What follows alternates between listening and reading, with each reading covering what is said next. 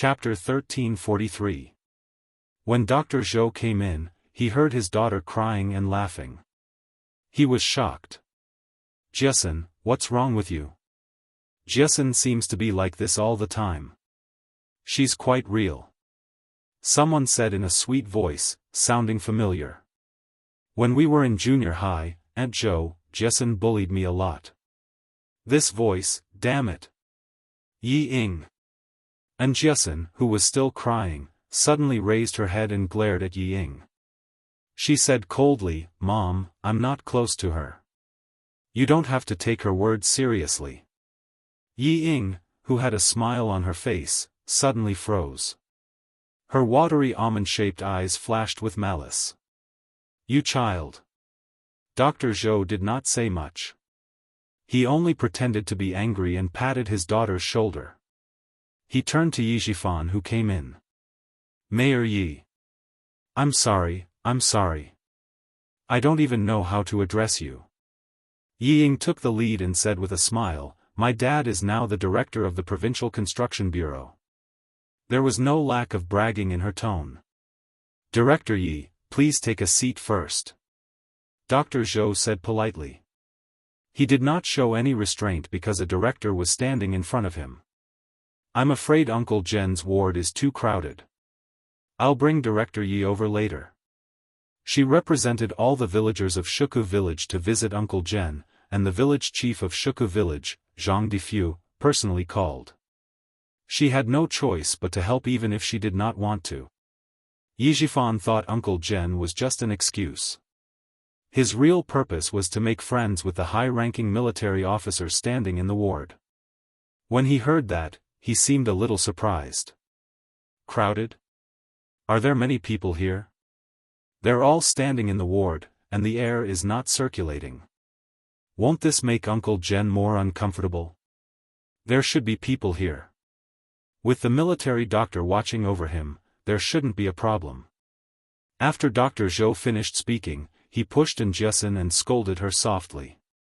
"You haven't eaten breakfast, right? Go down and have breakfast."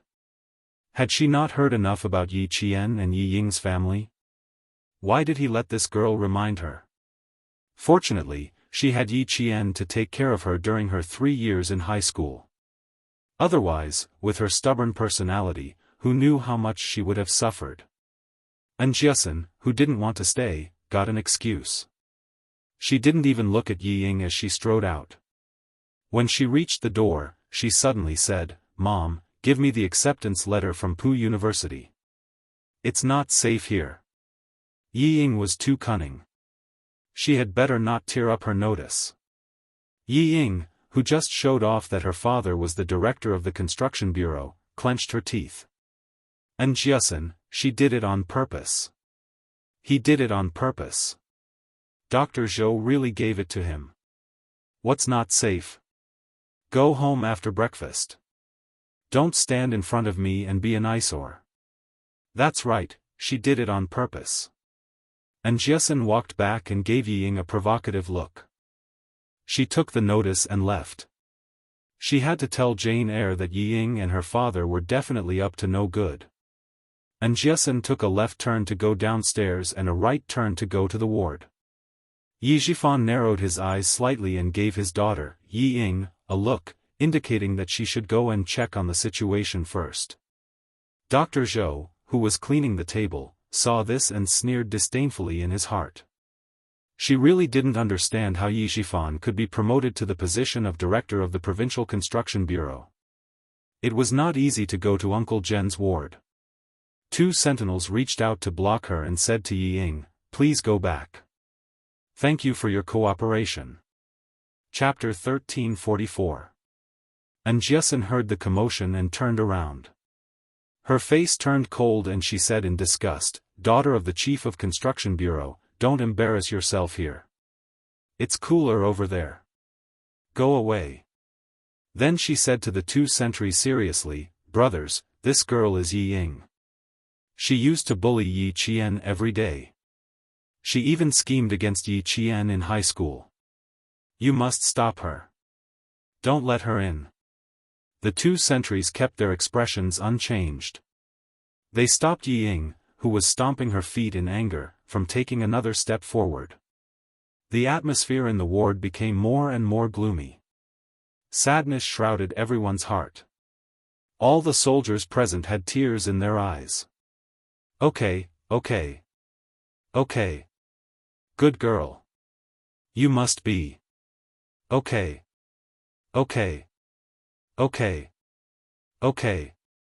Uncle Jen finally saw Yi Qian in his military uniform. His breath was getting weaker and weaker. His voice was so low that Yi Qian had to bend over to hear it. Jade pendant, don't harm. Walk your own path, little Yi. You will go further, higher, and better.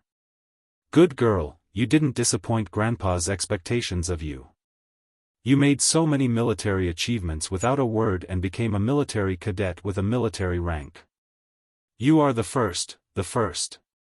Go with peace of mind. I'm relieved. Old Shen. I'll leave it to you. Gradually, his voice faded away. The device monitoring his heartbeat made a sharp sound. The wavy line that represented life suddenly straightened. Yi Qian clutched the white bedsheet tightly. She clenched her teeth and didn't let her tears fall. Grandpa Jen said that she couldn't cry. He didn't want her to cry. He also said that his life was worth it and that he didn't have any regrets. He also said that he was going to accompany his old comrades and play Go with his old leaders. Don't cry. She couldn't cry. She took off the breathing mask and the foredrip that could no longer flow. She carefully laid the old man's body flat. Yi Qian did everything by himself. Even Xia Jinyuan didn't interfere. This was the last thing she could do for the old man. She just wanted to finish everything by herself. Salute. Taking a deep and heavy breath, Yi Qian stood up and saluted along with all the other soldiers to the old squad leader, who had maintained the integrity of a soldier until his death. Overturn the flag. 4 first lieutenants in spring and autumn uniform walked into the ward with the national flag in their hands. The first lieutenant who was holding the national flag opened a corner of the national flag meticulously, and another first lieutenant took over the corner. Then, the 4 first lieutenants each grabbed the corner of the national flag and covered it with the sacred national flag bit by bit. The 4 lieutenants stood at attention and saluted, paying their respects to the first-rank sergeant major. The sentries standing at the door saluted. The 2 sentries standing in front of the door saluted as well. They were all paying their respects to the deceased first-class sergeant major. Uncle Jen chose to cremate the body, so he had to send it to the city. Xia Jinyuan carried one corner of the bed. Principal Chen, Regiment Commander Liu, and Political Commissar Yen each carried the other corner of the bed. They walked out of the ward step by step with a sorrowful expression on their faces. Commander-in-Chief Xia and the 2 leaders from the military academy walked on both sides. Yi Qian walked at the very front with a picture of Uncle Jen in his retired military uniform. She walked with steady steps and looked straight ahead. She was like a steel spear, carrying with her a sense of fearlessness. She kept the promise she made to Uncle Jen. She wouldn't cry as she sent off her loved one. Chapter 1345. The vehicle arranged by the army was already waiting downstairs in the hospital. When Yi Qian walked out of the ward, the soldiers guarding outside all saluted and sent him off. Even though he had retired from the army, he was still in the army as long as his body allowed him to. Rows of dark green figures stood tall and straight, like white poplars. They inherited the dedication of the old squad leader from generation to generation. When Yi Zhifan heard the commotion, his eyes darkened. He walked out of Dr. Zhou's office with a sad expression and secretly told Yi Ying, "Old Uncle Jen has passed away. Yi Qian won't have too much time to pay attention to you. Show your face to the senior officers in the army." "Dad, I know what to do." Yi Ying nodded slightly. The light in her eyes was a little frightening. This was her chance. A chance to push Yi Qian out of the army. Dad said that the army took good care of this wretched girl because of old Uncle General. Now that old Uncle Gen was gone, this wretched girl would be all alone. And she would have a chance to push Yi Qian out of the army. The senior officers in the army would take good care of her for Dad's sake. Yi Ying was quite confident in herself. She had the looks and talents. She was good at literature and dancing. Her father was the director of the Provincial Construction Bureau. How could she be inferior to Yi Qian? In the past, old Uncle Gen took care of Yi Qian. That was why this wretched girl had the upper hand. Now that old Uncle Gen was gone, other than her good looks and her good grades, what other redeeming qualities did she have? Yi Ying's eyes flashed with disdain. She raised her chin arrogantly. So what if she got into the military academy? Without someone to take care of her, she was nothing. Let's see how long she can be arrogant. When she thought about how she would soon replace Yi Qian, Yi Ying was so excited that even her fingers were trembling. However, her expression was the same as Yi Jifan's. She looked sad and even her eyes were filled with tears. Since the senior officers in the army valued old Uncle Gen so much, she couldn't help but cry. Yi Ying, who had lowered her head to gather her emotions, forced tears out of her eyes in less than a second. Her eyes were red, and her expression was miserable. She looked even sadder than Yi Qian. Yi Jifan, who was standing at the door, did not move. His gaze was fixed on Yi Qian, who was holding the portrait in his hands. His expression was so cold that it made his heart tremble. Was he seeing things? Did he see wrongly? Wasn't Yi Qian an ordinary military academy student? How could it be? How could he have a military rank? Impossible. He had already asked around. The military academy graduates were only given the rank of second lieutenant. Yi Qian had not even entered the academy. How could he have become a captain? How did he become a captain? Dad, should we follow behind them? Yi Ying, who did not notice anything, urged him. She could not wait to go out. Yi Jifan turned around and looked at his daughter, whose eyes were red. He then raised his head to look at Yi Qian, who was wearing a military uniform and walking over with a piercingly cold aura. Just a moment ago, he had thought that his daughter would definitely surpass Yi Qian in the future. Now, his heart sank little by little. Could his daughter surpass Yi Qian? Could she surpass Yi Qian? At that moment, Yi Jifan suddenly felt that he was indulging in fantasy.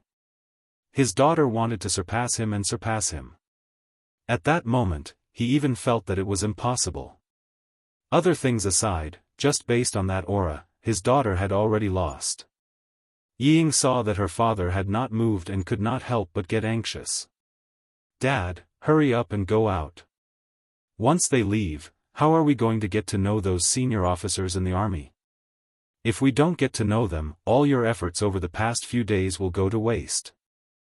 Chapter 1346. Yi Jifan clenched his fists but didn't move. Instead, he blocked the door and didn't allow his daughter to go out. He said in a low voice, "Ying, go back and sit down." "Why, Dad? How could Ying accept this?" She exploded, "This is an opportunity, Dad. You said it yourself, the opportunity is fleeting. If I don't go out, how can I perform well?" She thought about how Yi Qian had been in the limelight recently, but she was still waiting for a fruitless announcement. Qin Yi, who had returned to the capital, still hadn't sent her a message. Whether she would succeed or not was still a question mark. Yi Ying didn't have any other thoughts other than wanting to enter the army. Seeing that she had a chance to appear in front of the army's high-ranking officials, she wouldn't miss it no matter what. Seeing that her father didn't move, she gritted her teeth and took a deep breath.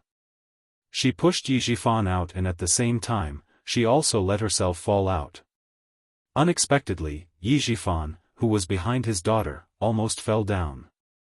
When he steadied himself, he realized that he and his daughter had blocked Yi Qian's path. They were blocking the path of the soldiers who were sending him off. Someone suddenly appeared in front of them. The soldiers who were clearing the way had a fierce look in their eyes. They walked over and blocked with their arms. "Please move aside, thank you."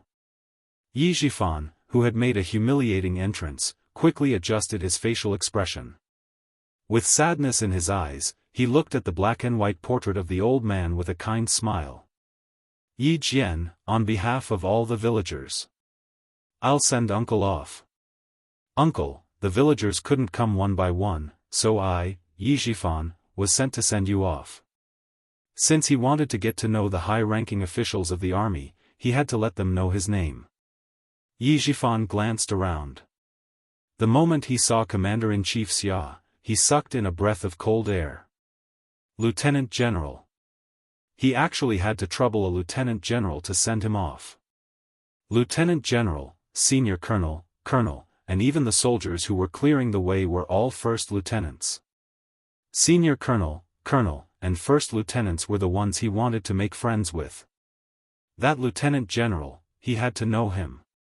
He wanted to fight for a chance for his daughter to enter the capital's political group. Yi Jifan immediately said, "Yingying, quickly stand with Yi Qian. Together with Yi Qian, you can send Grandpa Zhen off for the last time." After introducing herself, she quickly arranged for Yi Ying to go over. She said that she wanted to send Uncle Zhen off, but in fact, she wanted the senior officers in the army to have a good impression of her daughter. As soon as he said that, several arrow-like gazes swept over with majestic momentum, especially Commander-in-Chief Xia's gaze. He frowned, and a sense of oppression pressed down on him like a mountain. Yi Jifan couldn't help but blink a little guiltily. Yi Ying, who had tears in her eyes and had even thought of how to cry, did not move. She stood there stiffly as if she had been struck by lightning. She stared straight at Yi Qian, her eyes wide with disbelief. Who was the person walking at the front? Who was wearing a military uniform, and whose gaze was so cold that it made her feel fear? How could she wear a military uniform so brazenly? Also, this wretched girl was clearly just a girl.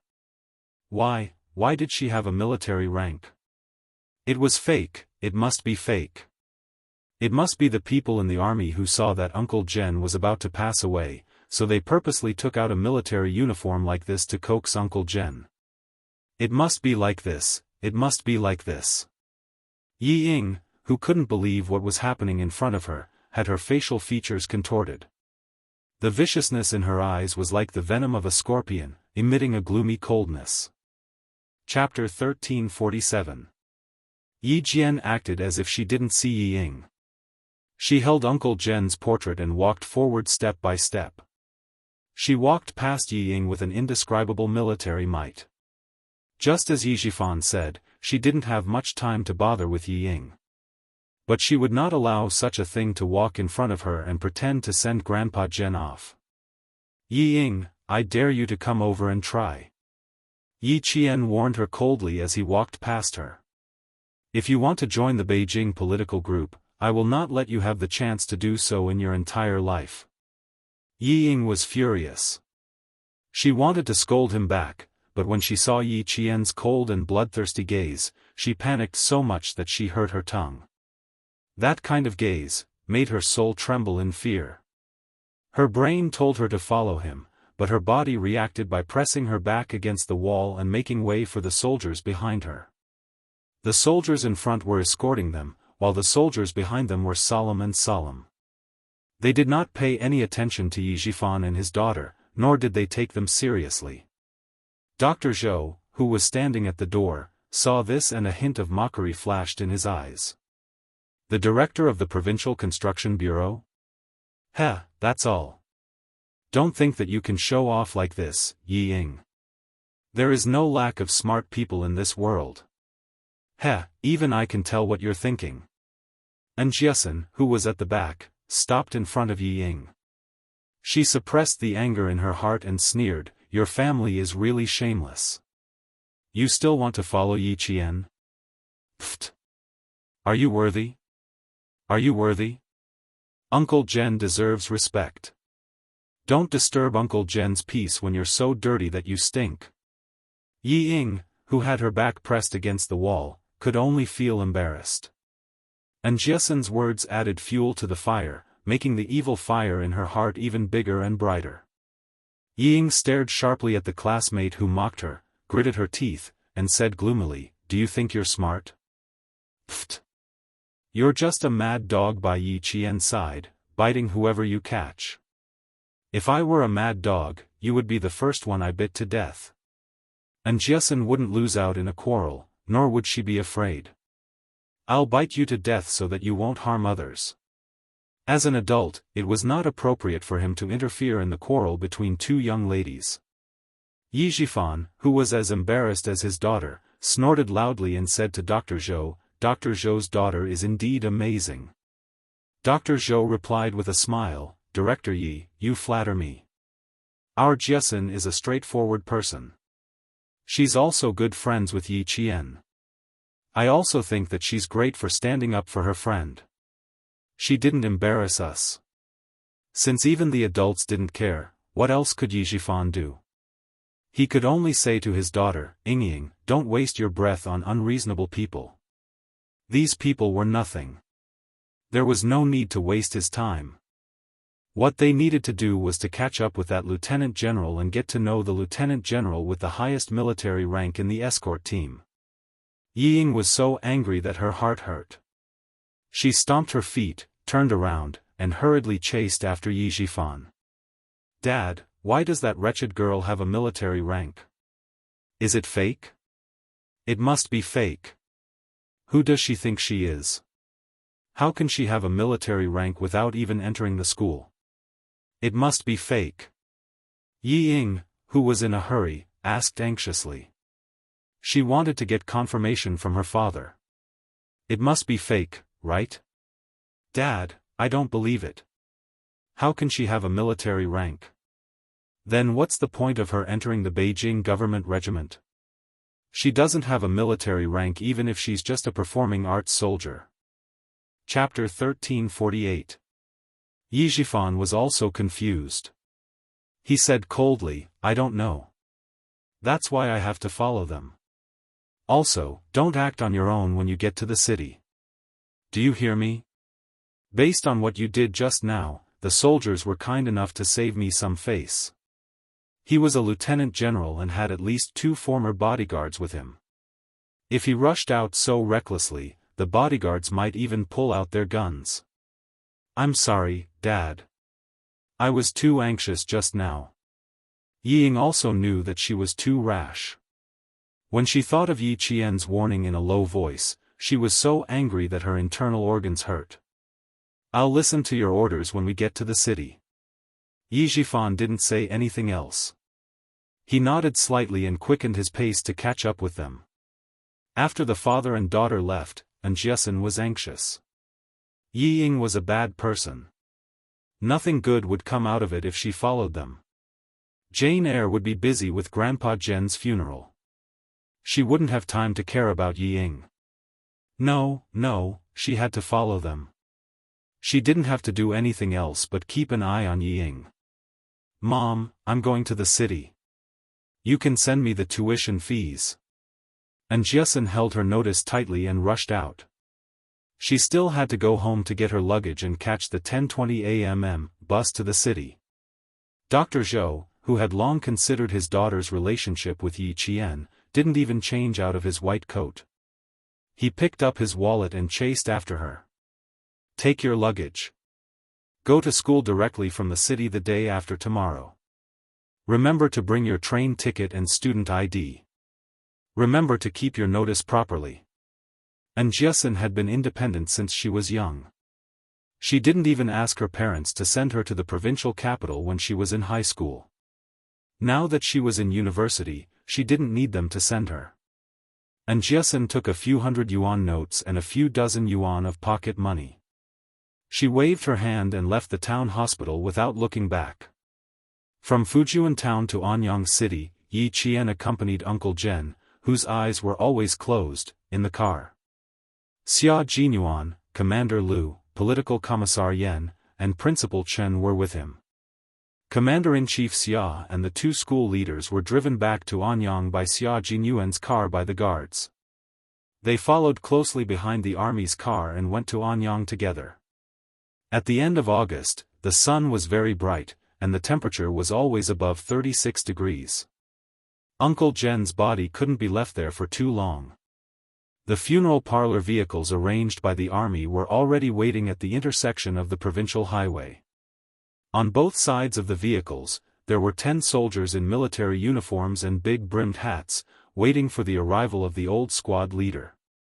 6.5 hours later, as the car slowly drove out, 20 soldiers saluted and welcomed the old squad leader out of the car. The coffin covered with the national flag was carried out bit by bit. Under the gazes of the soldiers, the coffin was gently placed on the vehicle of the funeral parlor. The atmosphere was so solemn that it made people hold their breaths. The grief that pervaded the air had infected every resolute soldier. They saluted to express their respect for Uncle General Yi Qian didn't cry.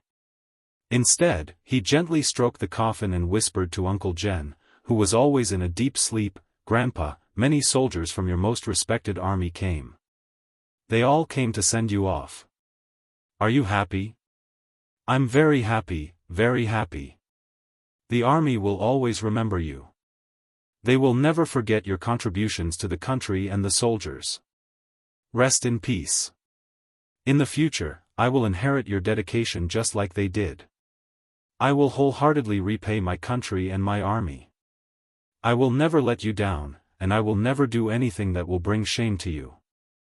Chapter 1349. She said with a smile. She stood on the vehicle of the funeral parlor and saluted on behalf of Uncle Jen to the soldiers who were sending him off. Yi Ying, who was standing at the back, clenched her fists so tightly that her nails dug into her palms. Such a grand farewell ceremony. She let that wretched girl steal all the limelight. She let all the soldiers look at her. She always thought that she, Yi Ying, was the center of attention, but she didn't know when. Yi Qian stole all the limelight from her. All the students in her class surrounded Yi Qian. All the teachers praised Yi Qian when she was mentioned. Even the parents of her classmates thought that Yi Qian was a great person. She was an orphan who had no parents and had to look out for her just to make ends meet. What right did she have to get all this? What right did she have to be more dazzling than her, Yi Ying? Jealousy surged like a river, causing Yi Ying's facial features to distort. Her originally pretty face became distorted. She no longer looked like a pretty girl in her 20s. Instead, she looked as repulsive as a middle-aged woman in her 40s or 50s with a twisted mind.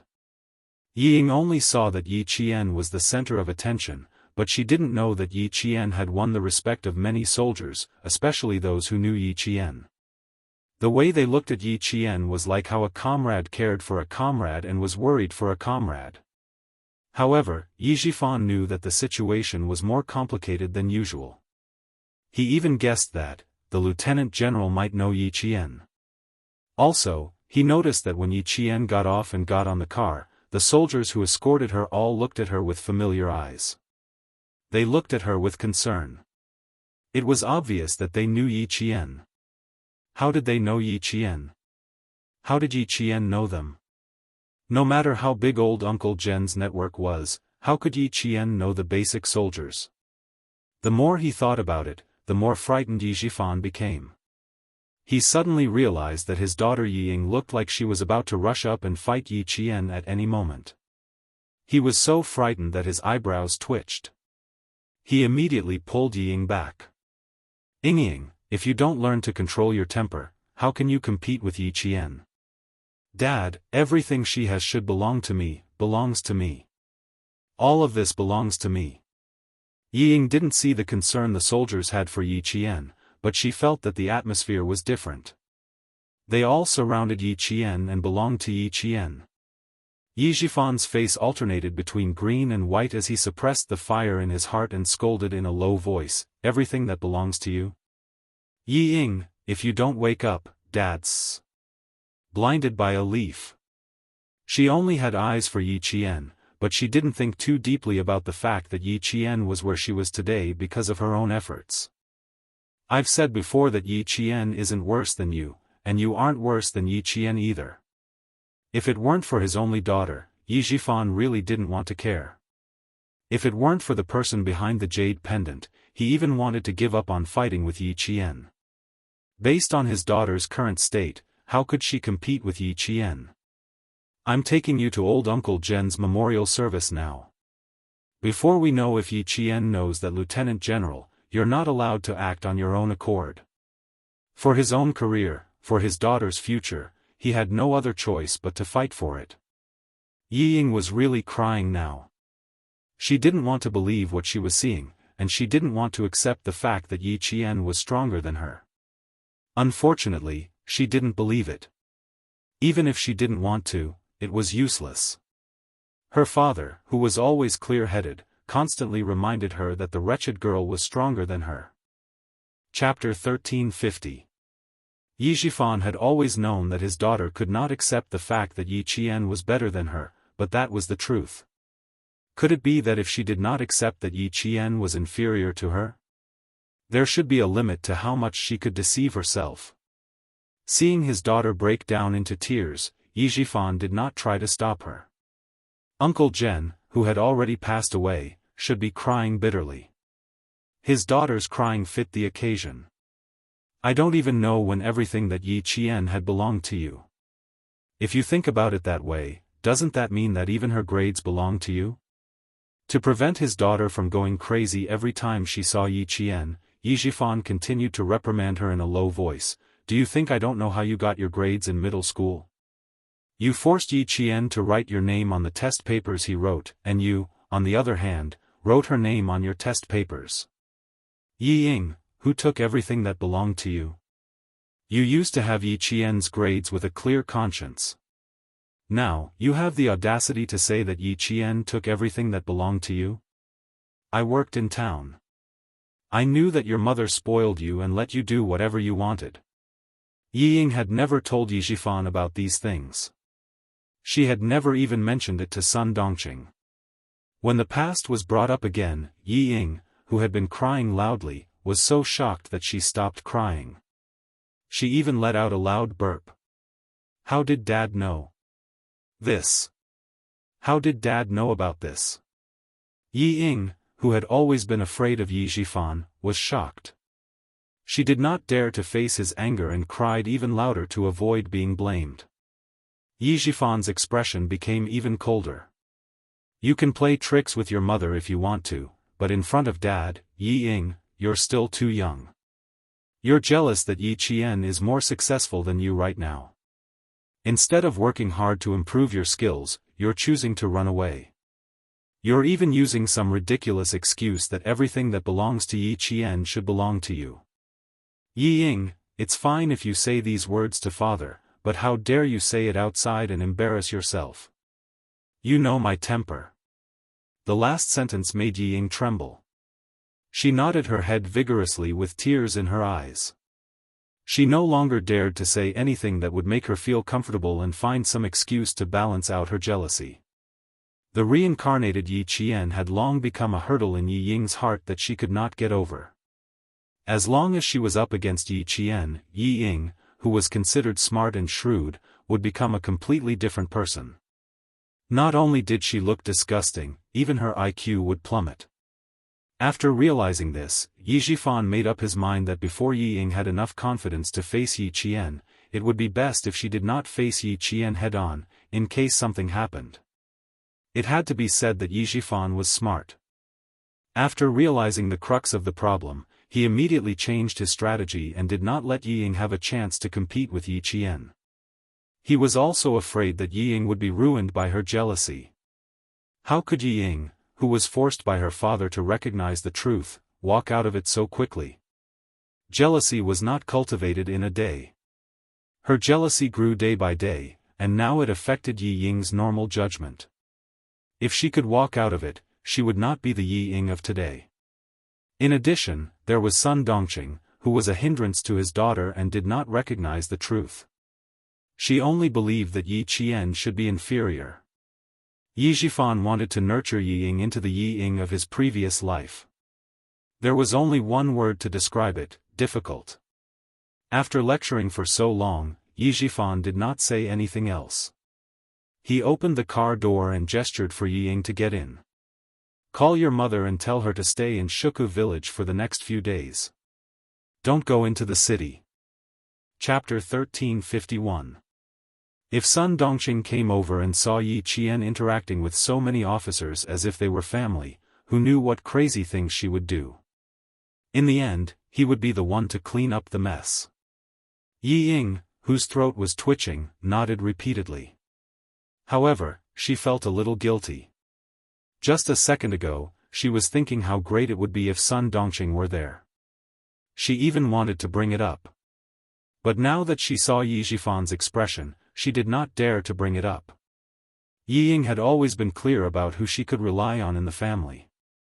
The father and daughter pair continued to show up at Uncle Zhen's memorial service.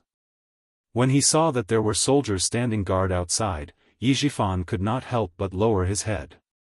He even restrained his authority. Looking at Uncle Zhen lying surrounded by white chrysanthemums, Yi Zhifan, who had placed a chrysanthemum on top of him, felt very upset. If he had known earlier that Uncle Zhen knew so many prominent officers, he would never have let Yi Qian go with him. Instead, he would have let his daughter go over to show filial piety to him. Unfortunately, he found out too late. Yi Qian, whom he had groomed, had become a direct family member in everyone's hearts. Seeing that every guest who bowed would comfort Yi Qian, Yi Zhifan could only sigh. The memorial service lasted from 3 p.m. to 5 p.m. Uncle Zhen did not like to be extravagant when he was alive. Before he died, he had told them not to inform too many people, so the military followed his instructions and did not make it too extravagant. After the death of a first-rank sergeant major who existed in the legends and whom even the highest leaders had to address as old squad leader, only the people who sent him off were from the military. Major General Yang of the army could not get away because of some matters at a certain base, so he personally called to pay his respects. The people coming in and out of the memorial service were all soldiers in uniform. And Jiasun, who had been keeping a close eye on Yi Ying, did not even dare to breathe loudly. She stood carefully in a corner, determined not to show her face and only paid attention to Yi Ying's whereabouts. Why are you standing here so sneakily? Someone suddenly patted Jiasun on the shoulder from behind, scaring her so much that her heart skipped a beat. She turned around and saw Jiasun patting her chest lightly. It's you. You scared me. The T6 combatant raised his eyebrows. You have a good memory. You still remember me. I'm not stupid. Jiasun mumbled and ignored the man who was said to be a soldier. She looked at Yi Ying again. Where was she? Where is he? Her bright eyes instantly widened. His line of sight hurriedly searched through the crowd of dark green people. A second ago, they were still there, but the next second, they were gone. The T6 combatant, who was dressed in casual clothes, followed her gaze and looked into the crowd. Seeing that she seemed to be looking for someone, he could not help but ask, "Who are you looking for? Do you need my help?" "I'm looking for a very annoying person. I've been keeping a close eye on her. Just now, you patted me, and the next thing I knew, Mrs. Gong was gone." And Jiasun was a little anxious. The memorial service was coming to an end. On the main stage, Commander Liu was talking about Uncle Zhen's glorious life. Soon, Uncle Zhen's body would be cremated. At the last minute, Yi Ying could not be allowed to ruin it. If she did not say who she was looking for, the T6 really could not help. Hence, he asked her softly, "Tell me about the attire of the person you're looking for. It's better to have two people look for him than one." That was true. And Jiasun immediately told him about Yi Ying and Yi Zhifan's attire. After that, she said solemnly, "This father and daughter pair were very mean to Yi Qian, especially that woman. She bullied Yi Qian since she was young. Tell me immediately after you find him." The T6 combatant was dressed in casual clothes. In order to get closer to a pure and innocent girl, he gave off a clean vibe like the big brother next door. Coupled with his delicate appearance, Jianghu did not think that the T6 combatant was a soldier even after meeting him 3 times. Because he did not look like one at all. Chapter 1352. After saying that in a commanding tone, Jianghu urged him to help her quickly. Help me go over there and take a look. You must not let the father and daughter get close to Yi Jian, and you must not let him get close to the general who is said to have the highest military rank. It's the lieutenant general, the T6 combatant corrected her and said thoughtfully, in that case, I'll take you to the lieutenant general's side to take a look. Maybe the person you're looking for has already been found by the lieutenant general. Commander-in-Chief Xia had suddenly appeared in Anyang City at the memorial service of a sergeant major. There would definitely be people who needed to find some free time to greet him. Seeing that she was wholeheartedly thinking of Yi Qian, a smile flashed across the T6 combatant's eyes. When the memorial service for his former squad leader was over, he had to ask her for her contact information. On the other hand, although she looked carefree, she was actually very meticulous. The first time they met on the last day of the college entrance examination, he did not manage to get any personal information out of her. The second time he followed Xia Jinyuan to Fujian town and bumped into her in town. Similarly, there was nothing wrong with her. Instead, she stared at him with a look that said, "You're a bad person. I won't fall for your tricks." It made him quickly reflect on whether she had discovered his intentions. Asking for her contact information on the third time they met. This should not be considered rapid progress, right? The T6 combatant thought to himself as he led Jianghu over to Commander-in-Chief Xia. Before he could get close, he heard Jianghu grinding her teeth. How shameless. How shameless can you get? Yi Qian couldn't get away, so these 2 shameless people came over to try to get close to him. This won't do. I have to expose those 2 hypocritical faces. I can't let them get close to him. Yi Ying still wants to enter the army with her looks? Don't bring shame to the army. Jianghu did not treat Yi Ying's family well at all. Her tone was so disgusted that the T6 combatant could not help but look askance at her. You hate those 2 very much? The T6 combatant, who was not too sure, asked. Asking more meant that he knew more about her and knew more about her. So much so that you don't want to see them? Jianghu glanced at the young man who kept talking to her. If she rushed over so recklessly, the lieutenant general with the highest military rank would probably ignore her. You know that lieutenant general?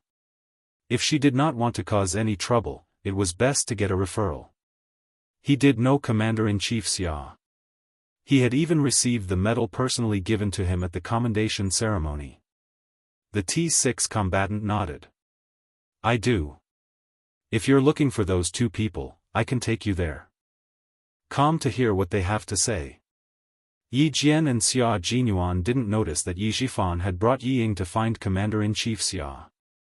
After Commander Lu, whose eyes were red, finished his eulogy, a platoon leader and 10 soldiers took off their military caps and bowed to the old platoon leader. They were the last soldiers to mourn. Everyone, take off your hats. It was the final farewell. Commander-in-Chief Xia did not listen to what Yi Zhifan had to say. He took off his hat with a solemn expression.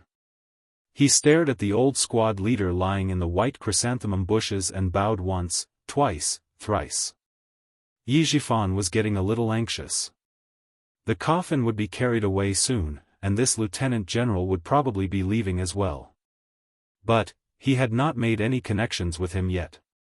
When Jianghu, who had already walked over, saw this, she immediately stopped in her tracks and sneered at Yi Ying. Disgusting people should not have appeared at Grandpa Zhen's memorial service.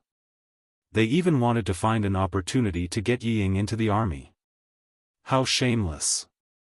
Chapter 1353. The lieutenant general did not pay any attention to them, so you can rest assured.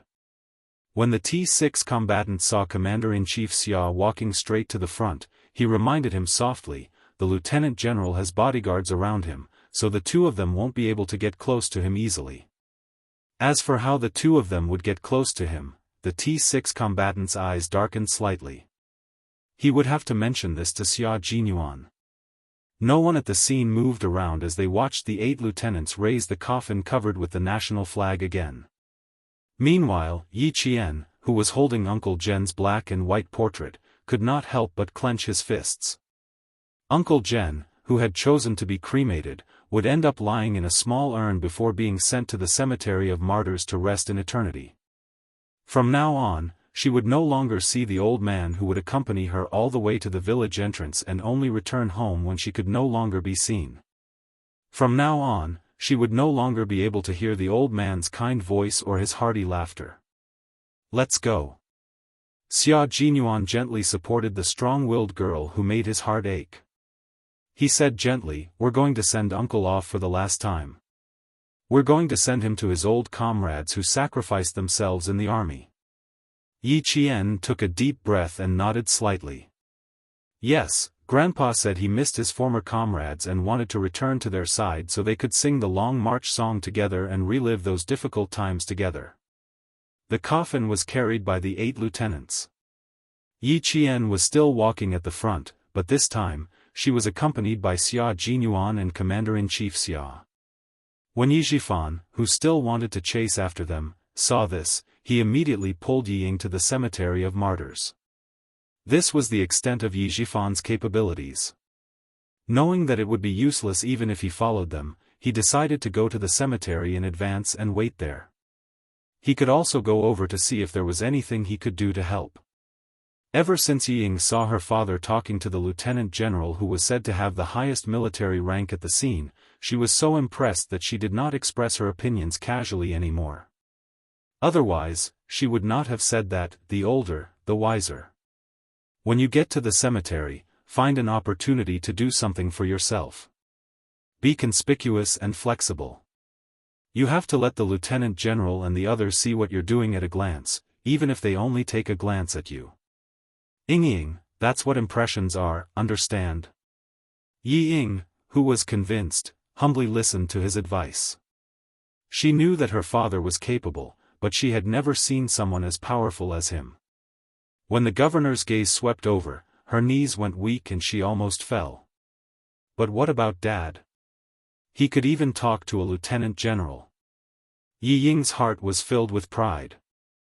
If she could establish a relationship with the lieutenant general, she would definitely have no problem entering the capital's political group.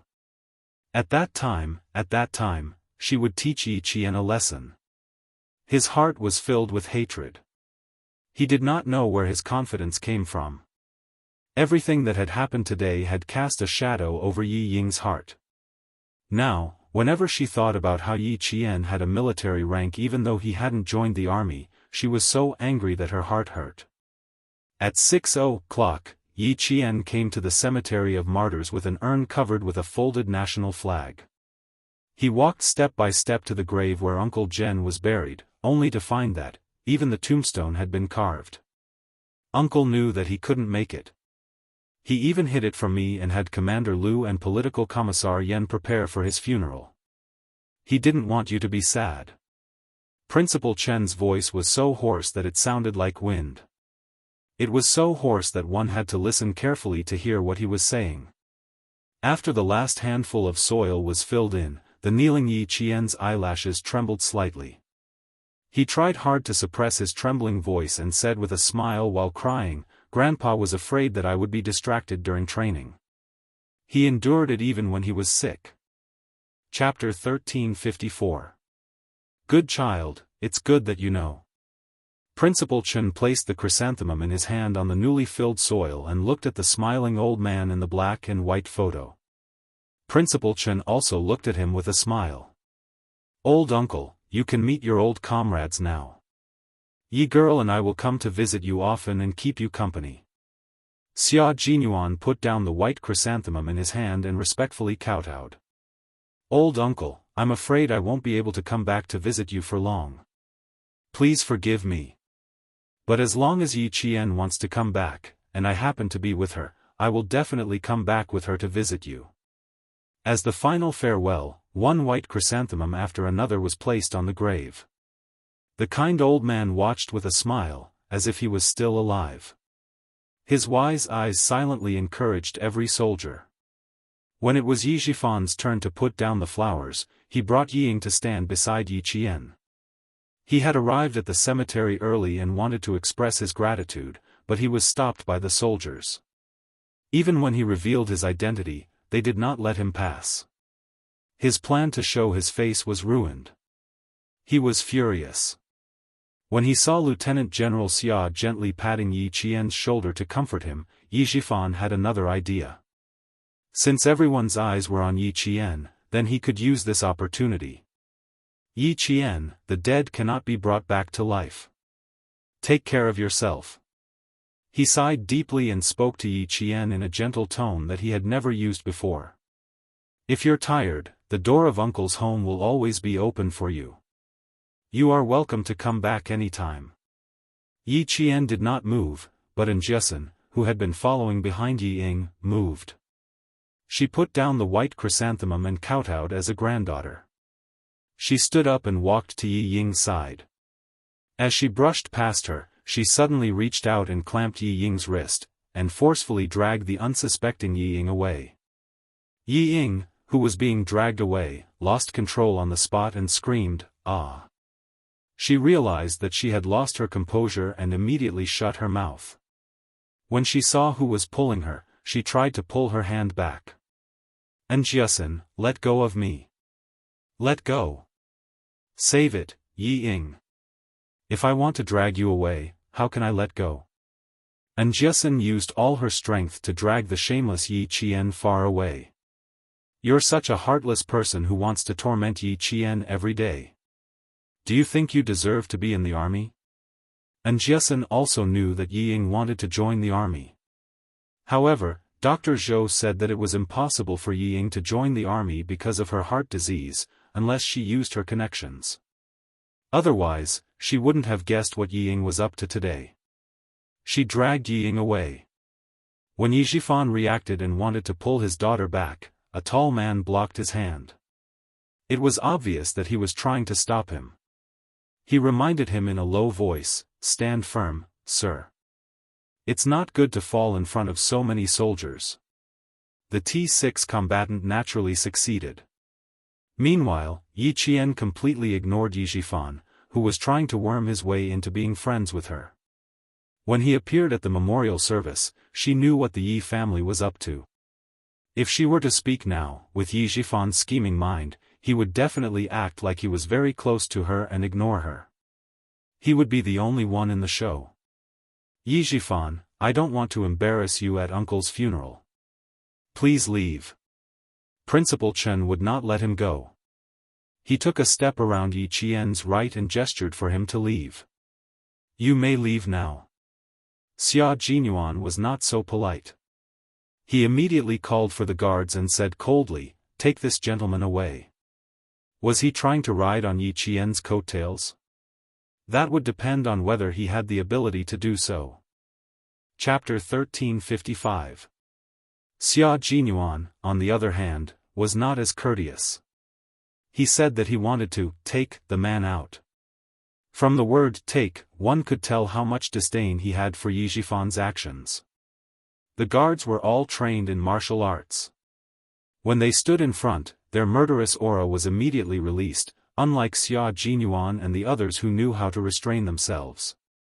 Yi Jifan had cultivated his temper well and had a certain level of martial arts. When he heard what was said, although his face darkened, he was still able to maintain the demeanor of an official. He looked at the young major who was not at all courteous to him and narrowed his eyes slightly as if he was thinking about something. Then he gave Yi Qian a meaningful smile. "Looks like it won't be long before Uncle will be able to attend your wedding." This man was already a major at such a young age. Yi Qian, a captain, could be considered to have made connections with someone of a higher social standing. If the major was just an ordinary major, it would have been fine. However, this person gave off an unfathomable feeling and an extraordinary aura of nobility. This was not a good feeling. Old Uncle Jen only knew high-ranking military officials. Ordinary soldiers were probably not worthy of his attention. Yi Zhifan was afraid that the major in front of him was the son-in-law that old Uncle Jen had carefully selected for Yi Qian.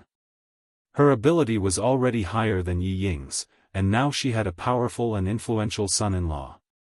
Yi Zhifan's temples were throbbing, and he couldn't help but purse his lips.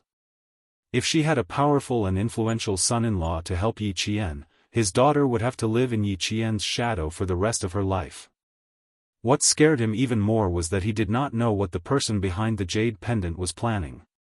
He still did not know who the person behind the jade pendant was and why they promoted him. Even though he had been promoted, Yi Zhifan, who had a smooth career, had never felt at ease. He was afraid that one day, he would fall from the clouds. He was afraid that one day, Yi Qian would become so powerful that the person behind the jade pendant would come looking for him. He was even more afraid that one day, he would lose everything that he had now. That was why he wanted Ying to stand out and suppress Yi Qian. The more he thought about it, the more things did not go according to his plan. Seeing the officers and soldiers who put down their chrysanthemums all softly say, "Take care, restrain your grief," to Yi Qian, Yi Zhifan's heart could not help but thump. Commander-in-Chief Xia looked at everything coldly and asked Lu Tuan, "That Yi Zhifan, has he stopped?" Ever since he found out that his son had taken a fancy to a high school student, Commander-in-Chief Xia, who didn't seem worried on the surface, had actually asked about Yi Qian's family situation. Therefore, he still knew who Yi Zhifan was. It was just that today, he was meeting him in person, while the information he received was a photo. "I heard from old Shen that he wants to send his daughter to the Beijing political regiment. You know that even though the Beijing political regiment is an arts regiment, the threshold is many times higher than that of a normal soldier." Since the commander-in-chief had asked personally, Lu Tuan told him everything that he had heard recently. Yi Zhifan's daughter is indeed suitable to enter the arts regiment.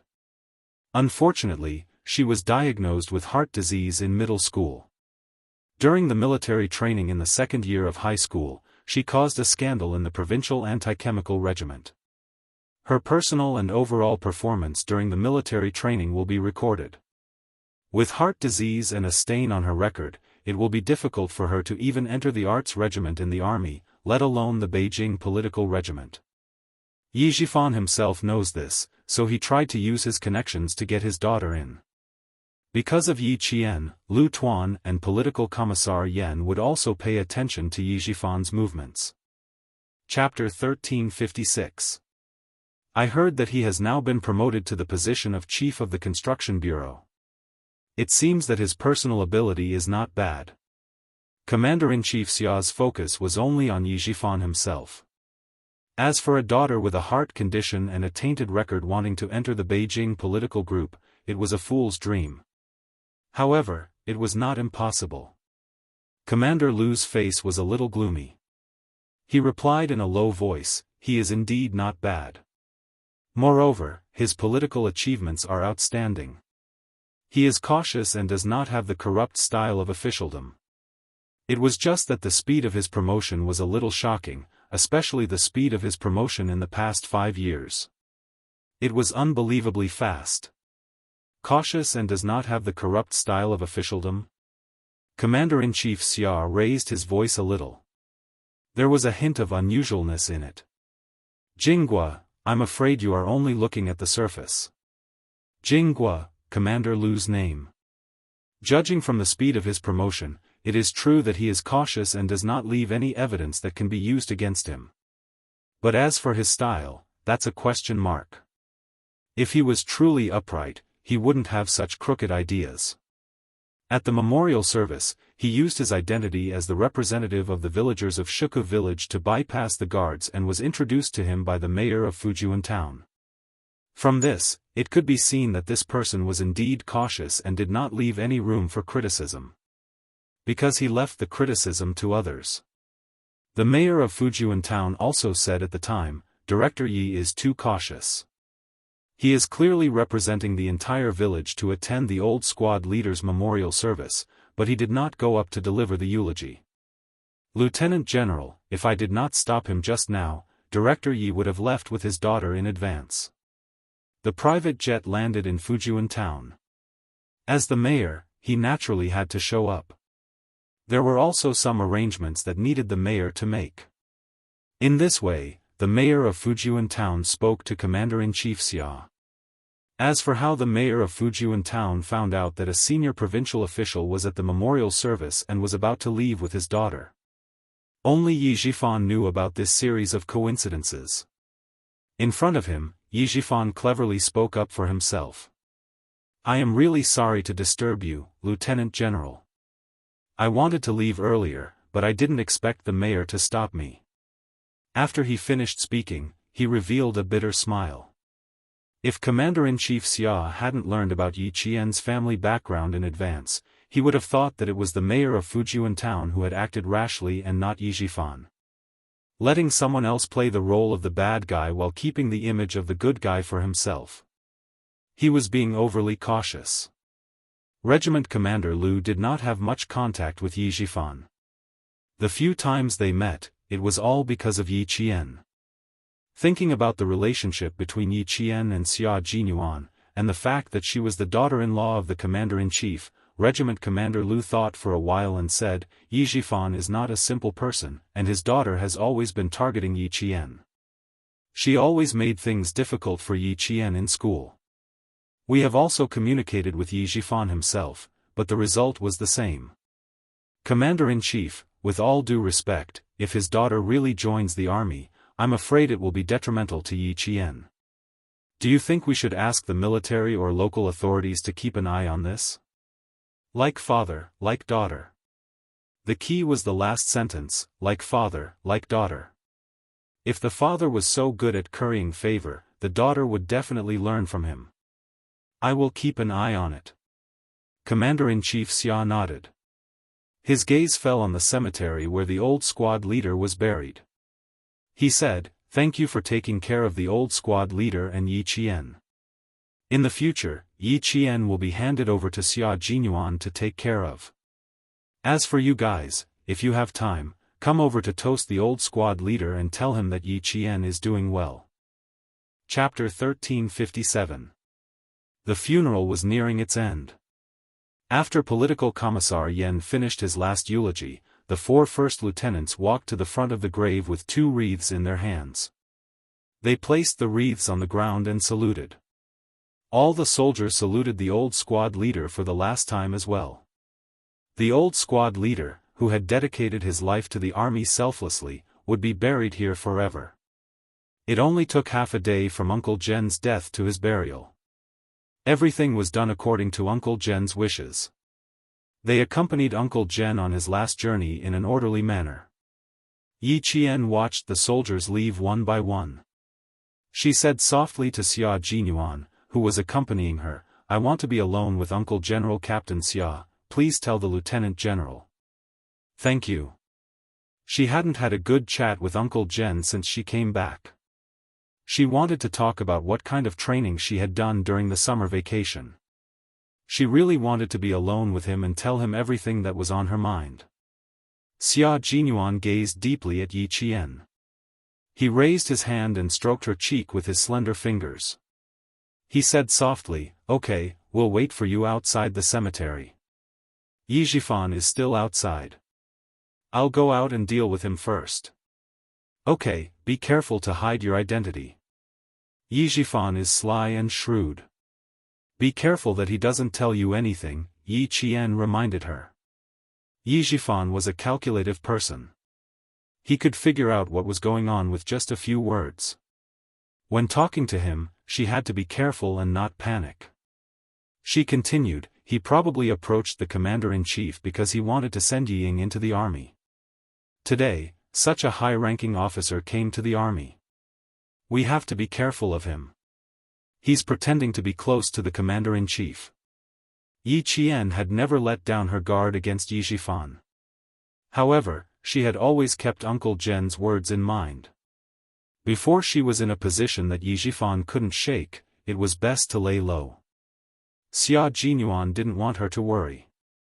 He stroked her firm eyebrows and said, I know. You should talk to your uncle. Yi Qian believed in Xia Jinyuan's abilities. Hearing this, he gently removed his hand and smiled. Go ahead. Thank you for your hard work. With him around, Yi Zhifan wouldn't be able to cause too much trouble. Yi Qian looked forward and the smile on his face deepened. He asked Xia Jinyuan, who had yet to leave, when did T6 arrive? He's been in Fujian town this summer and will only return to the unit in mid-September.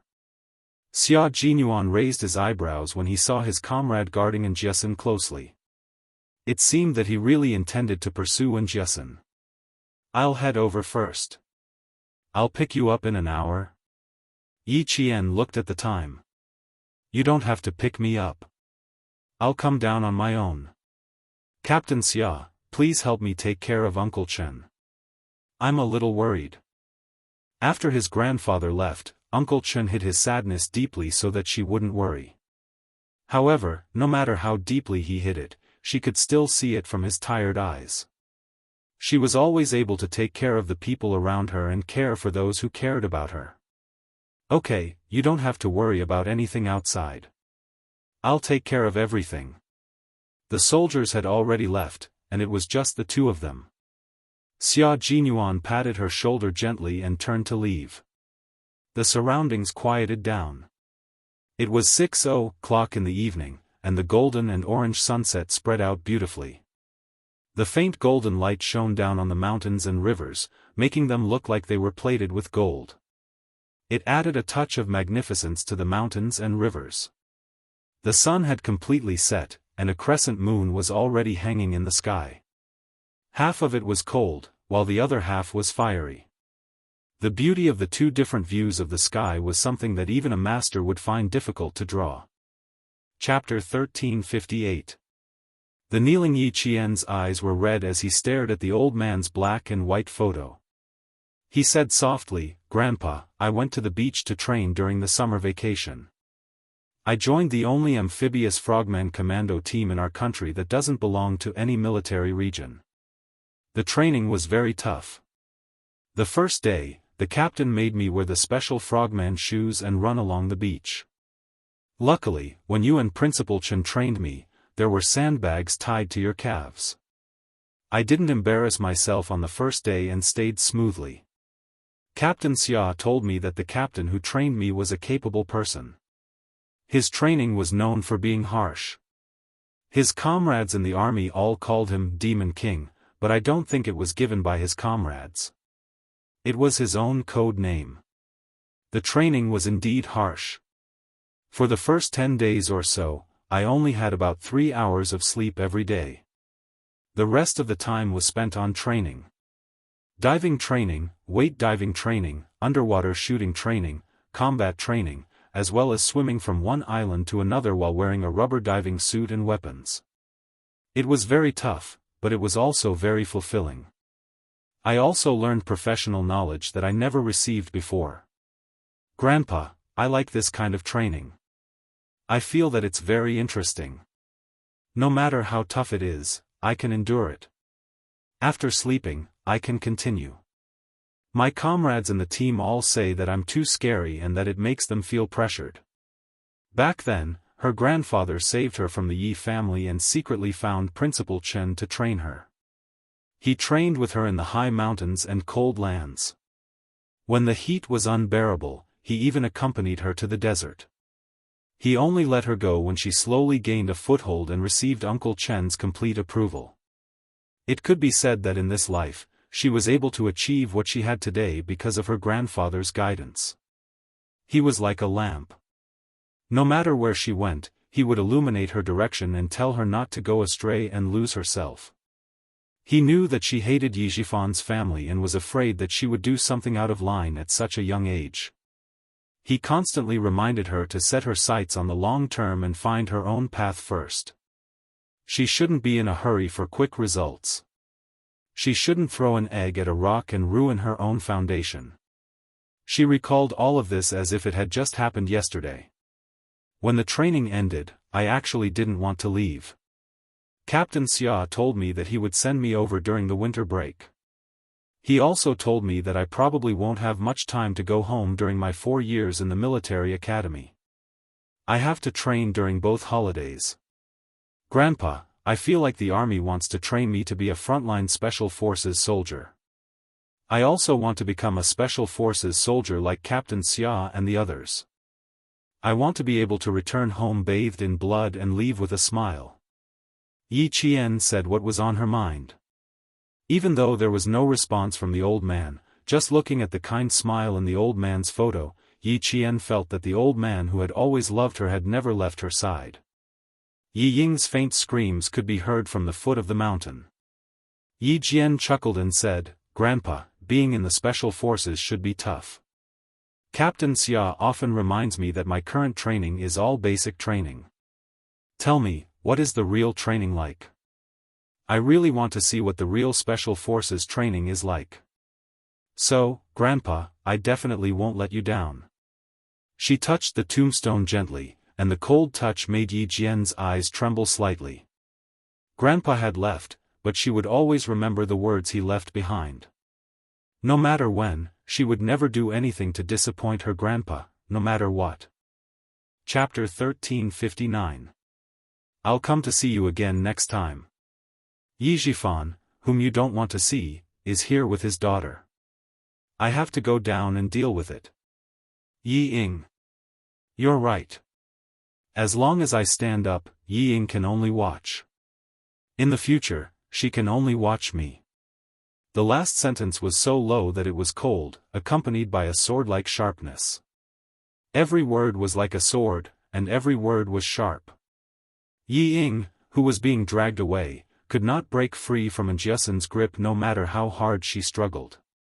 In addition, there were soldiers passing by from time to time. She did not want to make a fool of herself, so she did not dare to struggle too much.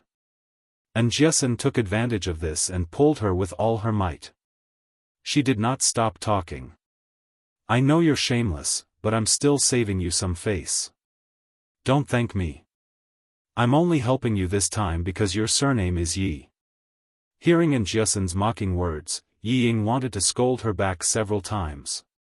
However, when she thought of Yi Zhifan's instructions, she held herself back.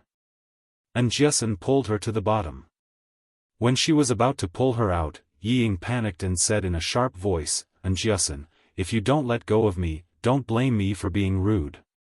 Just do whatever you want to me. I'll wait." And Jiasen was not afraid of her threat at all. She shouted, "Don't be polite with me. Just do whatever you want. Let everyone see if you can't enter the army with your morals. Can you be a soldier in the military? Also, didn't you say that you have a heart condition? Ha, I've never heard of anyone with a heart condition joining the army." Yi Zhifan, who had chased after them, happened to hear this. He stared at Jiasen with a murderous look. "Student, can I trouble you to let go of Yi Ying's hand first? I think you must be tired after dragging her all the way here." The T6 soldier turned around and said with a faint smile, "Sir, don't be too nervous. Jiasen doesn't mean any harm. She's just reminding you out of kindness. She's right. Those with a heart condition, regardless of gender, are not eligible for the army. Ying, come here." Yi Zhifan did not want to say more because he knew very well that his daughter did not have a heart condition. And Jiasen let go of her hand and retorted, "Chief Ying wants to enter the army, but our class says that it's impossible. If she really enters the army, it will be big news in Fujian town." In any case, he was an official.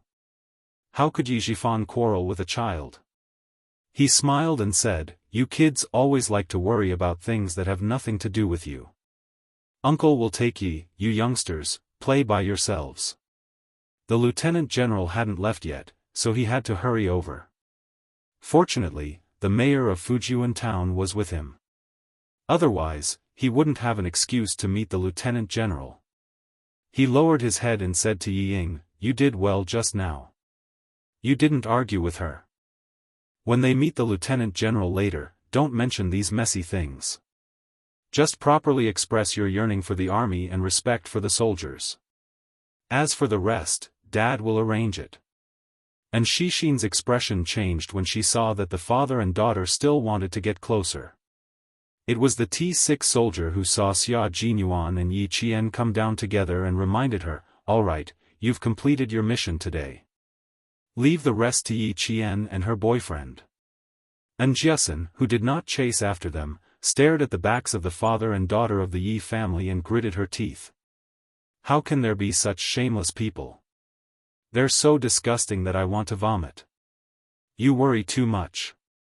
She'll handle Yi Qian's matter. The T6 soldier wanted to kidnap her, so he thought about taking her away first. I saw that you brought your luggage here. Where's your luggage? Where did you put it? Yi Qian still has to go back to Shuka village. You don't know how to do that, do you? Go directly to school. Chapter 1360. And Jiasun did not know what the young man in front of her was thinking. When she heard that, she told him the truth. I'm not going back. I'll take the train to school tomorrow and leave my luggage at the hotel. I'll head to the hotel tonight as well. She was such an honest girl, and she should be his. The T6 combatant's thoughts kept popping up in his head like bamboo shoots after the spring rain. The more he looked at the girl in front of him, the more he liked her. As expected of someone who could hang out with Yi Qian. Her qualifications, her looks, and her IQ were really not bad. She had courage and even more courage. She could even teach the daughter of the construction bureau chief a lesson without trembling. Wasn't that courage? Why are you looking at me like that? And Jiasun, who was being targeted, felt that something was off with the other party's gaze.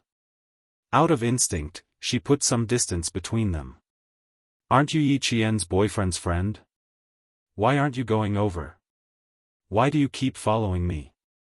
She did not know if she was being too careless, but she did not realize that this person was a soldier. Yi Qian's boyfriend was a soldier. At least she had seen him in uniform before. But as for him... And Jiasun's gaze swept across the T6 combatant, and the suspicion in her eyes grew even stronger. He was not too fair, but he was not too dark either. His looks were passable, and his clothes were quite clean. It was just that he was too clean. He did not look as strong as the soldiers she had seen before. He couldn't be a fake soldier, could he? And Jiasun was making some wild guesses. Although the T6 combatant could not guess what she was thinking, from her expression, his intuition told him that it was definitely not a good idea. He immediately straightened his expression and said, I'm comrades with Yi Qian. I followed her all the way here. Now that Yi Qian and the others don't have time to take care of you, there's a rule in the army that a comrade's friend is his friend. Now that they don't have time, I'm obligated to take care of you. His excuse was not just any kind of high-sounding one. But Jiasun had to listen to him fully. She blinked and smiled.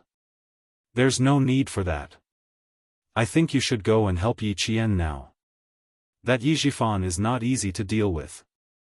As for Yi Ying, she'll have her share of opportunities no matter where she goes. It's only because there are people watching her that she can. Go help Yi Qian. I can go back to the hotel on my own. The T6 combatant, who was rejected, did not pester him. He nodded and said, Yes, I'm only planning to drive you to a place where you can take a ride. It's not easy to take a ride here. It's not safe for a girl like you. And Jiasun's face was burning. She had made a mistake. Oh. Thank you, thank you.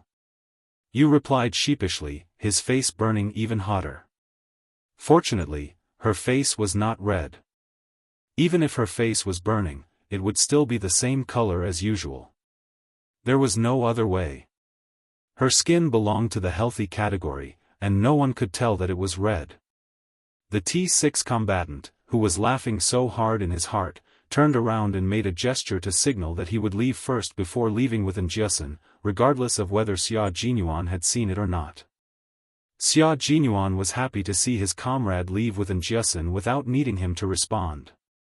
The corners of his mouth curled up slightly. Good heavens, another guy who forgets his comrade over his lover. Yi Qian, I won't stop you from doing whatever you want. I won't care what you want to do. But don't you think it's time for you to give way to me? Yi Jifan's expression did not look too good as he spoke. There was anger in his voice as he said, I'm representing the entire village to attend Uncle Zhen's funeral. No matter how much you hate us, you can't be rude. How dare you be so impudent when Uncle Zhen just passed away? Yi Qian, are you trying to disappoint Uncle Zhen? Chapter 1361. Yi Jifan, who had been busy for a week, naturally could not leave so easily. Bringing up Uncle Zhen in this situation was also a warning to Yi Qian not to go overboard. If they really got into a fight, she would be the one to lose face, as well as Uncle Zhen, who had raised her. After being an official for more than 10 years, Yi Jifan always knew how to manipulate others, how to control them, and how to use them. You are still young and immature. As your elder, I can't let you do as you please, and I don't want to argue with you. Yi Jifan really did not want to argue. He was afraid that if they argued, he would be the one to suffer. Facing reality, Yi Jifan, who knew how to adapt to reality, lowered his voice and even his arrogance. Yi Qian, leave with your friend. Don't embarrass each other. He clearly did not want to embarrass her, but after what he said, it became that he would embarrass Yi Qian. Inverting right and wrong had always been Yi Jifan's way of doing things. In her previous life, Yi Qian had suffered a lot at his hands. It was not her fault, but it became her fault. After hearing so much, even she herself believed that everything was her fault and had nothing to do with them. In this life, every time Yi Jifan inverted right and wrong, Yi Qian, who had walked out of the shadows, could not help but find it funny. It's a pity that Mr. Yi is not a crosstalk actor. Yi Qian smiled slightly. In his eyes, Yi Qian was indeed amazing. Even old Madame Yi could not win over her. But no matter how amazing she was still an 18 or 19-year-old girl. Now that Uncle Zhen was gone, the tea had cooled down. So what if Uncle Zhen knew so many military officers when he was alive? Yi Qian was just a military academy student now. Being a military academy student might sound impressive, but where would one not need connections and connections in this day and age? It might sound impressive, but that would only happen in the future.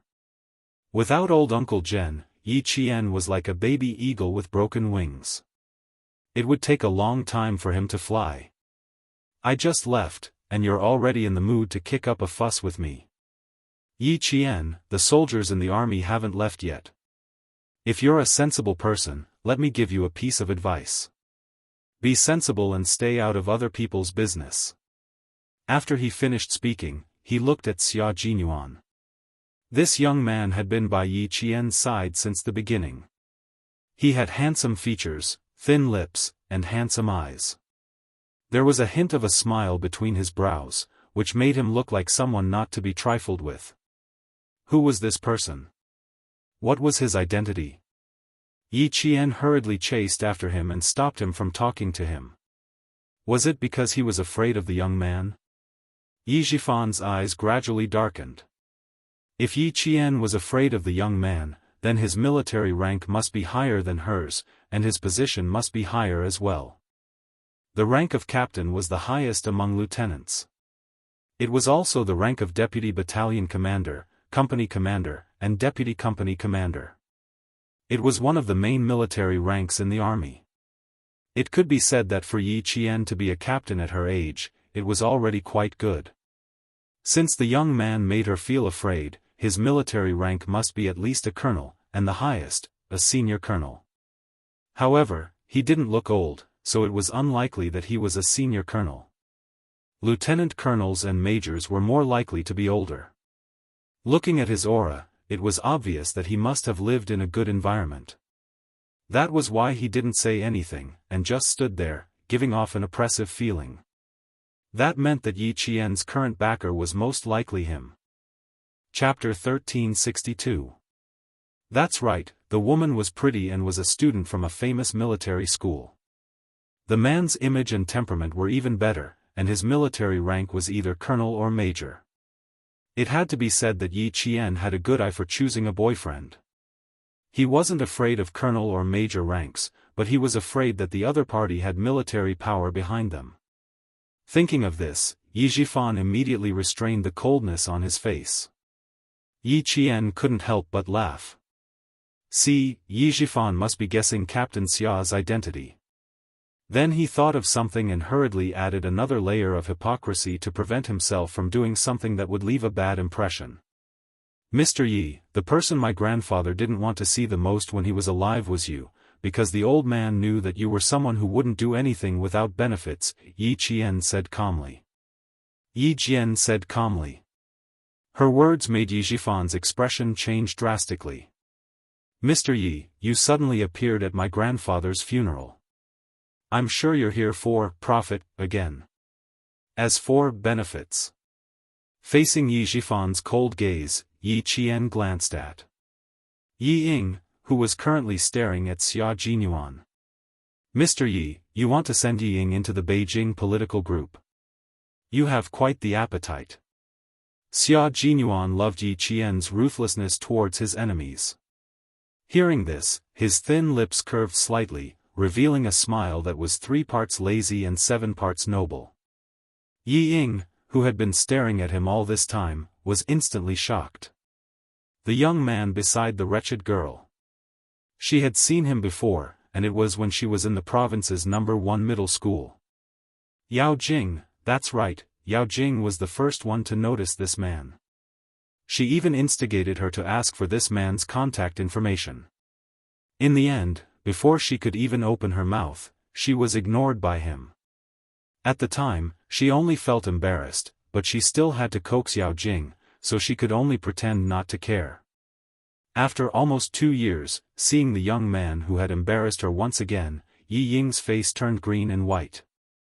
It was wonderful. It turned out that this man had come to the school to look for Yi Qian that year. When Yi Qian was speaking, Yi Ying also said softly, Dad, this man should be acquainted with Yi Qian. I met him in my 2nd year of high school. Yi Ying always remembered the people who had embarrassed her. He came to the provincial first high school to look for Yi Qian. If I remember correctly, it must be him. You've seen him? Yi Zhifan, who was listening from both sides, had a slight change in his gaze. He asked his daughter first, when you saw him, was he in his military uniform or casual clothes? Casual wear. Yi Ying glanced at Xia Jinyuan and whispered, I only saw him once and never saw him again. Dad, I'm afraid their relationship isn't that simple. He didn't wear a military uniform. Even his uncle's funeral didn't wear a military uniform. Could it be that he had guessed wrongly and the other party wasn't a soldier at all, but a son of a wealthy family? No, that's not right. The average son of a wealthy family didn't have the aura he had. It was an indescribable aura. He only felt that the other party's identity was definitely not simple. He accompanied Yi Qian to send off Uncle Zhen, stood beside Yi Qian during the memorial service, and accompanied him all the way to the funeral. The relationship between the two of them might have been approved by Uncle General couple? Relative? Or someone else? Yi Zhifan clenched his fists. This man must have a background. His background must be extraordinary. Investigate, he had to investigate. He would only be relieved when he found out. Yi Qian, I'm your uncle. You don't know how to respect your elders in front of your friend. Aren't you afraid that he'll make fun of you? Aren't you worried that your friend's family won't accept you? He had to investigate, but he had to test the waters first. Chapter 1363. Yi Zhifan narrowed his eyes and looked at the young man who made him nervous. He sighed and said, My niece has been used to being wild since she was young. I didn't expect that she would be able to find a young man like you. If she does anything wrong, I hope that you and your family will not blame her for being an orphan since she was young. Please teach her to change slowly. Rich, powerful, and powerful families would never tolerate their daughter-in-law being an ignorant woman who didn't know how to respect her elders. If the younger generation insisted on marrying her, they would definitely send someone to teach Yi Qian the most basic etiquette even if they agreed. No matter what era it was, the rich and powerful families would always pay attention to the rules. Let's see how the other party will respond. Although it was just 2 sentences, every word was full of traps and deep meaning.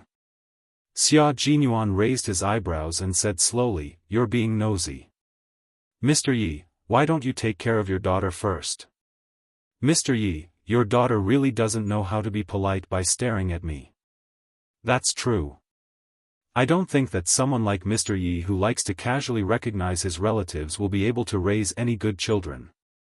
Unlike Yi Qian, although his words are a little harsh, they are all true. He is a little straightforward, but he is very sincere. He also follows the rules and knows how to follow the wishes of his elders. He prevents people whom he doesn't like from appearing. Compared to Mr. Yi, Yi Qian knows the rules too well. Yi Zhifan originally wanted to test Yi Qian, but who knew that he would be ridiculed by the other party? His eyes flashed with a hint of ruthlessness. He immediately faced Yi Qian again and said, "Yi Qian, I'll walk my path and you'll walk your path. Don't overstep your boundaries." Mr. Yi said it well. "You walk your path and I'll walk my path. Please leave immediately for my grandfather's funeral." Yi Qian pointed in the direction of the cemetery exit with a ruthless look in his eyes. His voice was as cold as the first snowfall, carrying with it the chill of winter. "Yi Ying wanting to join the capital political group has nothing to do with me, but you want to curry favor at my grandfather's funeral.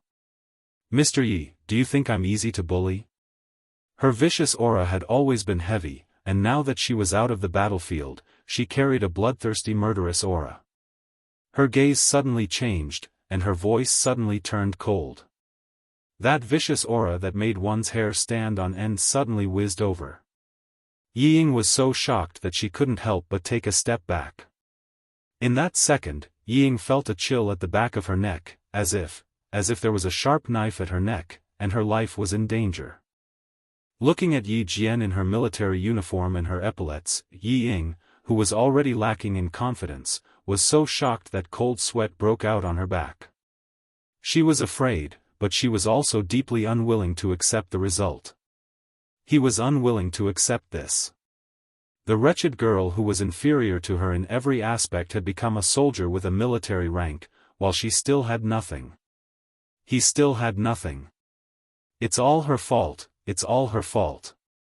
She forced her to get a fake certificate from the hospital, forced her to make a fool of herself during the military training, and even caused her to lose the right to take the college entrance exam.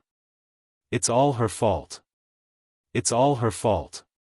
Hate, hate, too much hate. She hated that she couldn't kill her. Kill her. Her unwillingness to accept this, her deep jealousy and hatred twisted Yi Ying's entire heart. Other than her face, which still had some redeeming qualities, she no longer had any charisma. She also couldn't find the confidence and arrogance she had in her previous life, as well as the arrogance she had in front of Yi Qian. In this life, Yi Ying only knew that she was unwilling to accept this, but she didn't know how to reflect on herself. It could be said that in this life, she was already pretty much ruined. 19-year-old Yi Ying, don't be too anxious. There's more to come. Chapter 1364. Facing her gaze, Yi Qian only glanced at her coldly and didn't look at her anymore. In her previous life, Yi Ying had lived a carefree life without her in the way. In this life, Yi Ying would definitely live a more tiring and bitter life than her previous life. Because of Yi Qian's existence. Yi Zhifan, who was also shocked, pressed his lips together tightly. His gaze quickly swept past Xia Jinyuan, who was smiling silently beside him. He secretly took a few deep breaths to suppress the anger in his heart. He couldn't argue. He couldn't argue with Yi Qian, especially when there was a young man of unknown origin beside her. No matter how angry he was, he had to endure it. I'm the representative of all the villagers in the village. Yi Qian, you're a military academy student. Don't lose your basic manners. Yi Zhifan pressed his lips together and said coldly, you don't have the right to tell me where to go. Representative of the entire village? The village chief, Uncle Defu, knows how much Uncle Zhen hates you. When I was chased out by Sun Dongqing, Uncle Zhen said that you had to send me back the same way I sent you back. If it wasn't for Uncle Defu's persuasion, you might not even have been able to enter the village. Yi Qian really didn't want to disappoint the elderly at Uncle Zhen's funeral, but if he wasn't afraid of causing trouble, then she wouldn't be polite either. Her jet-black eyes were filled with a bone-chilling coldness. Her eyelids were slightly lowered. Even though she wasn't as tall as him, it made him feel that the girl he thought was useless in the past was looking down at him from above. It was as if she was laughing at everything he had done. Her chin was slightly raised, and her cold demeanor was filled with unconcealable arrogance. She was no longer the child who was so timid that her legs trembled when she saw him. Yi Zhifan's face became even more tense. Today is my grandfather's funeral. The old man left happily, but you came. Mr. Yi, you'd better walk out of here obediently right now. Otherwise, you can only leave in disgrace. Threaten? Who wouldn't know how to do that? Yi Qian's eyes were cold as he said with a thin smile, he's the director of the Provincial Construction Bureau after all. It's embarrassing to ask him to leave like this. Yi Ying was so angry that she was trembling. You still know that her father is the director. My father is the bureau chief. He's the most suitable person to entertain the guests. Instead of thanking him, you chased him away. Yi Qian, don't go overboard. Yi Ying rushed out, the unwillingness and jealousy in her heart could be seen clearly through her bloodshot eyes. My dad only stepped in because you're his niece. Otherwise, you're just a military academy student with nothing. How capable can you be? It's all because of my dad. Xia Jinyuan had never liked to see Yi Ying. Hearing what she said, he just smiled faintly. Yi Zhifan clenched his jaw. His natural and emotionless air of nobility made Yi Zhifan clench his teeth. Your dad. Yi Qian's smile deepened. In order to get you into the Beijing political group, your dad did a lot of things that didn't fit his status. I'm not very capable, but I'm still capable of asking you and your father to leave. He smiled slightly, but the pressure made Yi Ying feel suffocated. You don't have the right to speak in front of me. Step back. Yi Qian's eyes suddenly darkened, and the smile on his face disappeared. When he looked at Yi Ying, there was coldness in his eyes. Don't try to get into the army through connections. Don't dirty the camp. Chapter 1365. Cold, disdainful. How dare she look at me like that?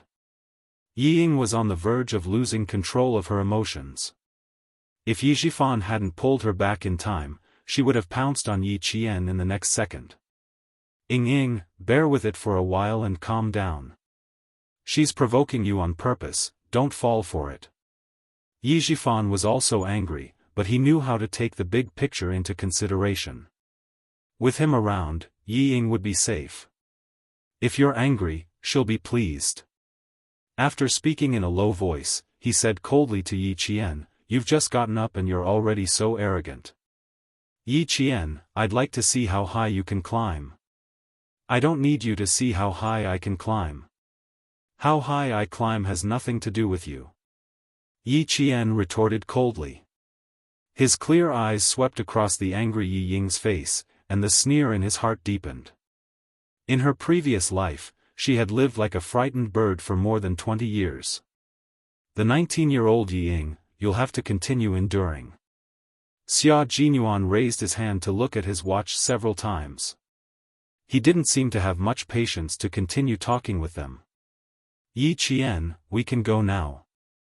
There's no need to talk too much with them. There's a problem with their morals, their character, and even their bodies. If they want to enter the military, let them wait. After he finished speaking, his phone buzzed. Yes, we're still here. Okay, we'll be right out. He answered the call as succinctly as usual. He looked up at Yi Zhifan and said, yes, there was a delay. Yi Qian is by my side. It was a call from Commander-in-Chief Xia. They were all waiting outside. Don't worry, we're coming out now. Xia Jinyuan's gaze fell on Yi Zhifan as he spoke. His thin lips curved slightly, revealing a faint smile. You guessed right. Even though his gaze was extremely faint, it still felt substantial. Yi Zhifan immediately looked over when he sensed it. He saw a hint of disdain in his faint, fleeting smile. Before he could figure out what was going on, Xia Jinyuan gestured to Yi Qian, and the two of them walked past Yi Zhifan and his daughter. Yi Zhifan, who didn't do anything, blinked his eyes. There was a trace of darkness in his calculating eyes.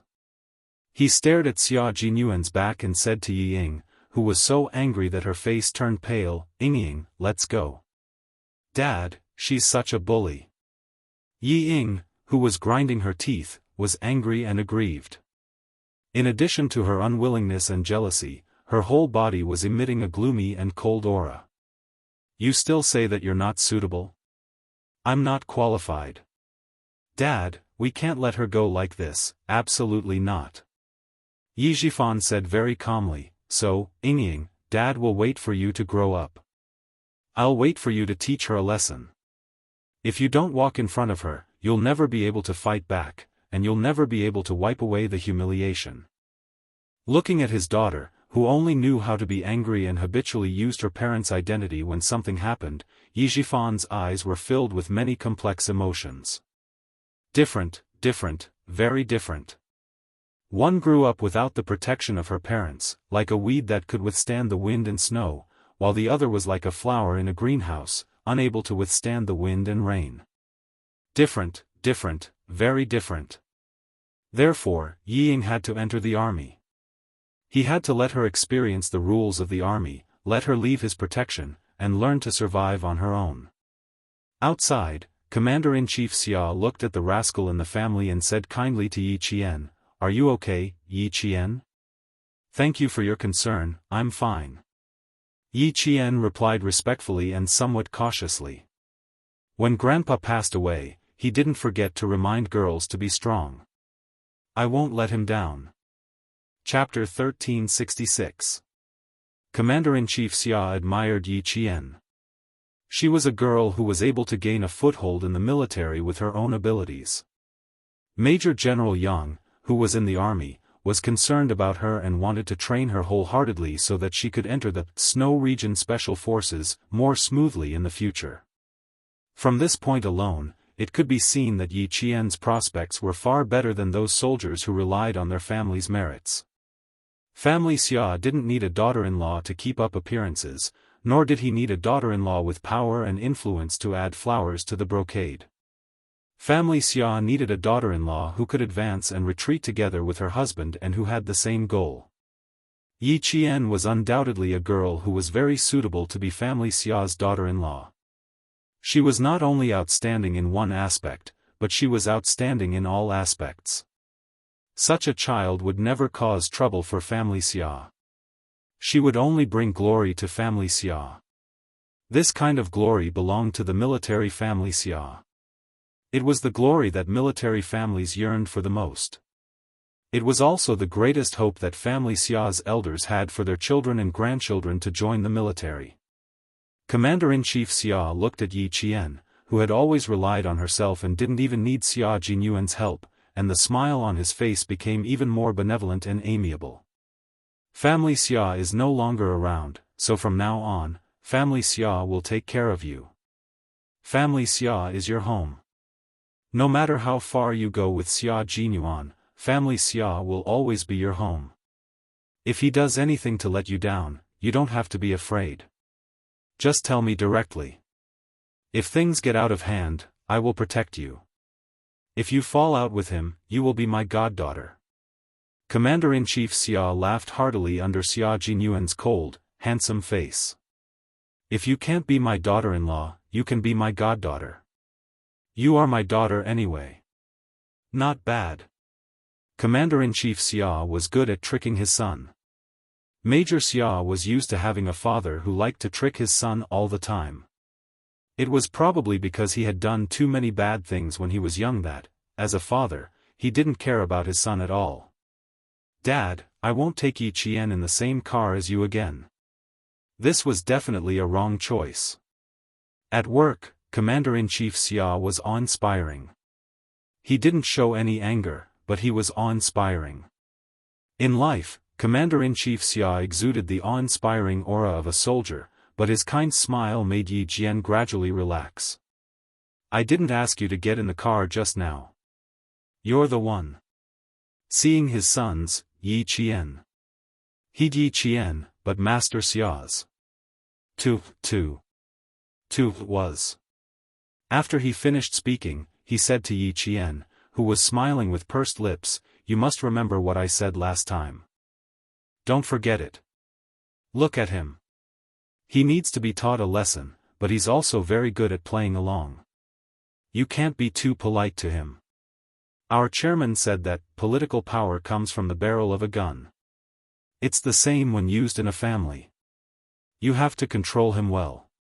Only then will he be honest." Commander-in-Chief Xia wasn't just saying that.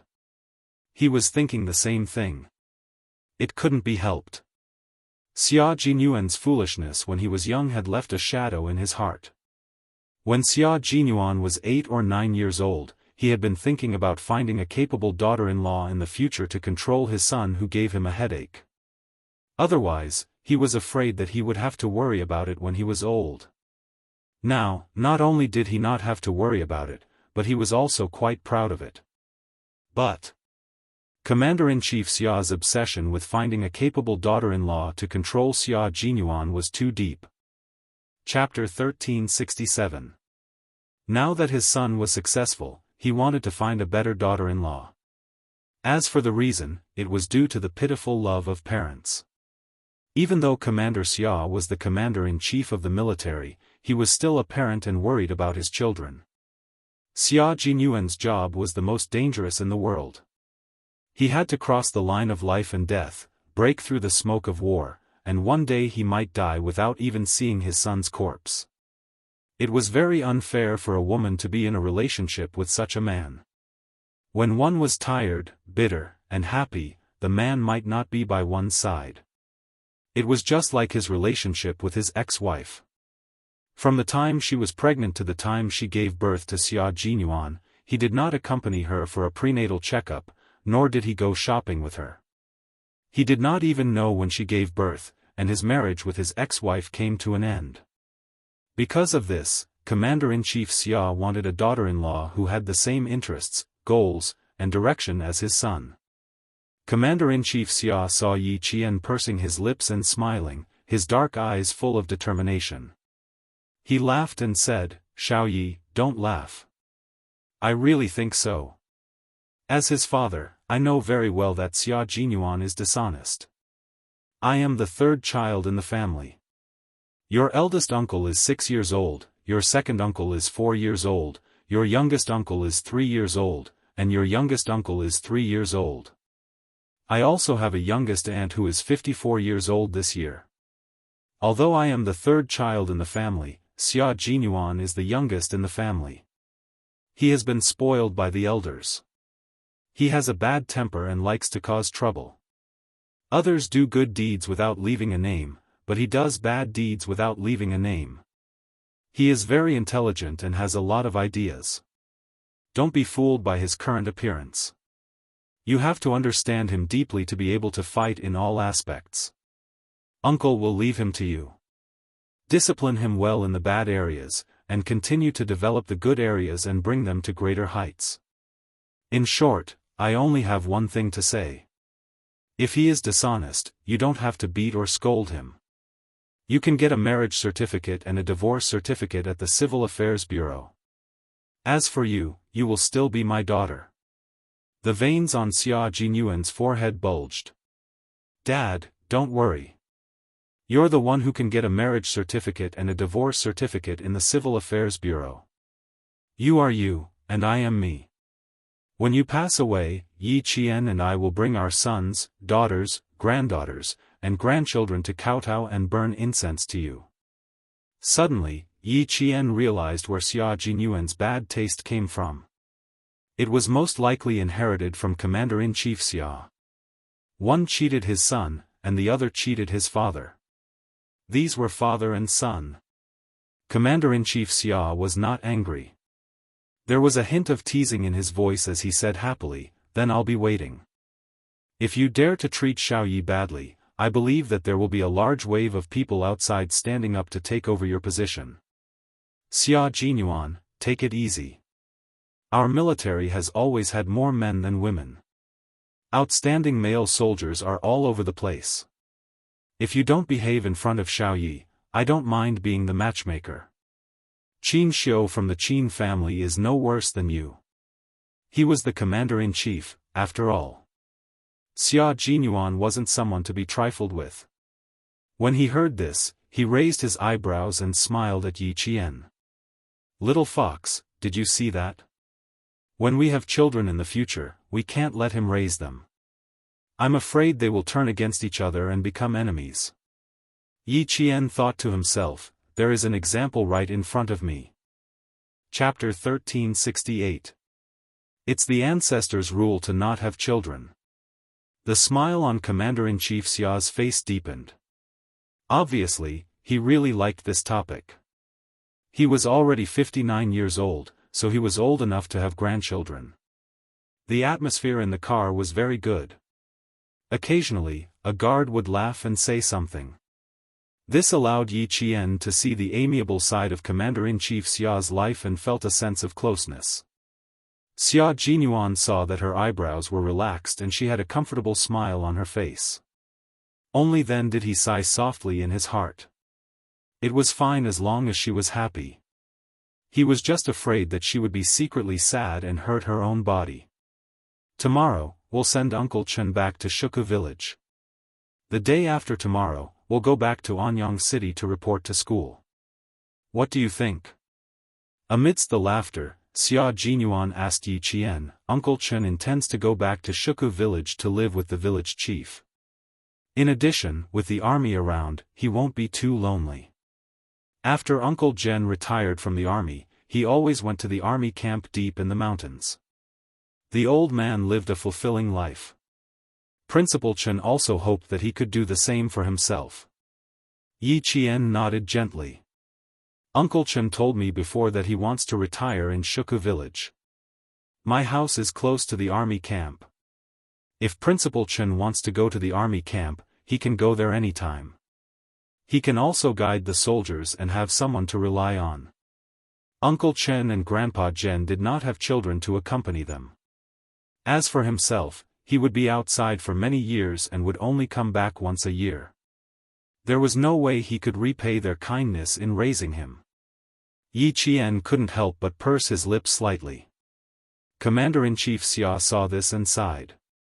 "You've all grown up, and we're happy to see you flying high. Xiaoyi, don't worry about old Chen's life. He'll live a good life." At a glance, he could see Yi Qian's worries. Uncle Chen is not an ordinary person. He was able to raise you single-handedly. How could the army bear to let him go? Xiaoyi, study hard and improve your skills. Getting good results is the best consolation for old Chen. Xia Jinyuan said, "The long journey isn't about parting ways. It's about repaying the two elders for nurturing you. Yi Qian, Uncle Chen, and Uncle Zhen both hope that you can go further and fly higher. Do you understand?" Although his little fox was strong, the blow she suffered from the departure of her loved one was not something they could understand. Faced with Commander-in-Chief Xia's advice and Xia Jinyuan's concern, Yi Qian smiled faintly and said, "Yes, I know. Usually, I can't accompany my elders, but as long as I have time, I will definitely come back to visit Uncle Chen." "That's right. When we get to the guest house later, you and Xia Jinyuan should keep old Chen company. I can't stay here any longer." Commander-in-Chief Xia looked at the time. The flight was at 10:30 p.m., so he still had time to chat with the young man. His benevolent smile faded as he looked sternly at the young girl whom the military had high hopes for. He said in a deep voice, "Yi Qian, as long as you live, you can only move forward. You can never retreat. If you take a step back, you will have to take 100 steps to catch up in the future. Time will not wait for you, and those who surpass you will not wait for you either. You don't want to chase after others, so you have to keep moving forward. This is my hope for you and Xia Jinyuan. It's also my hope for you. I hope that you can adjust your mentality as soon as possible and devote yourself wholeheartedly to your new life and start your new journey." The advice from the commander-in-chief of the military was also the concern of an elder for the younger generation. In this lifetime, Yi Qian was no longer alone. Chapter 1369. It was 7:10 p.m. in the summer night, and the sky was still slightly white. The sky was dotted with stars, and the crescent moon shone down. The trees cast their shadows and swayed with the rustling of the night wind. The car was driving on the tree-lined avenue leading to the military guest house. Under the bright car lights, they could see soldiers in military uniforms coming and going on both sides. The guard stepped on the brakes and said to Commander-in-Chief Xia, "Commander-in-Chief, there is someone in front." According to the guard's judgment, there was a 90% chance that the person was looking for the commander-in-chief. The mayor of Fujian town was talking to Yi Zhifan, "We are all staying here. We took the road and came here. We will definitely come back earlier than the lieutenant general. Director Yi, you have an urgent matter here. We can't delay your urgent matter." It was another official who was being used by Yi Zhifan. "Thank you for your hard work today. Don't worry about the town's financial approval. I will inform the city and let Fujian town get the approval in advance. After all, this is my hometown." Yi Zhifan thanked him and said earnestly. What he said was what the mayor was thinking: "I only have one requirement for local officials. Do things for the people, be realistic, and not be greedy." The mayor of Fujian town nodded repeatedly and almost patted his chest to guarantee, "Director Yi, don't worry. We will always remember the honest style you left behind. We will never dare to cross the line. You can investigate. You can even ask the Commission for Discipline Inspection to investigate. I can pat my chest and guarantee that I did not do anything bad to the people." In the car, Yi Qian glanced coldly at the front and said to Commander-in-Chief Xia, "Commander-in-Chief, I will walk over with Captain Xia." He really didn't give up on his evil intentions. He even came to block people's way. Commander-in-Chief Xia smiled and said, "No need. Guard, drive over." He wanted to see if the director of the construction bureau had the guts to block his car. "I will ask them to come down." The guard obeyed the commander-in-chief's order and called over the other guards who arrived in the afternoon. Yi Qian was a little anxious. "Commander-in-chief, Yi Zhifan will not give up easily. I am afraid that he will blame you if you go over." "Little fox." Xia Jinyuan smiled and said, "If he dares to come here, there will be a letter from the military in the office of the Southern Provincial Office the next day. Just follow me out of the car later. Don't worry too much. This wasn't even a small matter. It wasn't a problem at all." Yi Qian bit her lower lip. She had never wanted to trouble Xia Jinyuan because of her, but in the end, Yi Zhifan went straight to Commander-in-Chief Xia. The other three guards walked out of the guest house with serious military expressions. Their appearance made Yi Zhifan happy. They looked a little like the guards who stood beside the lieutenant general during the day. When the car's headlights shone over, Yi Zhifan couldn't help but squint his eyes. He saw a black car slowly approaching. When it got closer, he saw that the driver was the guard from the day. Yi Zhifan couldn't help but smile. Needless to say, the person sitting inside must be the lieutenant general. The car didn't turn off the engine. Xia Jinyuan opened the door first. Yi Zhifan hurried down the steps. The car didn't even turn off the engine. It was clear that the car was going to stop for a while and leave immediately. He had to hurry. But before he got close, the 3 guards immediately came out. 2 of them stopped Yi Jifan and said seriously, "Don't come near." "Sorry, I want to follow the Lieutenant General," Yi Jifan explained in a low voice. Before he could finish, he saw Yi Qian get out of the back door of the car. He suddenly stopped talking and looked at Yi Qian sternly. Chapter 1370. Yi Qian. Why was she in the same car as the Lieutenant General? Why did the Lieutenant General allow a military academy student to get in the car? What exactly happened in the middle of the journey? Yi Jifan's heart was in turmoil. She was actually in the same car as the Lieutenant General, and they were even sitting in the back together. What did it mean for a military academy student to be received by a Lieutenant General, and to be able to sit in the same car as the Lieutenant General? What would it mean if, one day, he suddenly sat in the same car as the head of the southern province and got out of the car while talking and laughing? It meant that he liked her. It meant that there was hope for him. It meant that Yi Qian had a backer in the army. It meant that as long as she didn't make any mistakes, she would have a meteoric rise. Old Uncle Jen. What a silent old Uncle Jen who had connections that would allow him to reach the heavens. He was really blind, really blind. He must be blind. He pushed Yi Qian, who needed to be nurtured, to the side of a veteran with connections.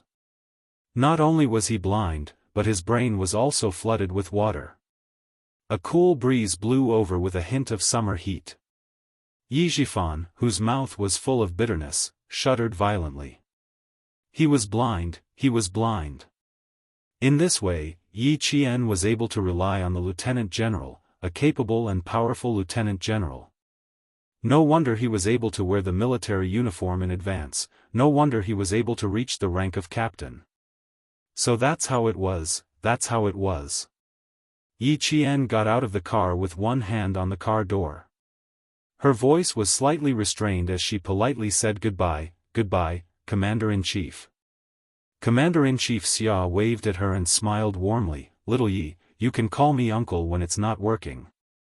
Take care of yourself. Next time you come to the capital, give me a call in advance." He had completely accepted Yi Qian as his daughter-in-law. "You can go now," Xia Jinyuan urged. It was rare to have a father who cheated his son like this. Yi Jifan, who was blocked by the guards, was a few meters away from the car. He couldn't hear what they were talking about, but from Yi Qian's smile, he could tell that they were having a good conversation. Also, what was the identity of the young man he saw during the day? Why are you sitting in the same carriage as the Lieutenant General? For a moment, Yi Jifan's emotions rose and fell. His eyes were cloudy and uncertain. While he secretly clenched his fists, he also realized that it was impossible for him to get to know the Lieutenant General and use this opportunity to send his daughter, Yi Ying, into the capital government regiment. If he were in Yi Qian's shoes, he would definitely tell the Lieutenant General about the grudges between the two parties. The Lieutenant General knew Yi Qian first, so he would naturally side with her. This path was blocked. It wouldn't work. The mayor of Fujian town wished that there was a hole in the ground for him to crawl into, but who knew that the Lieutenant General would turn a blind eye to it? When the 2 guards who stopped them walked down the stairs, the mayor of Fujian town, who was sweating profusely, tried to smooth things over. "Director Yi, I'm afraid the Lieutenant General is not in the car. If he was in the car, he would definitely get out. I'm guessing the Lieutenant General is not in the car. The man and woman who came down are just basic military officers. How could he trouble the Lieutenant General to send them over?"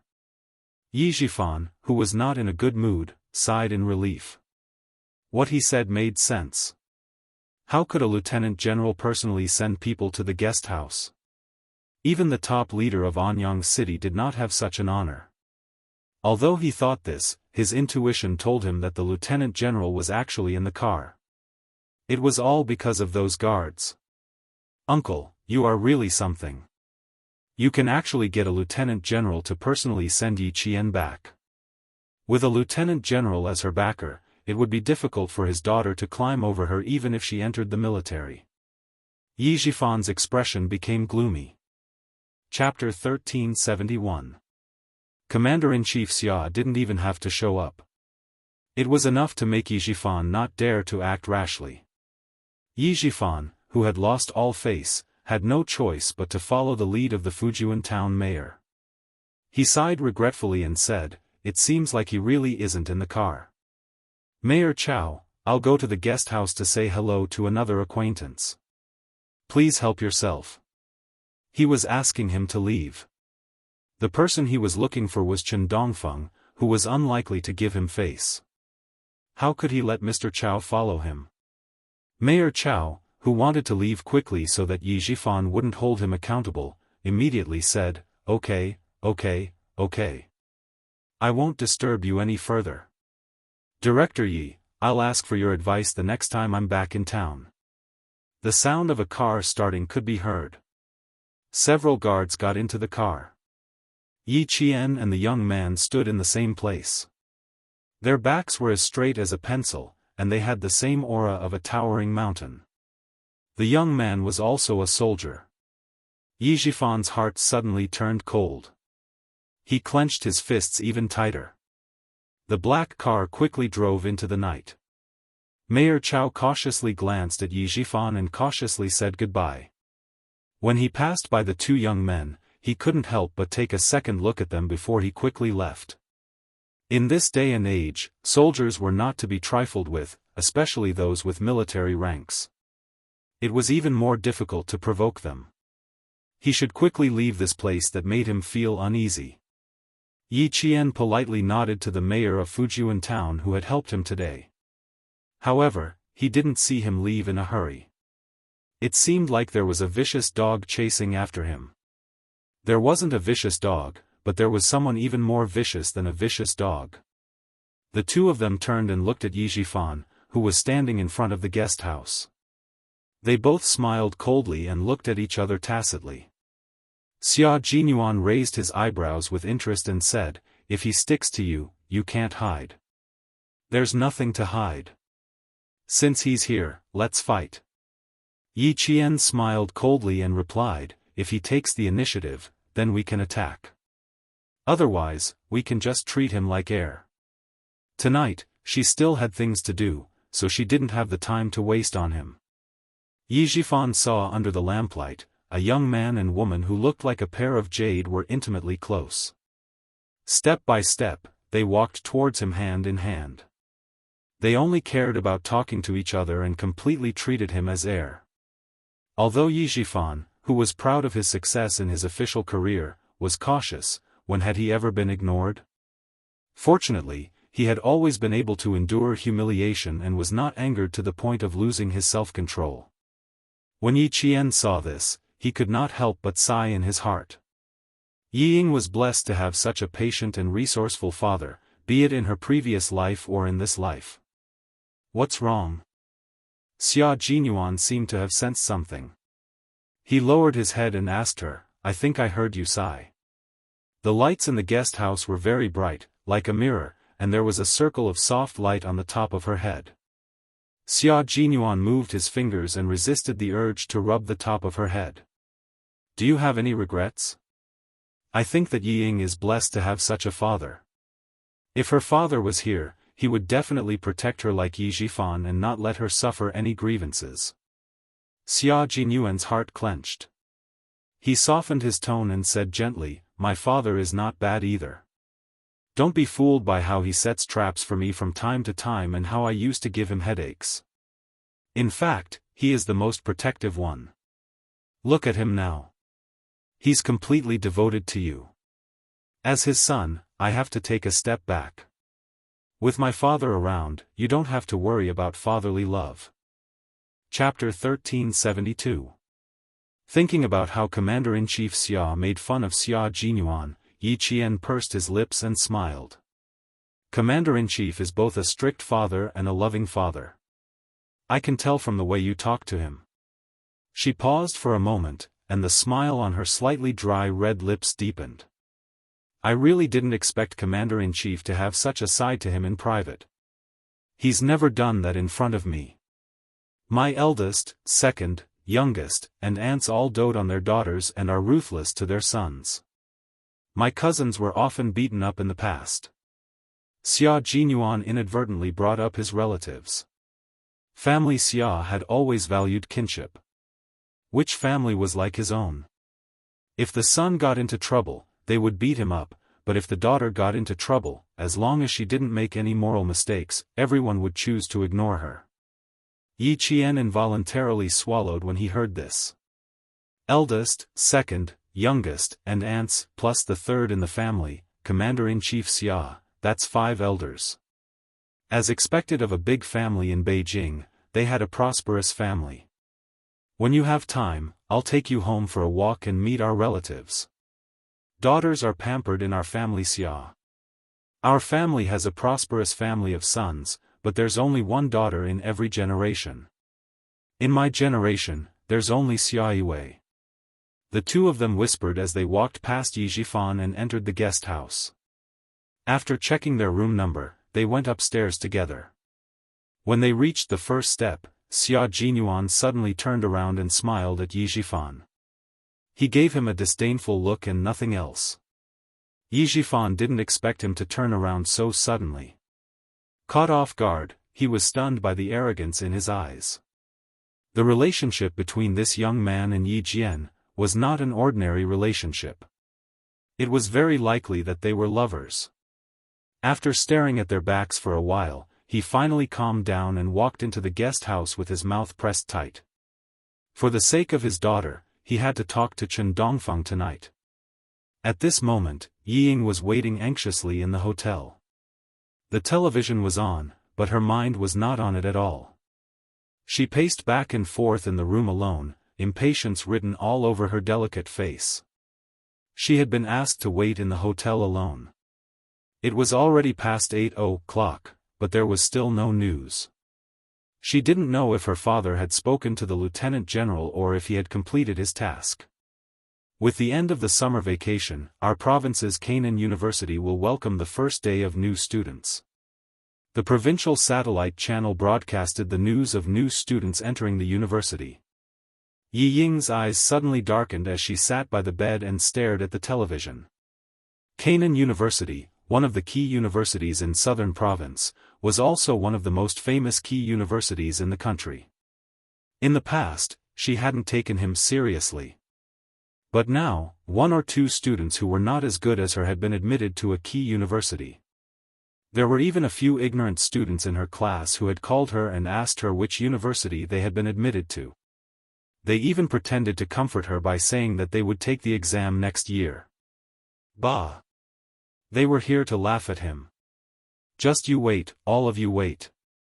One day, I will make you all listen to me obediently. Yi Ying clenched her teeth and said with a face full of resentment. Her almond eyes were so gloomy that it seemed as if water would drip out. Wait until she entered the Beijing political group, wait until she climbed very, very high, then she would definitely make them pay attention to her. Yi Ying, whose mind was becoming more and more twisted, did not know that her legs had already sunk deeper and deeper into the swamp. Yi Ying waited until 9:30 at night. She opened the hotel room door several times, but did not see the familiar figure return. Time passed little by little, and Yi Ying's heart sank little by little. Chapter 1373. Dad said that as long as there was good news, he should call me immediately. Since there was no news, it meant that there was no good news. Yi Zhifan indeed did not have any good news. He did not know which room Principal Chen was in. After getting a room with his certificate as the director of the construction bureau, he walked back and forth. Fortunately, Yi Qian remembered that they were on the 3rd floor when they went upstairs. Otherwise, they would not have been able to find Principal Chen. Old Chen, I don't have any other request. I just hope that you can introduce me to the people in the army. This is just a piece of cake for you. Yi Zhifan, who finally found someone, sighed again and again. He even pointed out his shortcomings in the past and sincerely apologized. I did not take care of the school in the past. But old Chen, tell me honestly, I did not make things difficult for the school. Now, I don't want anything else. I just want my daughter to enter the army. As long as you can introduce me to some people, I will thank you regardless of whether it succeeds or not. Yi Ying is young and has made many mistakes, but she has been changing herself. She is Yi Qian's cousin. She has half the same blood as Yi Qian. Based on this, she will not be worse than Yi Qian, let alone bring shame to Yi Qian. Principal Chen listened with an indifferent expression until Yi Jifan's mouth was dry. Principal Chen chuckled and said, Director Yi, you think too highly of me. I am just a retired principal. What can I do? You have found the wrong person. Also, I can guess why Director Yi wants to send your daughter to the army. As for what you said about your daughter having half the same blood as Yi Qian and not being worse than Yi Qian, Director Yi, don't you think it's ridiculous when you said that? Do you think my uncle and I helped Yi Qian get to where he is today? Director Yi, you have underestimated her. It's getting late. Director Yi, please. I need to rest. After listening to nearly 10 minutes of nonsense, Principal Chen understood that Yi Jifan was very determined to send Yi Ying into the army.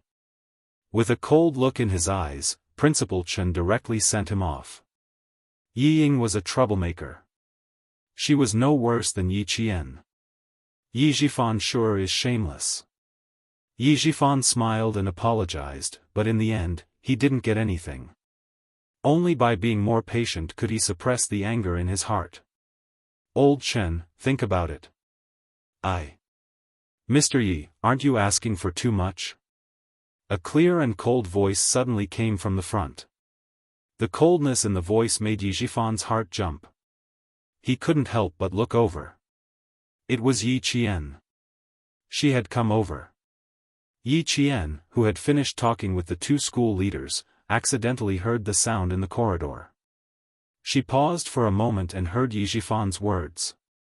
She found it funny, but at the same time, her heart was filled with anger. Step by step, she walked closer and stood in front of him. She stared at him sharply. A priceless jade pendant is in your hands. Do you want me to take it back? The moment she spoke, Yi Jifan's pupils contracted. Hearing her mention the jade pendant again after 4 years, no matter how calm he was, he couldn't help but reveal a trace of panic. What jade pendant did I take from you? What nonsense are you talking about? What jade pendant? Do you need me to tell you what it looks like? Do you think I can't recognize Yi Ying just because she's wearing a fake one? Mr. Yi, I didn't mention it because I didn't want it. Yi Qian sneered softly. Her expression became colder. Just because I didn't mention it doesn't mean I forgot. Also, Uncle Chen knows about my relationship with Yi Ying. Do you think this is a secret that only you know? Chapter 1374.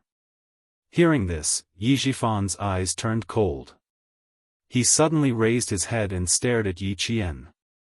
He stared closely and carefully. After a long time, Yi Jifan said calmly, I don't know what you're talking about. Mr. Yi is indeed a smart person. Yi Qian raised her eyebrows. Her clear eyes were cold. She looked at him with a faint smile. A smart person would know what I'm talking about. I can understand why Mr. Yi would want to hide a jade pendant that was expensive more than 10 years ago. She even knew that he had secretly appraised it more than 10 years ago. Yi Jifan clenched his jaw and stared expressionlessly at Yi Qian.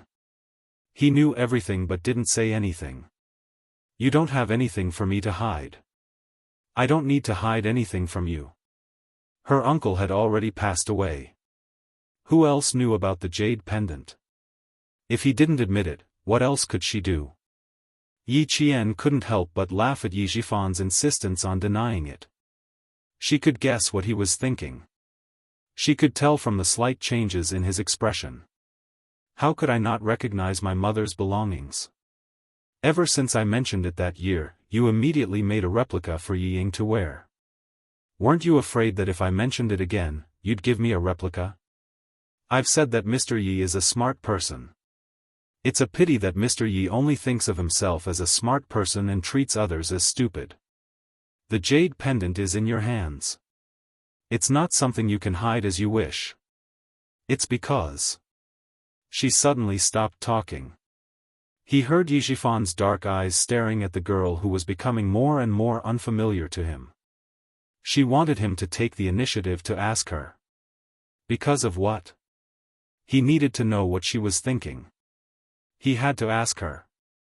Yixifan's eyes were not only cold, but so was his deep voice. It was like a stone covered in thick ice. He asked her in a cold and hard voice. Yixifan wasn't angry enough to leave after being forced to this point. If Ying didn't hold him back, his career would have been much smoother. Yi Jian was in awe of him. Xia Jinyuan, who was watching from the side, rubbed his forehead and smiled lovingly.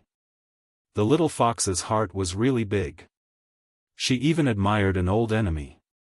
It's up to me whether I want to take it back or not. Remember my words, Mr. Yi.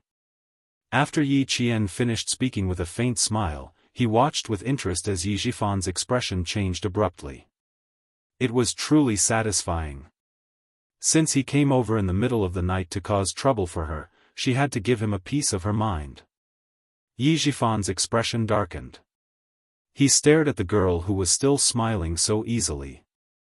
After a long time, he said coldly, Yi Qian, you don't have the ability to threaten me. With that, he walked away. Yi Qian hadn't forgotten about the jade pendant, but she didn't want it. Why didn't he want it even though he knew that it was priceless? Even Chen Dongfeng knew about Yi Qian's background. Did she know that she wasn't his elder brother's biological daughter?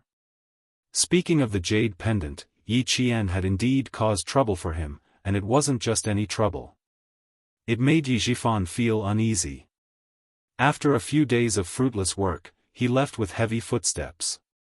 Not only did he not solve his problem, but he also brought back a bunch of problems that gave him a headache. He had to investigate thoroughly. When he got back. Mr. Yi, there are some people you can't touch just because you want to. For example, Yi Qian. No matter how high your rank is, you can't touch her. An even colder voice drifted over. It was filled with indifference and laziness. If you touch someone you shouldn't touch, no matter how powerful the people behind Mr. Yi are, they won't be able to protect you. Chapter 1375. This was the young man's voice. Just by listening to him speak, one could feel his elegance. Yixifan only felt a chill run down his spine. Every step he took felt like he was stepping on the tip of a knife. It was so sharp that it was difficult for him to walk. He could hear the confidence in the young man's voice. He was definitely not trying to scare him. He really could do what he said. Who would have thought that Yi Qian would become someone he couldn't touch? No matter how high he got promoted, he still couldn't touch him. Ironic, too ironic. Once upon a time, a little girl who was so weak that he could decide her life or death with just a lift of his finger had become someone he couldn't touch in just 5 years. Too ironic. Yixifan walked very slowly as he thought to himself. He smiled coldly. He wanted the jade pendant.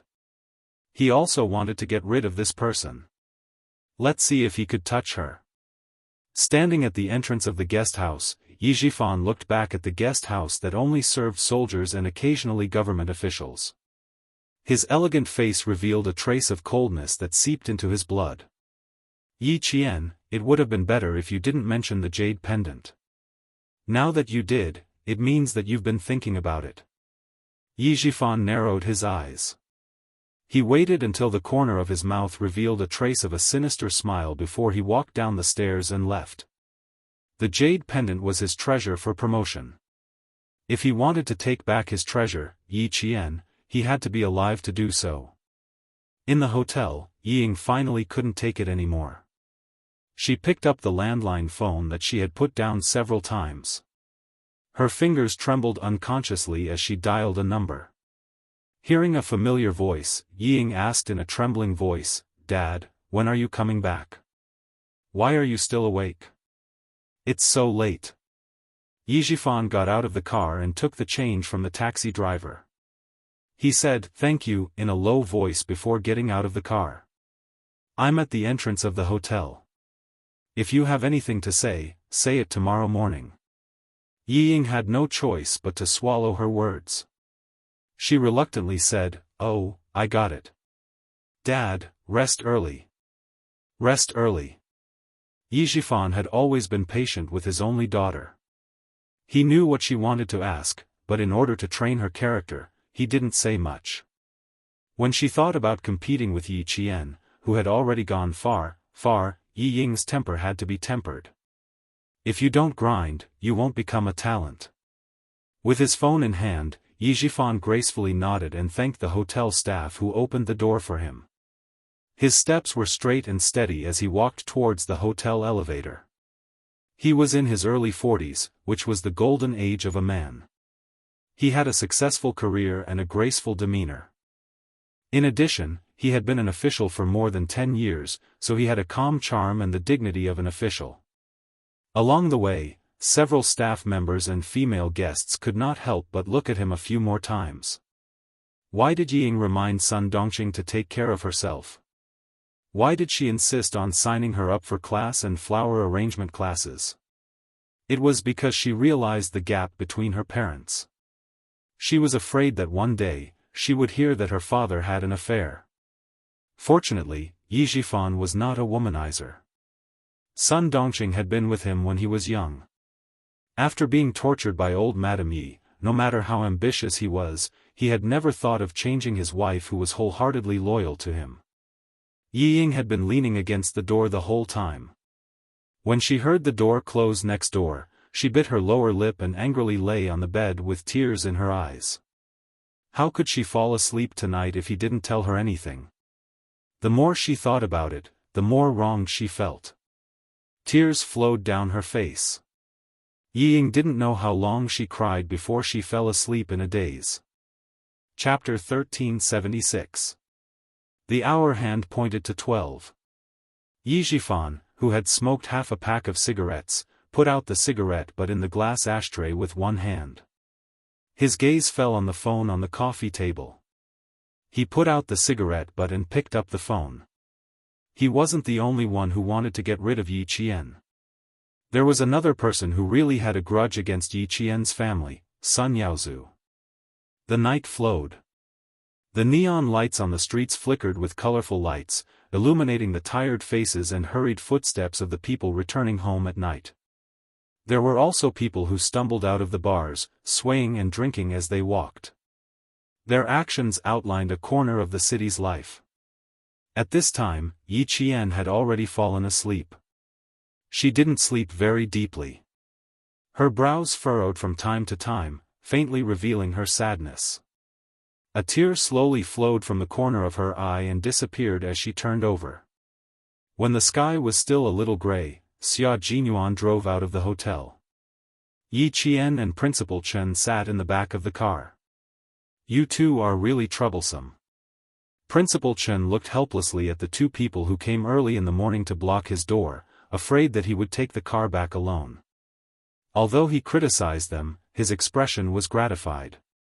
He sighed and said, "You send me back, but you have to rush back tomorrow.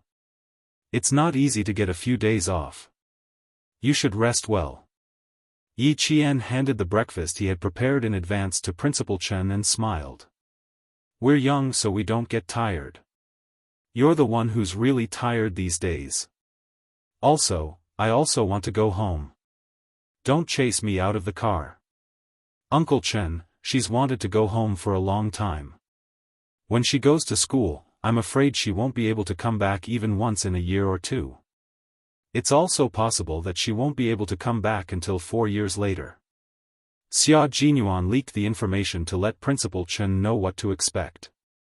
They were both soldiers, so Principal Chen knew it was serious. Even his expression was serious. He immediately said to Yi Qian, "Don't worry about home. You can train outside without worry. The army has already arranged everything for me in the future. In the future, I will spend most of my time in the army and will only be able to go home once in a while. With the start of the 99th National Day celebration, our country became the focus of the world's attention. The weapons that needed to be transported from the south to the north were also secretly transported. As a transit station, the Fujian Town Army had entered a special state of alert in January of this year. Principal Chen, who had been serving the army for a long time, also had a choice when he returned. Of course, it would be much easier. Yi Qian didn't know what the army had arranged for him. When he heard this, he immediately felt relieved. It's even better that you're in the army. Regiment Commander Liu, Political Commissar Yan, and the rest are all there. There are also many new recruits. Uncle Chen, I'm afraid you won't have much free time in the future.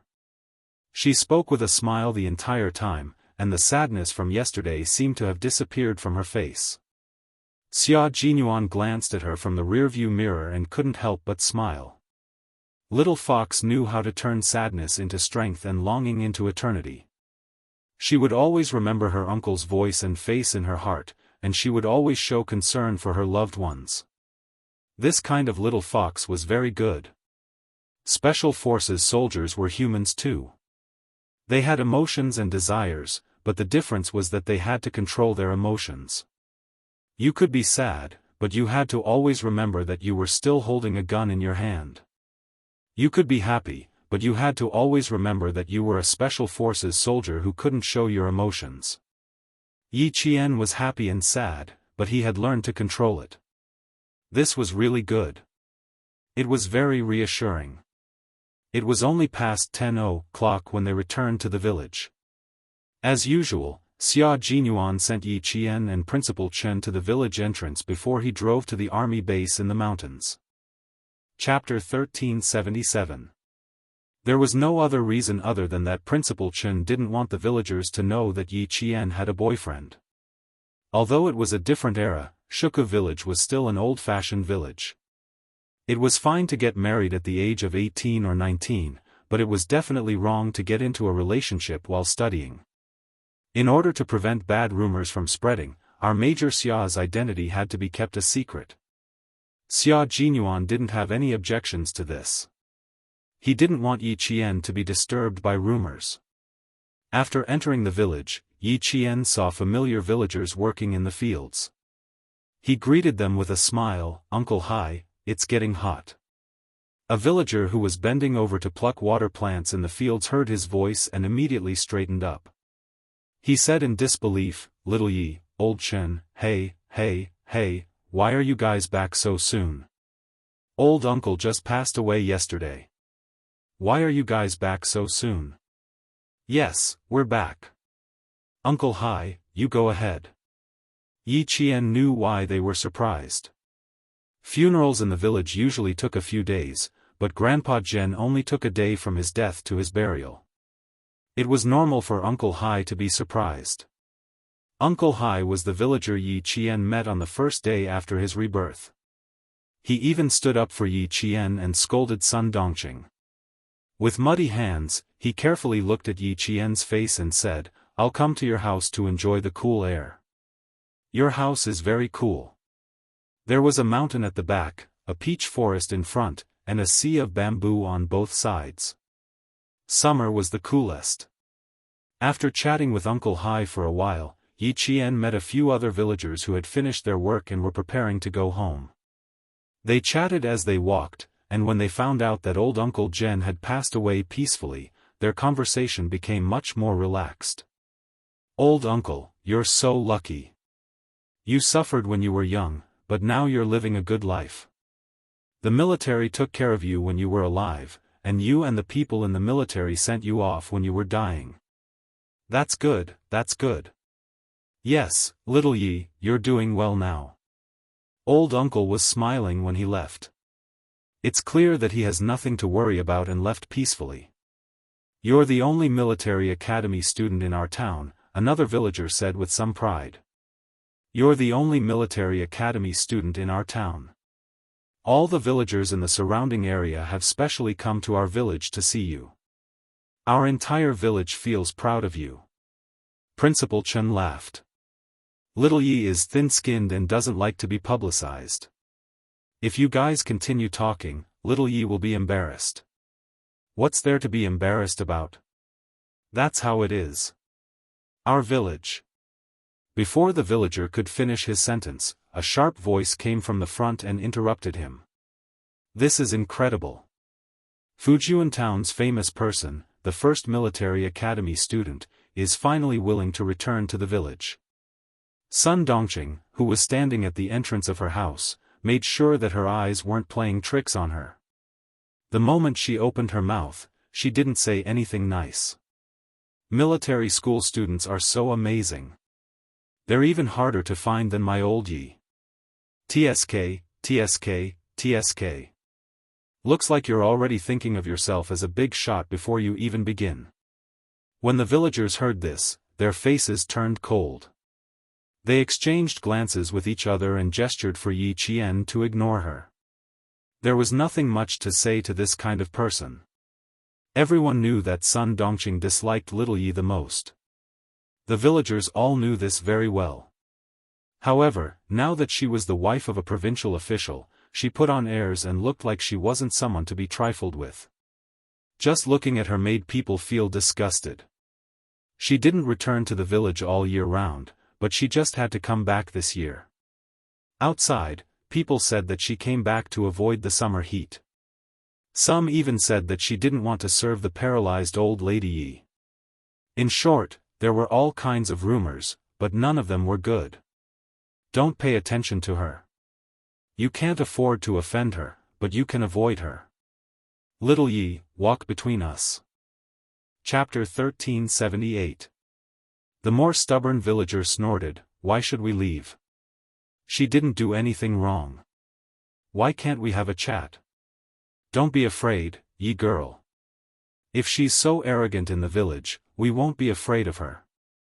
Normally, if there was a high-ranking official in the village, the villagers would respect him.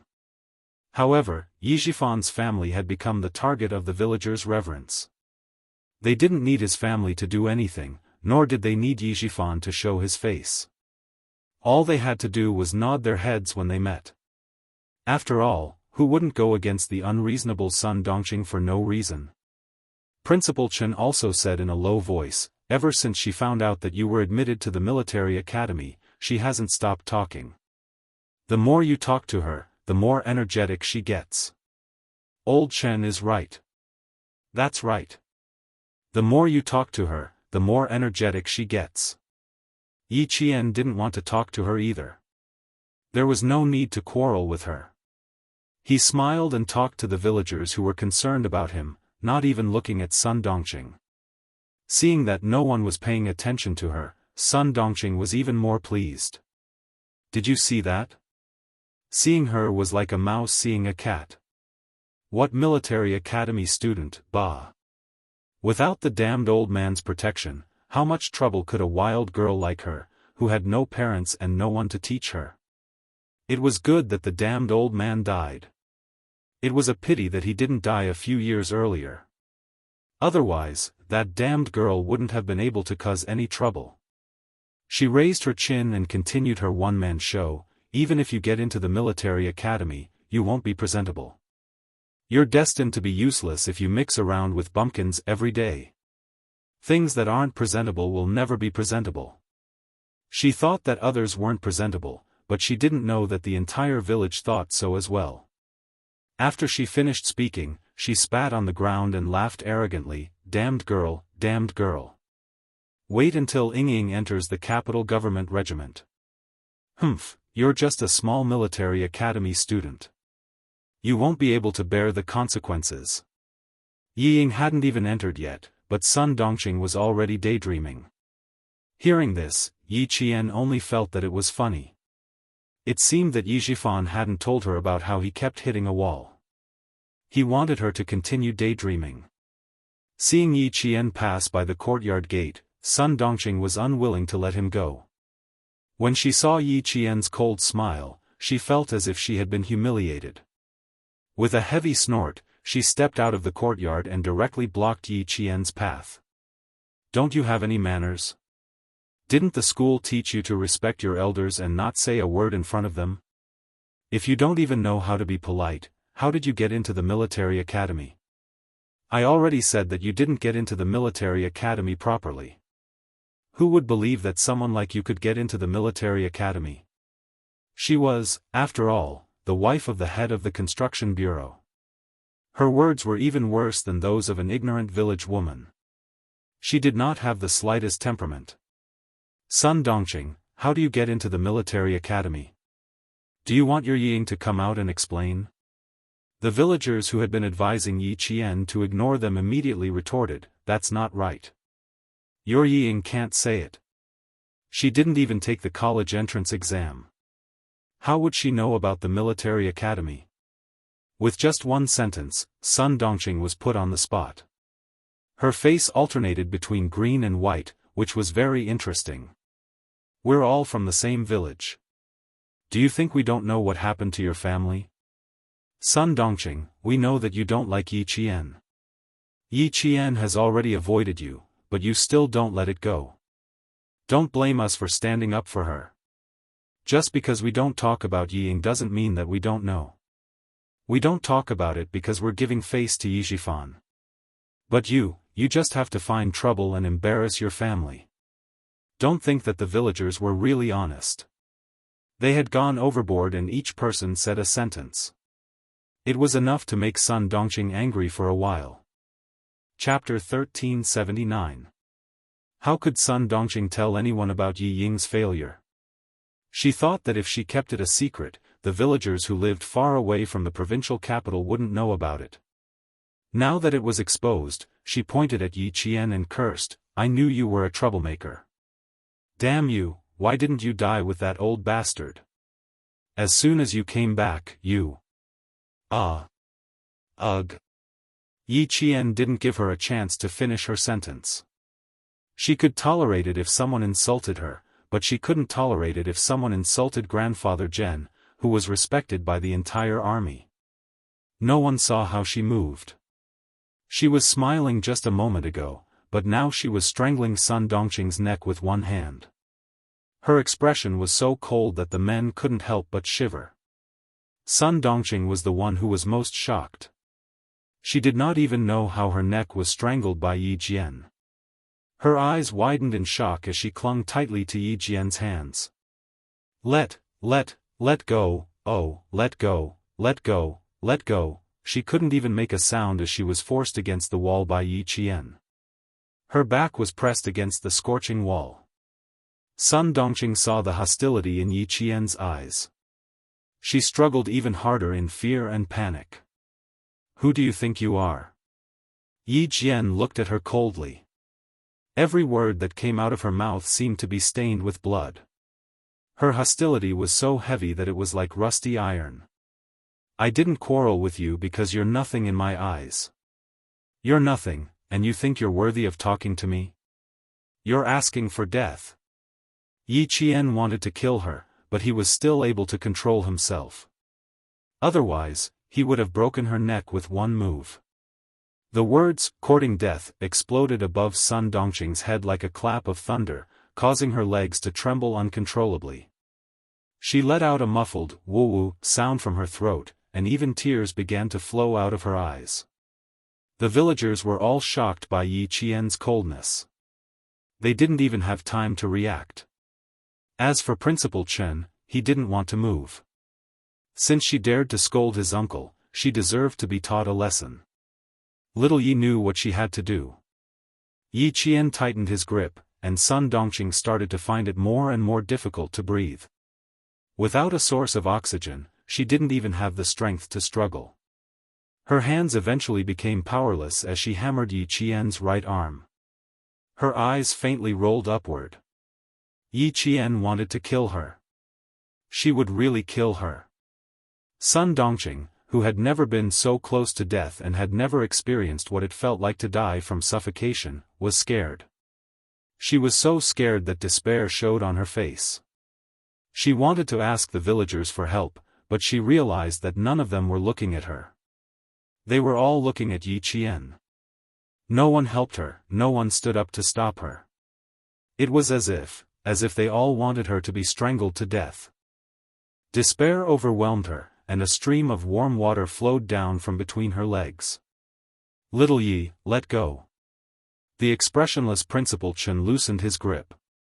"She knows fear." The stunned villagers finally reacted. They all pulled Yi Qian's hand. "Little Yi, that's enough, that's enough. She's just a cheap mouth. Just teach her a lesson. She's so scared that she's crying. Of course she knows fear. All right, all right. As long as you've vented your anger, that's enough." No one went to help Sun Dongqing up. They were all men, so how could they help her? If they didn't help her properly, this woman might accuse them of molesting her. She deserved it, she really deserved it. The dead should be respected. She still dared to scold them like this. She should be taught a lesson. Chapter 1380. No one really thought that Yi Qian was wrong. Just like what Sun Dongqing said just now, if he had a son or a daughter at home, he would have already taken a weapon and smashed the door. At noon, the sun was scorching hot, so hot that the cicadas on the trees were like withered leaves. They would occasionally chirp for a while before they stopped. Sun Dongqing, who was sitting by the wall of her yard, panted heavily. She did not even know when Yi Jian had left after escaping death. She was panting heavily. After being exposed to the sun for at least 10 minutes, Sun Dongqing, whose face was still pale, finally stood up with trembling legs.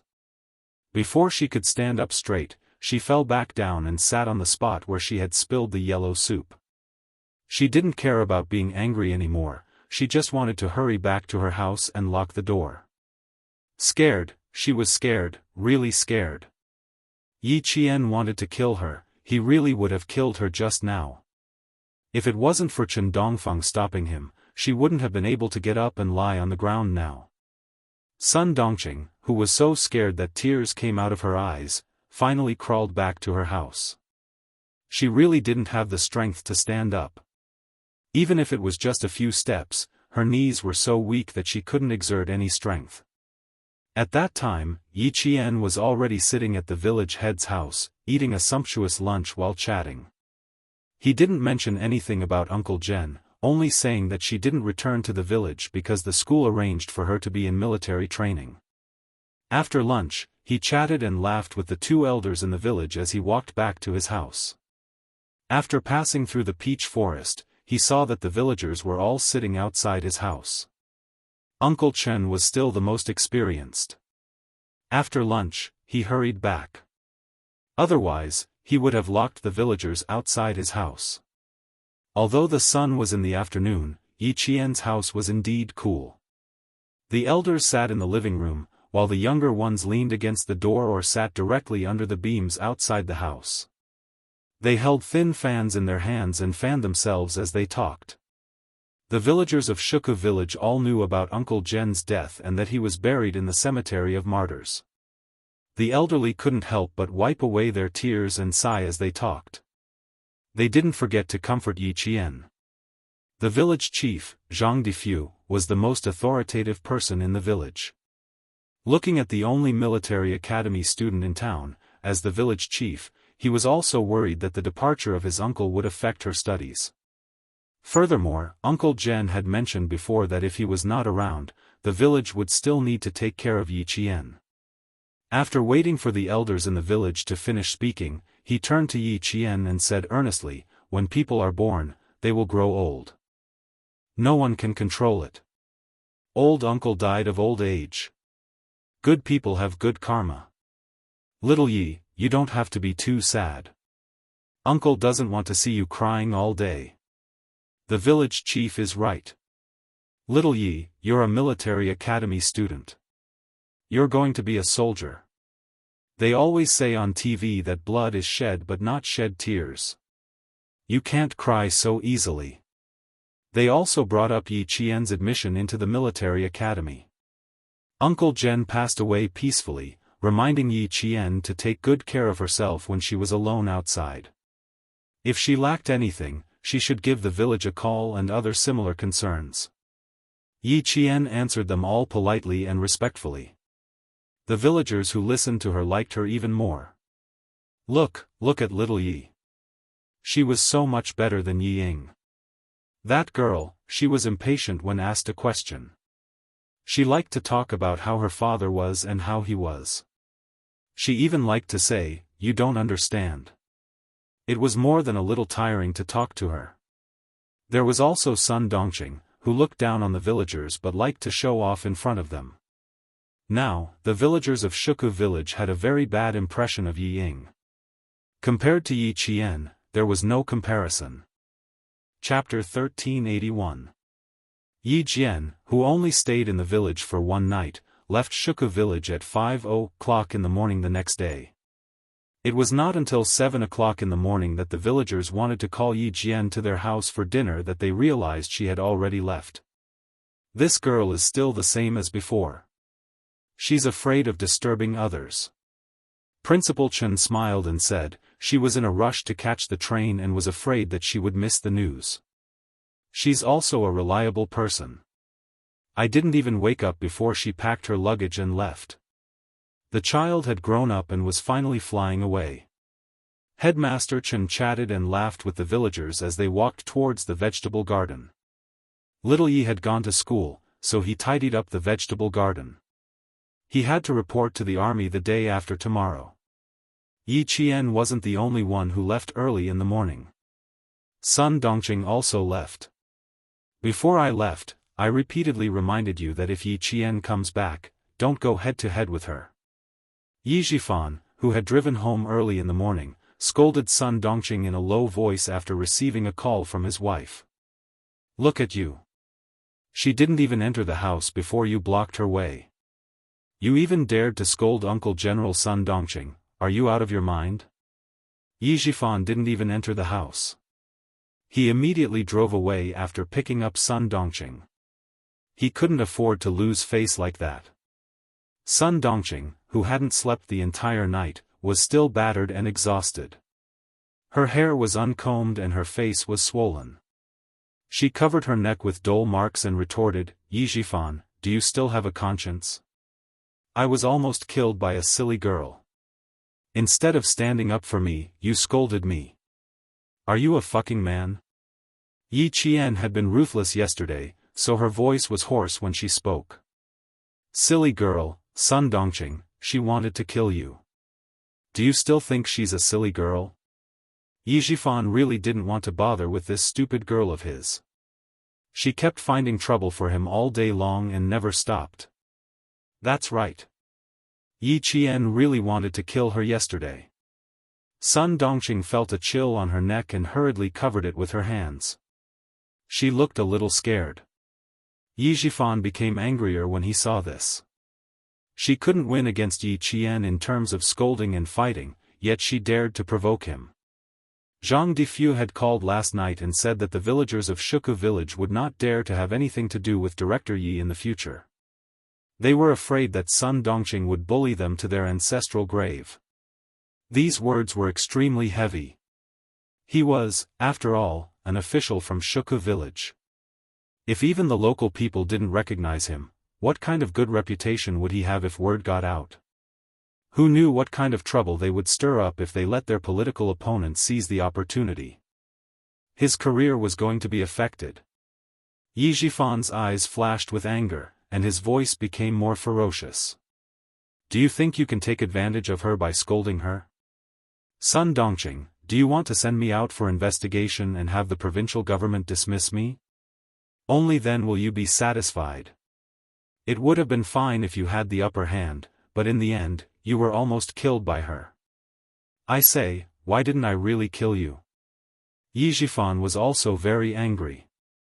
He was still thinking of ways to get closer to the military officers who attended old Uncle Zhen's funeral yesterday, but she blocked all his paths with one sentence. Once Yi Qian and Chen Dongfeng told platoon leader Lu and political commissar Yan about this, sending their daughter to the Beijing political regiment. There was no hope for her to even enter the local army. Her husband didn't help her and even cursed her for not being killed. Sun Dongqing had always been able to hold her head high in front of Yi Zhifan.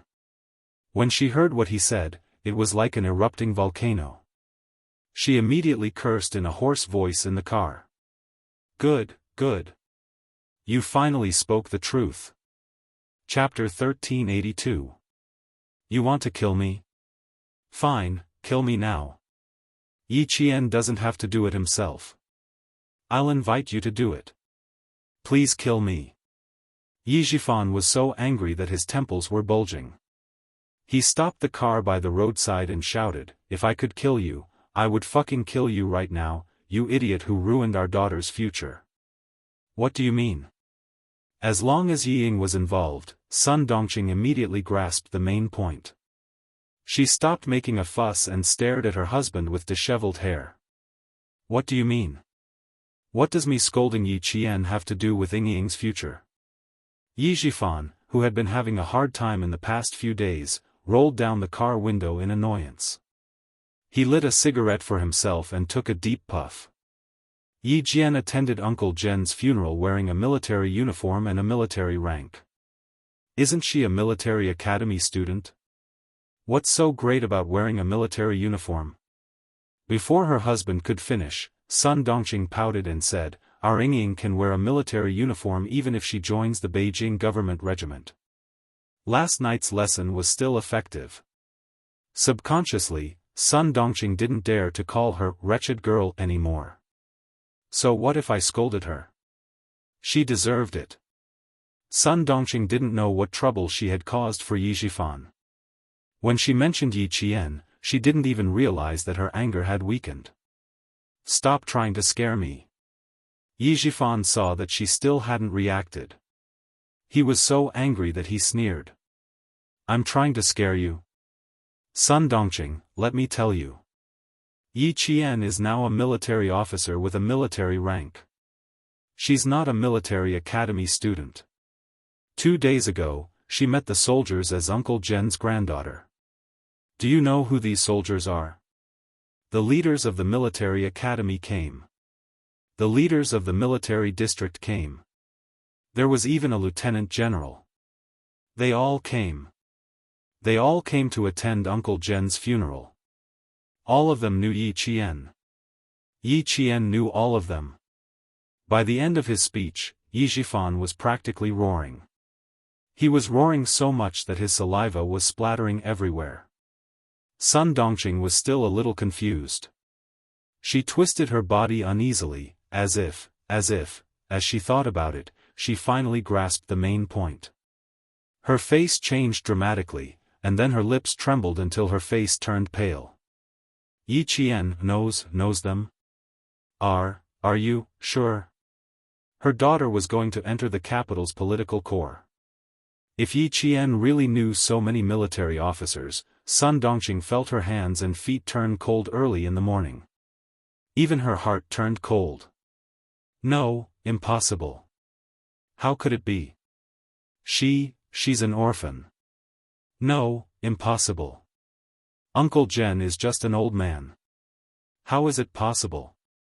How is it possible that so many military officers will attend his funeral? Yi Zhifan, don't scare me. Scared? Are you scared now? Yi Zhifan glared at her with murderous eyes. He clenched his teeth and sneered, "Are you scared? Are you scared now? I also want to tell you that the lieutenant general personally escorted Yi Qian back to the guest house that night. It doesn't matter if she doesn't know the other military officers, as long as she knows the lieutenant general. I've been trying my best to get in touch with the military, but you ruined all my efforts by calling him an old man. Sun Dongqing, who are you to scold? How dare you scold Uncle Zhen? Don't you know that the dead should be respected? If you dare to scold someone like that in the village, everyone with children will come to your house and raid it. If you're stupid, can you not drag me and my daughter into it? Yi Qian only needs to report what happened yesterday to the military officers he knows. My daughter wants to enter the capital's political corps. I'm telling you, don't even think about entering the local military. Chapter 1383. Sun Dongqing was dumbfounded. I don't know. I thought that Yi Qian would return to normal after old man Zhen died. I don't know. You didn't say anything. How would I know when I was in the village? She stuttered and couldn't finish her sentence. She was so flustered that she didn't know what to say. You didn't tell me a single thing. How would I know that she could be so powerful? I would know who she was and who she was and who she was. If I went and saw the scene, I wouldn't dare to say anything. The more Sun Dongqing spoke, the more anxious she became. She turned around and stamped her feet. She was like an ant on a hot pan. Yi Zhifan finished his cigarette and glanced coldly at the anxious Sun Dongqing. He opened the car door and got into the car with a gloomy face. Do you think you can come up with a solution just because you're anxious? Get in. Okay. Sun Dongqing didn't dare to argue anymore. She had made a big mistake and could only rely on her husband to explain. She should go along with him. The most important thing now was to settle her daughter's matter. I've thought about it. You should go and apologize to Yi Qian first, then go to the cemetery and offer a wreath to old uncle. Yi Zhifan couldn't think of a better solution. He could only apologize to Yi Qian and ask her not to tell anyone. Other than that, he couldn't think of any other solution. You want me to apologize? Sun Dongqing's face fell. She felt a pain in her chest. I was almost killed by her. You want me to apologize to her? Do I have to be so cheap? She was so angry. So angry. If you want to apologize to her, you have to see if she accepts it or not. Yi Zhifan didn't want to say anything else. He prepared himself for the worst. If she really couldn't enter the army, then she would be sent abroad. Sun Dongqing's chest was not only hurting, but her liver was also hurting. After a while, she suppressed her anger and said through gritted teeth, apologize. For Yingying, I'll even kneel and apologize. Where is she? Go and find her now. For the sake of her daughter's future, she was willing to give up her dignity. As long as her daughter was successful, she would teach Yi Qian a lesson one day. If I knew where she was, I would have brought you there when I came back. Go straight to her school. Yi Zhifan was probably too angry. Every time he spoke, he clenched his jaw tightly. Even his hands gripped the steering wheel so tightly that his knuckles looked ferocious. Both husband and wife were in a bad mood. The gloominess on their faces was so thick that even the sun outside couldn't disperse it. Yi Qian, who was driving, did not expect that Yi Zhifan and his wife would go to the school to look for Yi Ying because of her. He glanced at Xia Jinyuan several times from the corner of his eyes, who was resting with his eyes closed. Before he could look away, he heard him say lazily, "Little fox, if you continue to peek at me like this, you're going to steal my sleepiness away." Caught red-handed, Yi Qian did not feel awkward. Instead, he smiled and said, I still don't know who won the competition between you and them. As soon as he returned to the army, he was directly dragged to the shooting range and obstacle course by Lu Tuan and Commissar Yen to compete with the soldiers. Lu Tuan only told her that Captain Xia fought against dozens of soldiers alone, but did not tell her the final result. There can only be one result. Xia Jinyuan laughed. His elegant and handsome face was slightly mischievous. He sighed and said, Poor 24 soldiers. They're probably still being punished right now. When competing with a special forces soldier in a comprehensive skill competition, the results were usually not optimistic. But she didn't expect him to be so merciless. You know that they're pitiful? Why didn't you show them mercy? Chapter 1384. I can't go easy on you. Commander Lu and Political Commissar Yen said that they want to test if I'm qualified to be your boyfriend. Little fox, in order to prove to them that I'm qualified to be your boyfriend, I did my best. Xia Jinyuan, who was no longer sleepy, turned sideways and gazed tenderly at the girl he loved. When he saw her smile at his words, he couldn't help but smile too. I can't go easy on you in yesterday's competition. If I lost, Commander Liu and Political Commissar Yen would definitely call you and advise you to reconsider carefully. Don't agree to be my wife. Captain Xia, where did Brother Z say he was waiting for us? Yi Qian didn't want to know the result. She only knew that if she continued talking, the thick-skinned Xia Jinyuan would say more things that would make her blush. She changed the topic abruptly, which made Xia Jinyuan raise his eyebrows and laugh. Yi Jian couldn't help but blush when she heard his laughter, which was as deep as a zither. During the 6-hour journey from Shuku village to Anyang city, the laughter in the car never stopped. Yi Qian kept her company all the way until they arrived at school on the 31st, Yi Qian's smile never stopped. With someone who was wholeheartedly good to her, who was willing to coax, pamper, and love her, no matter how cold Yi Qian's heart was, it gradually warmed up. I'll go by myself. You don't have to accompany me. When they arrived at the entrance of the National Science University, which was even more solemn than other universities, Yi Qian whispered to Xia Jinyuan, you should go back and report. Don't be distracted by my matters. Even if he rushed back, he wouldn't mind waiting for a couple of hours. Xia Jinyuan, who had changed into his military uniform, pointed at the entrance and smiled. It's still the freshman's military training period. If you go in like this, the sentries won't let you in. At the mention of the sentries, a young man in a military uniform walked over and saluted Xia Jinyuan. Hello, teacher. Is there anything I can help you with? It's okay. I'll send her through the registration procedures. Xia Jinyuan returned the military salute and asked her, where's the place where freshmen report? You can point it out to me. After checking the relevant documents and confirming Yi Qian's identity as a freshman, the strictly guarded entrance of the National Science University allowed Yi Qian to enter. One step at a time, two at a time, she walked past the solemn school gate with the national emblem hanging high above. Yi Qian finally began her military academy career. A new page had opened in her life, and she would definitely push Yi Qian to glory step by step. Congratulations, little fox, you're one step closer to your goal. Xia Jinyuan personally handed the trainee's uniform to Yi Qian. He gazed deeply at the girl who was chasing after him as her goal. I spent 4 years here. Now you're going to spend 4 years here too. Little fox, we'll meet in the army 4 years later. His little fox had finally grown into a pine tree that could stand proud in the wind and snow. As for him, he was waiting for her return in 4 years. Freshman, Yi Qian reporting for duty. Late freshman, late report. Freshman Yi Qian finally walked in front of the 45 freshmen. As a girl and one of the only 3 girls in the class, Yi Qian's appearance was like a cool breeze on a hot summer day, blowing away the heat of the 42 boys. The ones in charge of the military training were 4th-year students of the National Science University.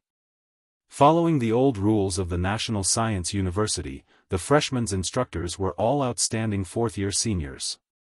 Although the person in charge of the military training was a 4th-year student, he could see the qualifications of an officer from them. His expression was cold and resolute, and his eyes were as sharp as swords. Yi Jian straightened his back and accepted the gaze. Chapter 1385. The military academy's military training was an order from the headquarters. The freshmen would complete their military training a month earlier than other freshmen. The freshmen had to follow the rules on the notice and end their summer vacation a month earlier to complete the military training, which was much more intense than other freshmen.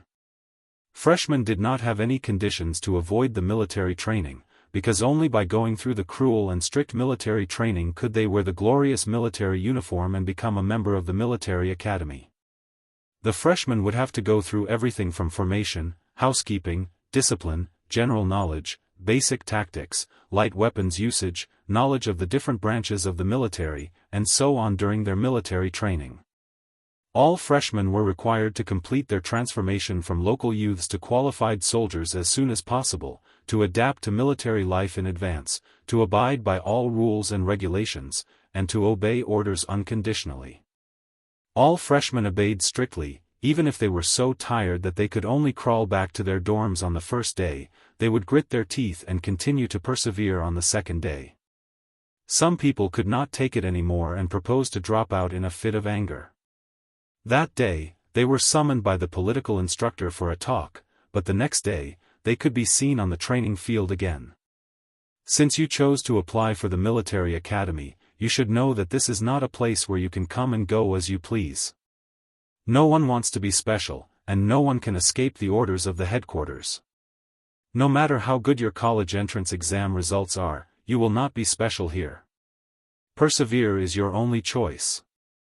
No one wanted to be special, no one could escape from military training. Then, this freshman Yi Qian who had suddenly appeared before them, why didn't she come to participate in the military training earlier? Being stared at by the senior year seniors and all 45 students in the class, Yi Qian maintained the standard standing posture with her stomach tucked in and chest puffed out, accepting the baptism of their gazes. Only the higher-ups of the military academy knew that Yi Qian had gone to the island to complete the frogman training. The senior year monitor in charge of the military training did not have the right to know, so when Yi Qian suddenly appeared, he was stunned for 3 seconds. In a breath, he immediately reacted and said, "Fall in." He was not sure what the situation was, but the freshman Yi Qian could still complete the registration without participating in the military training, and even receive the training uniform to participate in the final day of the military training assessment. It could be seen that she had already submitted the relevant documents to the military division to be exempted from the military training, and with the approval of the military division and the school, she was exempted from the military training. Since she had rushed to the final physical fitness test, then she would have to complete the test like all the other freshmen. The student monitor only took 3 seconds to figure out the crux of the matter. Without any questions, he immediately allowed Yi Qian to return to the team. 8 pull-ups on the horizontal bar. You have completed 3 exercises on the horizontal bar. 7 pull-ups on the horizontal bar. You have completed 3 exercises on the horizontal bar. The afternoon was the comprehensive military training physical fitness test, which was also to check the freshmen's physical fitness results for the past month. The instructor announced the subjects that needed to be tested in the afternoon one by one: 1500 m lightweight, fully armed running test, 800 m running test, and sit-up test. All test subjects will be scored according to the physical fitness test scoring standards. Each test will be scored on a 100-point system. After the student monitor finished explaining the physical fitness test, a smile suddenly appeared on his serious face. Junior brothers and sisters, I wish you all the best in advance for passing the test and getting your own set of military uniforms. His gaze gradually shifted to Yi Qian, who was standing in the first row. Freshman Yi Qian, are you ready? Ready for the test at any time. Yi Qian replied calmly. This was her journey, so how could she not be prepared? Chapter 1386. Looking at the girl standing straight in front of them and listening to her confident and calm answer, the male students in the class who were physically superior were inexplicably nervous. A few words flashed across their minds: a strong opponent has arrived. The class monitor, who had switched his identity to senior brother, nodded and smiled. Not bad, very confident. What we need is confidence. Also, I have something to tell you. Students with good physical fitness will enjoy a lot of benefits in the future. As long as your results are excellent this month, you can arrange your training time for the next month. Pointing at himself, the senior brother boasted immodestly, for example, I can arrange my own training time for 4 months a year. Every time I go back to the dorm and see them tired like a cow, I go to the lab refreshed. So proud. In other words, the senior brother class monitor in front of them was not only a top student, he was also a top student in physical fitness. In the military academy, physical fitness and studies are equally important. They are both called second lives by us military academy students. Sometimes, they are even more important than studies. Especially the physical fitness assessment that has a mini-exam every week and a major exam every month. You guys have to be mentally prepared. Many weak students who only study in high school for the sake of getting into a good school have no choice but to sacrifice their free time and weekend time for extra physical training once they can't pass the test. Junior brothers and sisters, do your best. This assessment will affect your physical fitness arrangements for the next month. Those with good results can stay in the library, the lab, and do research. Those with bad results can continue to enjoy the sunshine of the city. Victory seemed to be right in front of them. After today, they would be liberated tomorrow. Who knew, there was still physical training day after day, year after year. The faces of those with weaker physical fitness immediately turned a little pale. Rest here for 10 minutes. The two brothers next door are done. Let's go to class. A sharp whistle sounded. The senior brother reverted to his role as class monitor in a second and shouted, "Attention, at ease." Dismissed. All of a sudden, the students, who were under a lot of psychological pressure, were dismissed for a break, but none of them smiled. A few of the more arrogant boys tightened their grip on their training uniforms and said unhappily, "Are you kidding me? There's a small test every week, and a big test every month. Are we still going to study? Are we here to study or to train? Fuck. What kind of arrangement is this?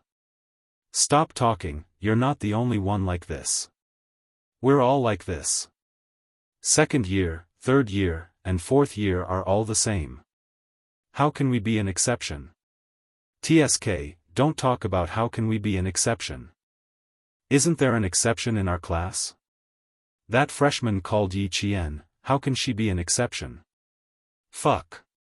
We came here a month in advance, just in time to be exposed to the sun the most. She, on the other hand, came here so easily. Another boy picked up the uniformly issued military water bottle and drank a few mouthfuls of water. He continued to complain, "She looks quite good. I'm afraid she's from a senior official's family. She's just starting to get special treatment. I don't know how much special treatment she will get in the future. Do you want to be scolded again? Haven't you learned your lesson from last time?" The male student sitting next to him warned him in a low voice. He glanced at Yi Jian, who was talking to the class monitor, and said in a low voice, "If she is really from a senior official's family, we can't afford to offend her." Chapter 1387. Besides, if she doesn't have military training now, what about in the future? Didn't you hear what Senior said? If she doesn't pass the physical fitness test, she'll have to suffer. Right now, it's called suffering the hardest to rise above the rest. It probably had a psychological effect. A few of the male students who were unhappy about Yi Qian not participating in the military training finally felt a bit better. Actually, it wasn't a big deal. They just felt that it was unfair and said a few words. Under the scorching sun, the students who were resting on the spot were sweating profusely. More or less, they were talking about the students who were parachuted in. One of the students suddenly let out an "ah," and slapped his forehead hard. He said to the students beside him, "Yi Jian, Yi Jian. She's that Yi Qian. The national top scorer, Yi Qian." Those who were able to get into the National University of Science and Technology were all students with good overall grades.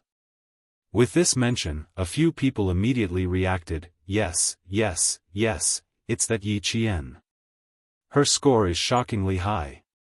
Oh my god, so she also got into our school." Once the conversation started, almost all of it revolved around Yi Qian.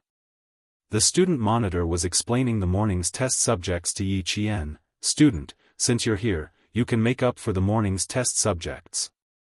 You can report with me later. After the afternoon's test, you can make up for the morning's test. Push-ups, standing long jump, 10m x 4m run, sit-ups, squats." Yi Qian's focus was not on these subjects, but on the brackets behind each subject. In the brackets, there was the word unlimited. "Excuse me, I want to know what unlimited means." She wasn't worried that she wouldn't be able to pass the simple tests and the tests with additional conditions. She just wanted to understand the rules in detail. The class monitor explained while crying, "It means there's no time limit. Let's see where your limit is. If you do the most, the better your physical performance, the higher your score will be.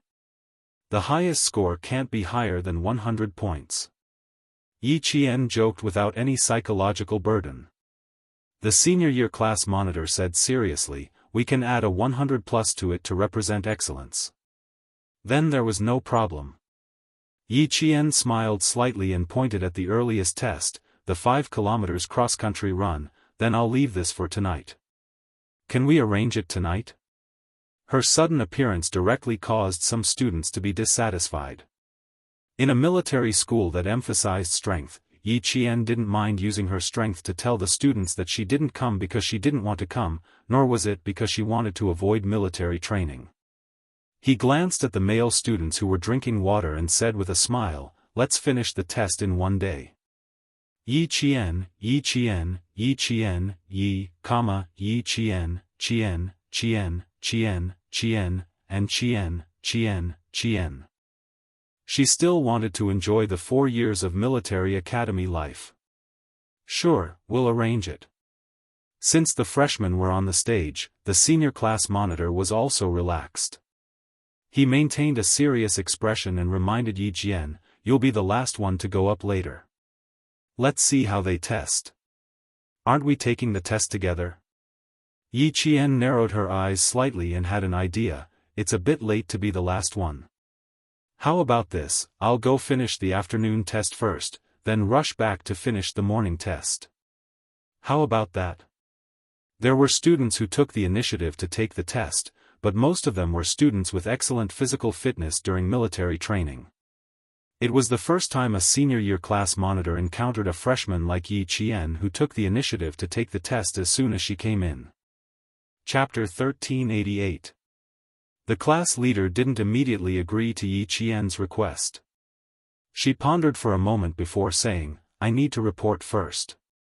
You can rest here first. I'll." Class 3's class leader, "Come here for a moment."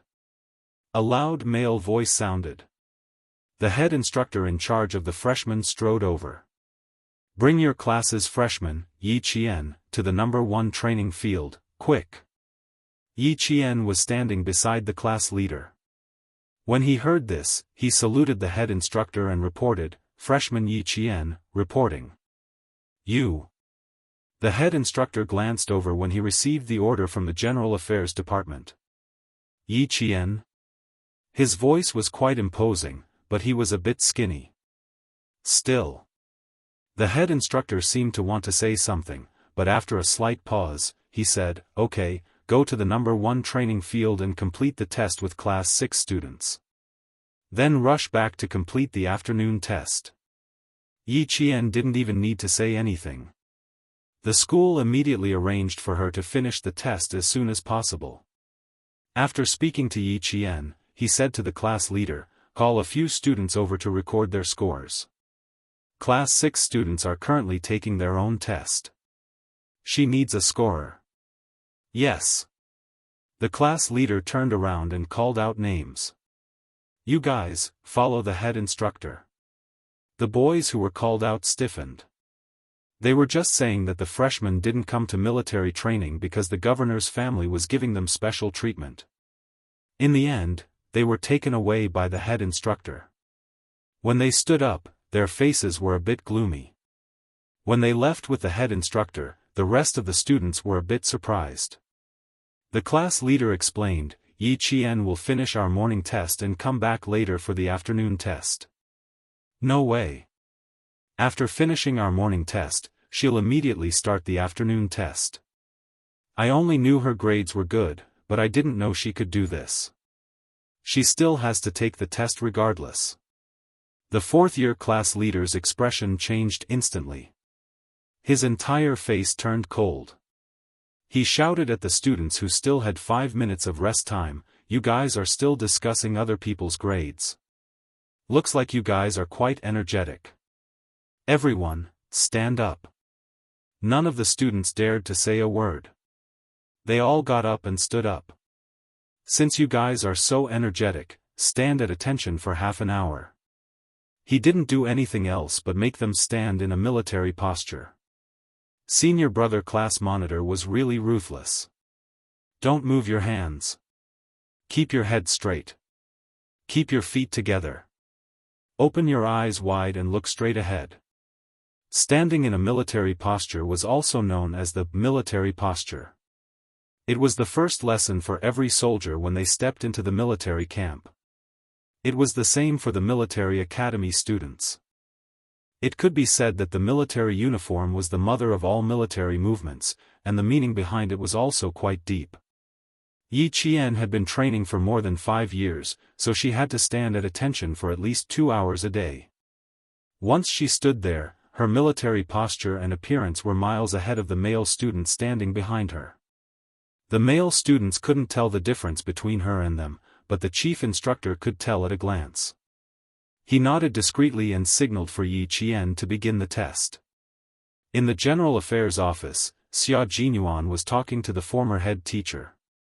It's good to let her finish the test with the rest of the class today. The students nowadays are not as honest as we used to be. They all have their own ideas. She didn't come to participate in the military training. Her sudden appearance will bring criticism. You once taught us that strength is always the most powerful form of resistance. Let her use her strength to resist the attacks of criticism. The head of General Affairs looked at the most outstanding student under him, who had graduated nearly 5 years ago.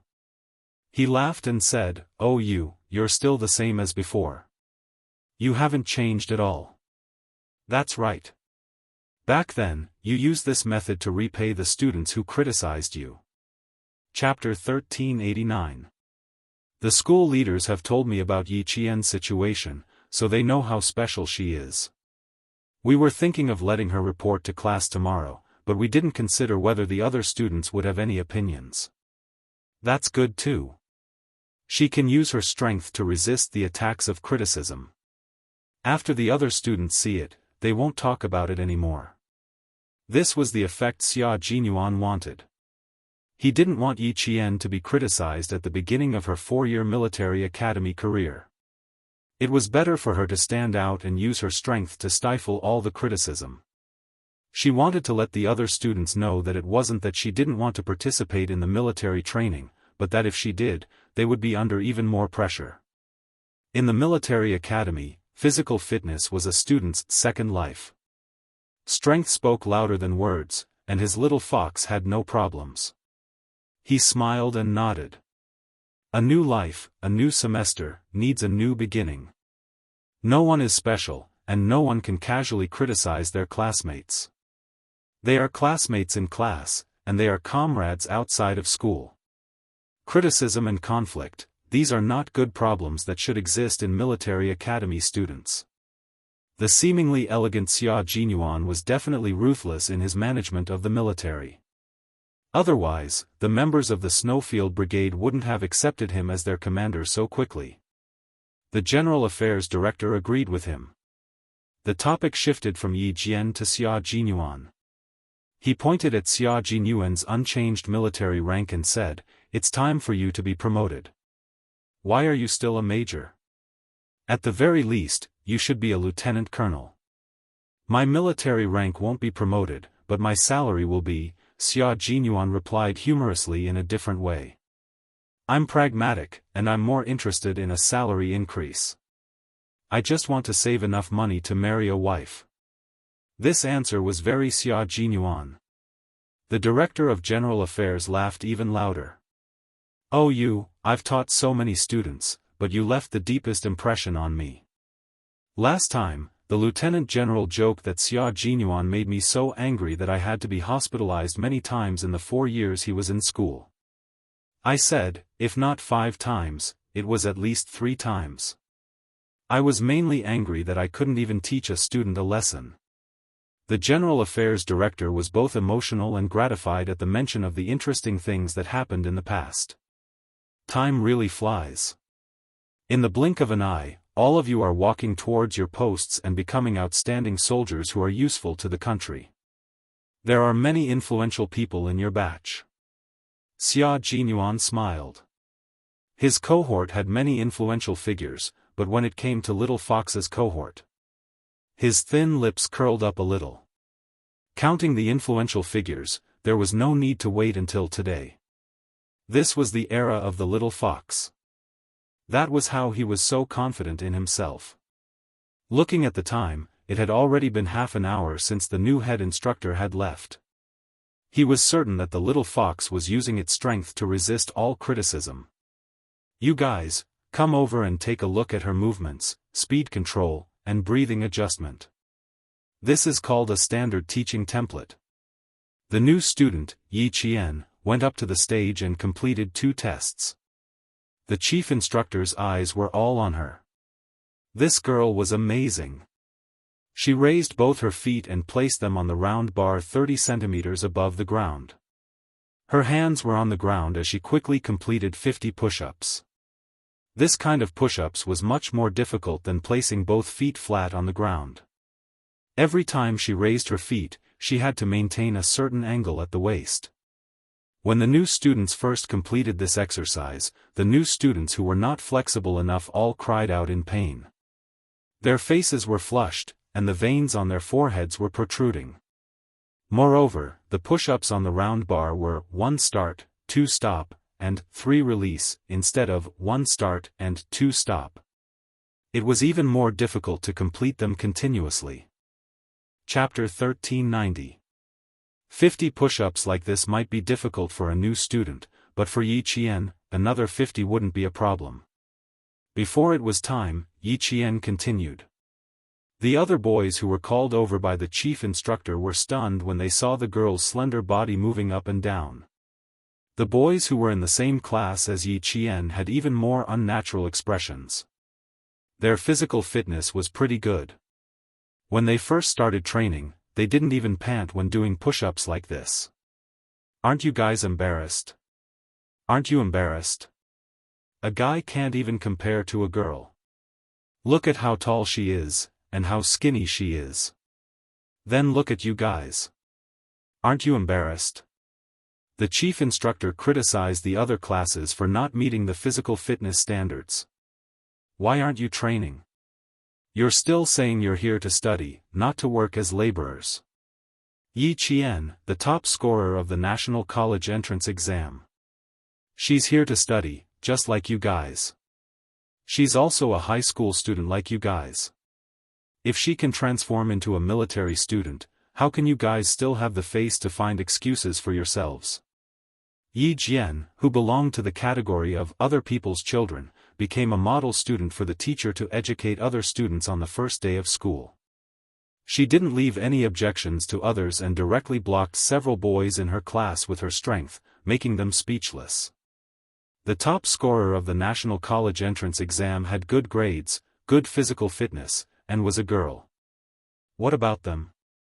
Their grades were good, but were they as good as Yi Qian's? They still had the face to say they were here to study, not to work as laborers. After Xia Jinyuan left, Yi Qian used 1.5 hours to complete all the tests in the morning. He adjusted his training uniform with a belt around his waist and stood in front of the chief instructor. Reporting, freshman Yi Qian's tests have been completed. Please give your instructions. The boys behind Yi Qian stood behind him in an orderly manner. Their expressions were even more serious than when they were training. They were shocked. These boys had good physical fitness, but to complete so many tests in 1.5 hours without resting in the middle, it was completely impossible. They didn't know how Yi Qian did it. He also vaguely understood that freshman Yi Qian was not special. Instead, he really had the qualifications to not participate in the rookie military training. Don't fall behind even if you lose skin and flesh. Don't cry even if you bleed. If you boys want to cry in the future, think of Yi Qian. Think about it. She's the same as you. How did she do it? What else do you have to say now? He had nothing to say. A few boys from the other classes obediently watched Yi Qian complete one test after another. Only then did the chief instructor show mercy and allow the boys who were blushing to leave. The boys in Yi Qian's class behaved themselves. They stood behind her with their heads held high and their chests puffed out as they waited for the chief instructor's instructions. There was no need to say anything more. She was definitely qualified. Very satisfied, the head instructor smiled and said, "Not bad. Go back and complete your afternoon test. We'll gather at 6:00 tonight to complete the cross-country test." "Yes." Yi Qian, who had already transformed into a soldier, replied swiftly. He unconditionally obeyed orders and completed the orders of his superiors. Grandpa Zhen, Uncle Chen, Captain Xia, and all the soldiers in the military were all like this. She was no exception. The boys in the class wiped their palms with sweat. On their way back, they stole glances at Yi Qian from time to time. They wanted to say a few words but were hesitant. They didn't know if she had heard what they said earlier. Chapter 1391. Yi Qian's pace was very fast. After a few steps, she saw the 4 youthful faces behind her. She couldn't help but laugh. "If you don't walk faster, I'm afraid you'll have to accompany me for the entire afternoon to finish the test." I asked the class monitor. "I'll finish my morning test in 1.5 hours. When I get back, I'll be just in time for the 3rd class's test. It's about to start. If we walk faster, we'll be just in time for the assembly." On the field, the other classes were doing a 1,500-meter light run. 2 girls stood at the front. When they shouted, the entire class began to run. 1 lap, 2 laps, 3 laps. The girls who were shouting the slogan gradually fell behind. The boys who were running until their throats were dry also gradually widened the distance between them. The sun continued to radiate heat. Every student's training uniform was soaked in sweat. As they ran, they could see the sweat flying off their bodies. No one gave up. One by one, they ran to the ferocious face. They just wanted to persevere and win. The sun at 3:00 in the afternoon was no less powerful than at noon. The students who were running so hard that water could be squeezed out of their training uniforms felt as if their insides were about to be burned dry. The boys who ran more fiercely pulled down the collar of their training uniforms as they ran, revealing 2 distinct skin tones. The upper part of their necks was black, and the lower part was white. The boy who was closer to Yi Qian unintentionally glanced at her as he spoke. He immediately saw the sunburn on the back of her neck. The boy who first noticed it widened his eyes. He thought that he had seen wrongly. After taking a closer look, he confirmed that it was indeed a sunburn. He signaled the other 3 boys with his eyes to take a look. Yi Qian saw the small movements of the 4 boys. She raised her hand and touched the sunburn that had not healed. The consequences of being exposed to the sun will probably take half a month to recover. Are you training somewhere else?" Finally, a boy asked. After that, he immediately introduced himself. "I'm Qian Yanjun, Datong. I'm Wei Jiaming, Zhe Province's Shijia.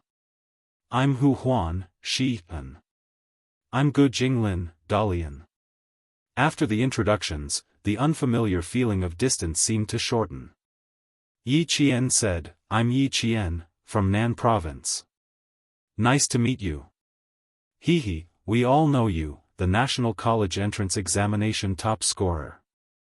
I've seen your name on the newspaper a long time ago, but I didn't know that you were actually classmates with us, and even in the same class." "That's right. I really didn't expect that you would also want to apply for the military academy." They easily changed the topic until they reached the gathering point for Class 3. The 4 boys didn't ask Yi Qian if he was training somewhere else. Yi Qian didn't want to answer, but he didn't want to lie to his classmates either. The best way was to change the topic. The 5 of them returned to the team and listened to the class leader's instructions.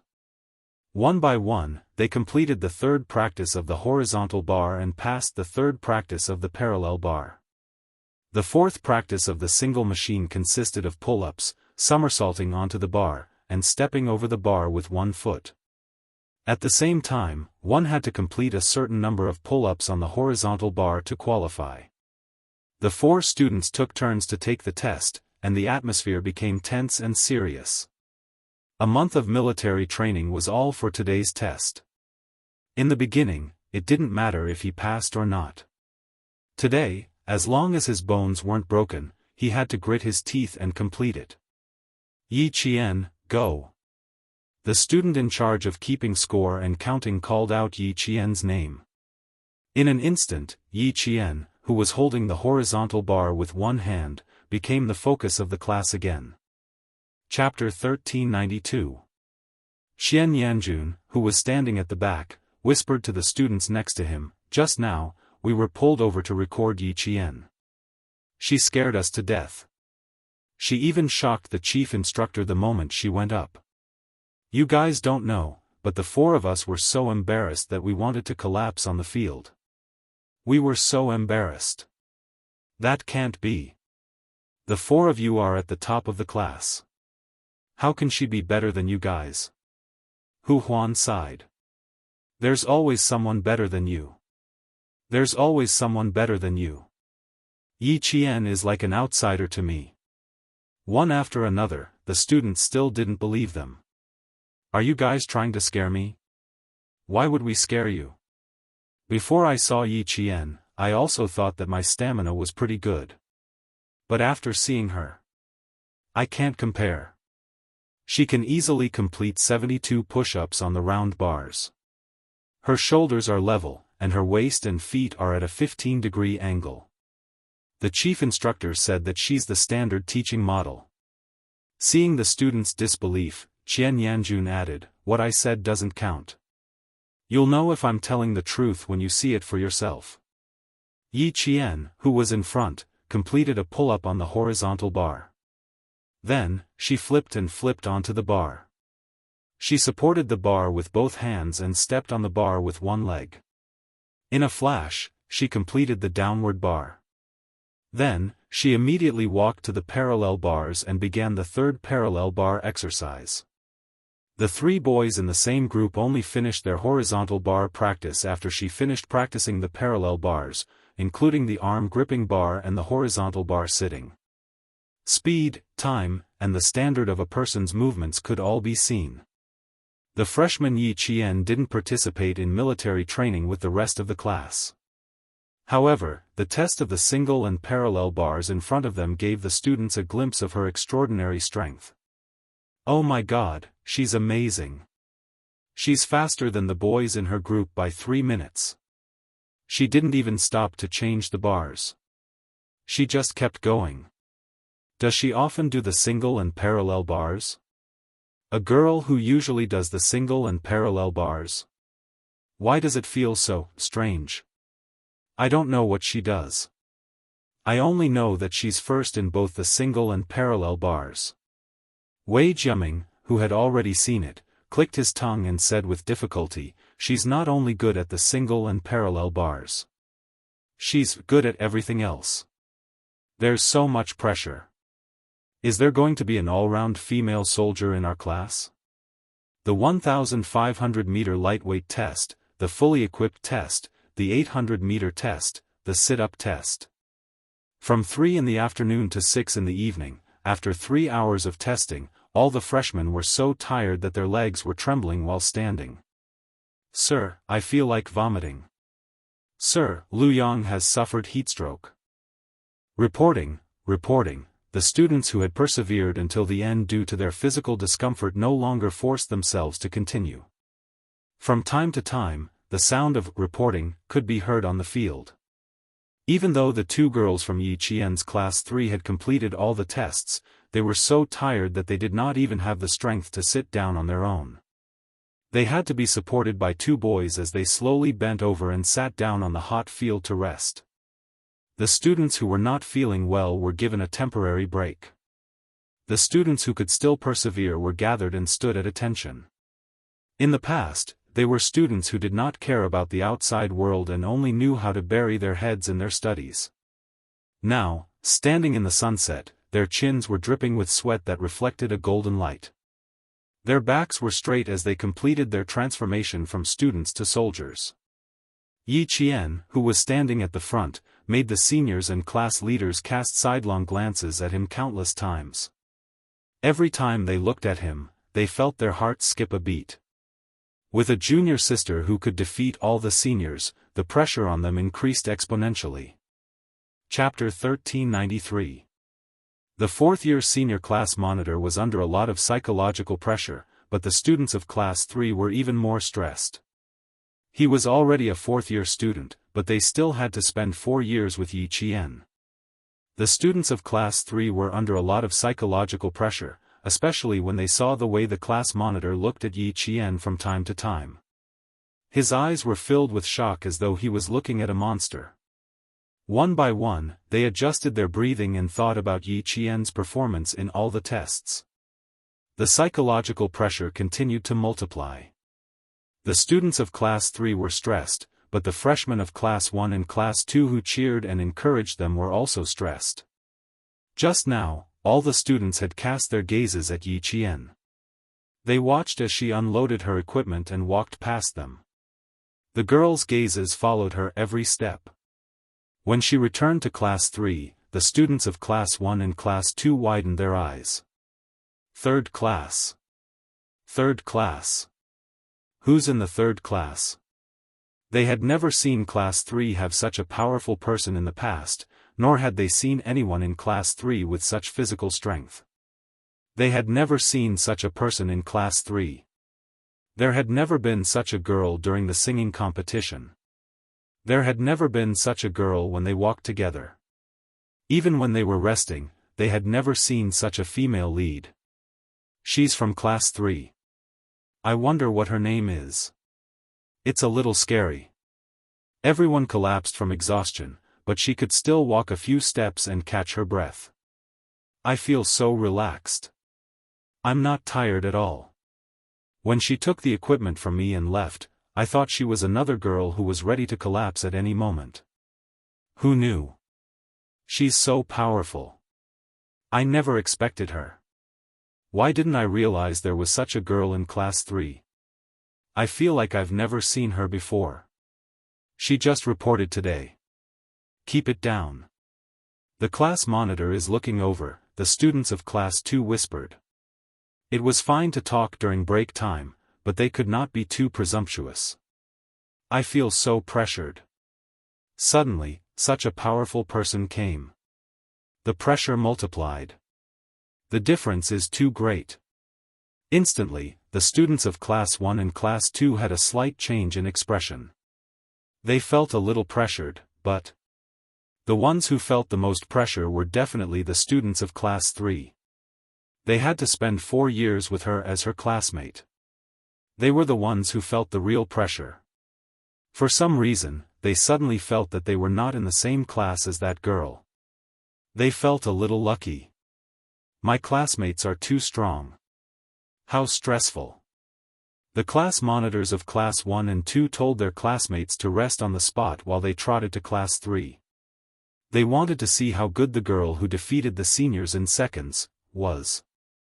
The third class had finished lining up. One of the girls who had persisted had just finished resting when she suddenly vomited. Her face instantly turned pale and even her body swayed. The class leader immediately had the 2 boys beside her support her and hurriedly sent her to the infirmary. I'm afraid she's also suffering from heatstroke. It was already 5:20 in the afternoon. The city, known as the furnace, was so hot that there was no wind at all. It was as if it was wrapped in silk. It was stuffy, making people feel extremely uncomfortable. The class monitor of Class 3, who had reorganized his appearance, had all the freshmen stand at attention for 2 minutes. He pointed at the equipment that all the students had changed into and shouted with a cold expression, "Everyone, put your equipment back on. Time, 3 minutes. Quick." The class leaders of Class 1 and Class 2, who were walking over, stopped and waited for Class 3 to finish reorganizing. Chapter 1394.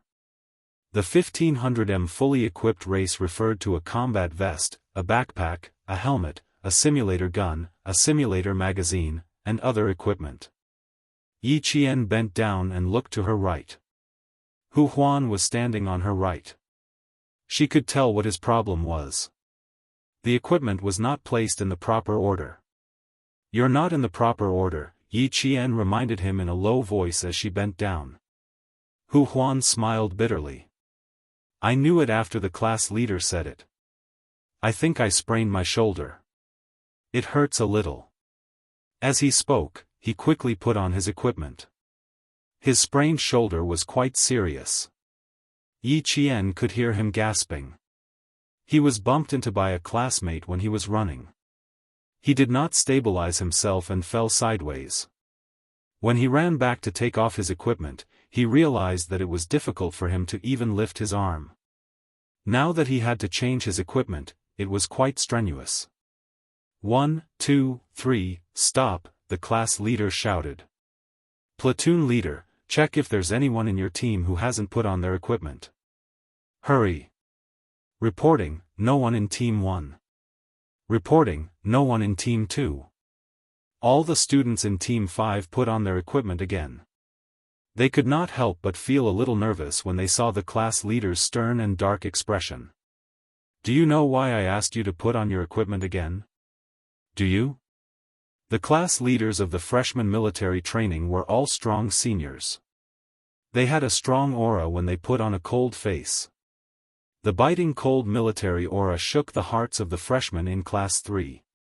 "Order. When you were collecting your equipment, I reminded you to set the order. How many of you memorized it?" No one dared to say anything. Other than Yi Qian, no one dared to breathe too loudly. They listened obediently. "Go in 3 minutes. Take off your equipment. If someone is wrong, take the initiative to be punished. Begin." Immediately, the students in Class 3 quickly took off their equipment. Yi Qian was naturally the fastest. Hu Huan gritted his teeth and completed his task. He heard Yi Qian gently remind him, "Don't raise your hand too high with your injured shoulder. Also, hold the simulator gun properly. Don't let it slip from your hand." Guns were the weapons that soldiers used to protect their lives and attack on the battlefield. They were inseparable from their guns and the guns were inseparable from their people. They had to remember this at all times. When he heard this, he immediately tightened his grip on the simulator gun and asked softly, "You seem to know a lot. How can you tell?" All the equipment still needed to be returned. Yi Qian put them away one by one. Even the order in which they should be placed was natural and natural. "It's a habit. Once it's a habit, it'll be fine." Hu Huan nodded with a serious expression. "That's indeed the case. When we were learning about light weapons, our teacher said that the gun should never leave the hand, and the person should never leave the hand. Just like what you said, it must be a habit." As soon as he finished speaking, Yi Qian saw a few other boys put their mock guns on the ground and unpack their luggage. Yi Qian looked at the class leader and saw him glance at the boys. A fourth-year senior who could become the class monitor of the freshmen was indeed amazing. Among the dozens of freshmen, he was able to catch who had made a mistake. The class leader remembered who made a mistake and didn't immediately punish them. Instead, he reported their names first. "You guys will stay for the night. Return all your equipment now and gather here in 5 minutes. Pay attention to your actions and don't be all crooked." He then said to Yi Qian, "Yi Qian, you're in charge of discipline later. I still have to go and give the test form to the head instructor. Take them to rest where they are and don't move around randomly." Chapter 1395. Clenching the test form in his hand, the class leader looked at Yi Qian's results, then looked at Yi Qian, who was standing the straightest, the most energetic, and the most relaxed. She was the most energetic in the entire class. While returning the equipment, Xianxia, who was walking in front of the class leader, couldn't help but ask, "Class leader, her results. Is she number 1 in our class? You should be asking me if she's number 1 in the entire school." The class leader glanced at his junior brother with a hint of sympathy. Take care, junior brother. With such a powerful girl in the class, she will definitely become a role model for the rest of the class. The days ahead will definitely be exciting. The class leader's words almost made Xianxia bite the tip of his tongue. Number one in the entire school. His expression instantly changed and revealed a sense of powerlessness. After he returned the equipment, the class leader, who was waiting outside, patted the boy's shoulder heavily. Cheer up, junior brother. This is a good thing. There's a famous role model, and he's definitely someone you want to surpass. I just don't know if I can surpass her, the class leader thought silently. Senior, didn't you say that you have 4 months of free time a year to arrange your training? If Yi Qian is the role model, I don't think I'll even have a year and a month to arrange my training. Xianxia rubbed his face, shook his head, sighed, and returned to the group. The class leader was speechless. Because Junior was right. Looking at the tests Yi Qian completed in the afternoon, the class leader's heart couldn't help but tremble again. Junior is so fierce, I'm a bit scared. Too frightening, too frightening. This result, how is it a new student's result? It's even better than the soldiers in the company. The boys were so tired that they needed to support each other for the 1500m run, but she didn't need to and could immediately return to her original position with her back straight. Looking at her results on the test form again, the class leader quietly let out a sigh of relief. He had to give the test form to the head instructor when he brought the third class back to the field. The class leaders of the first and second classes were already waiting. When they saw him coming over, they went up to greet him. Wow, your third class is amazing. How come we didn't notice before? She applied for exemption from military training and only arrived this afternoon. Let me tell you too, this junior sister isn't just strong, she's very, very strong. After giving the test form to the two, the class monitor of the third class sighed with emotion. Is there anyone in the fourth year who can beat her? Also, I vaguely feel that she should be hiding a part of her strength. Yi Qian did not give him the feeling of a student. He could see the aura of a soldier from her. Her military might was even stronger than theirs. The two class monitors looked at the name first and found out what the girl's name was. Then, they looked at the results and, both of them sucked in cold breaths at the same time. He's still hiding part of his strength? Are you sure? The class monitor asked in shock. Don't scare people. I only have a feeling. I can't be sure. The class monitor of the third class replied. He turned his head and yelled for the students behind him to catch up. He said to the two class monitors, the fourth class is almost done. You two should go back and regroup. The class monitors of the first and second classes went back to their classes in shock. When the students of the third class came over, the class monitor of the first class suddenly shouted, Students, should we give a round of applause to Yi Qian from the third class? Yi Qian, who was passing by, paused for a moment, then walked even faster. Chapter 1396. Yes. Their voices rang out in unison, followed by thunderous applause. Class 1 took the lead, so Class 2 also clapped under the class leader's command. Class 3's class leader didn't know whether to laugh or cry. After instructing Yi Qian to maintain class discipline, he strode forward and handed the test form to the chief instructor. Report. All 46 students in Class 3 have completed the test. Please give your instructions. The chief instructor took the test form and looked down to see Yi Qian's results. His eyes lit up and he laughed, Good, good, good. These results are beautiful. He looked up at Class 3's class leader and laughed even louder, You guys might not be able to catch up to these results. Junior sister is too amazing. We are ashamed. The class leader sighed, Good results, good fitness, a new star is about to rise. The chief instructor, who was looking down at the results, looked up in the direction of Class 3 and smiled deeply, she has already risen and is receiving the attention of all the students. Send Yi Qian's results to the General Affairs Office and let the school leaders have a look. The senior class leader respectfully took the test form and looked deeply at Class 3. He walked towards the General Affairs Office with results that would definitely shock the school leaders. The freshmen of Class 3 who were resting were already talking to Yi Qian, who was sitting in front of them. As they talked, they imitated Yi Qian and sat on the hot grass with their hands behind their backs and legs stretched out. They shook their hands and legs together to relax their tense muscles. No wonder you didn't participate in the military training. If I had your fitness, I wouldn't have come either. How did you manage to participate in all those events? Do you even have time to exercise in high school?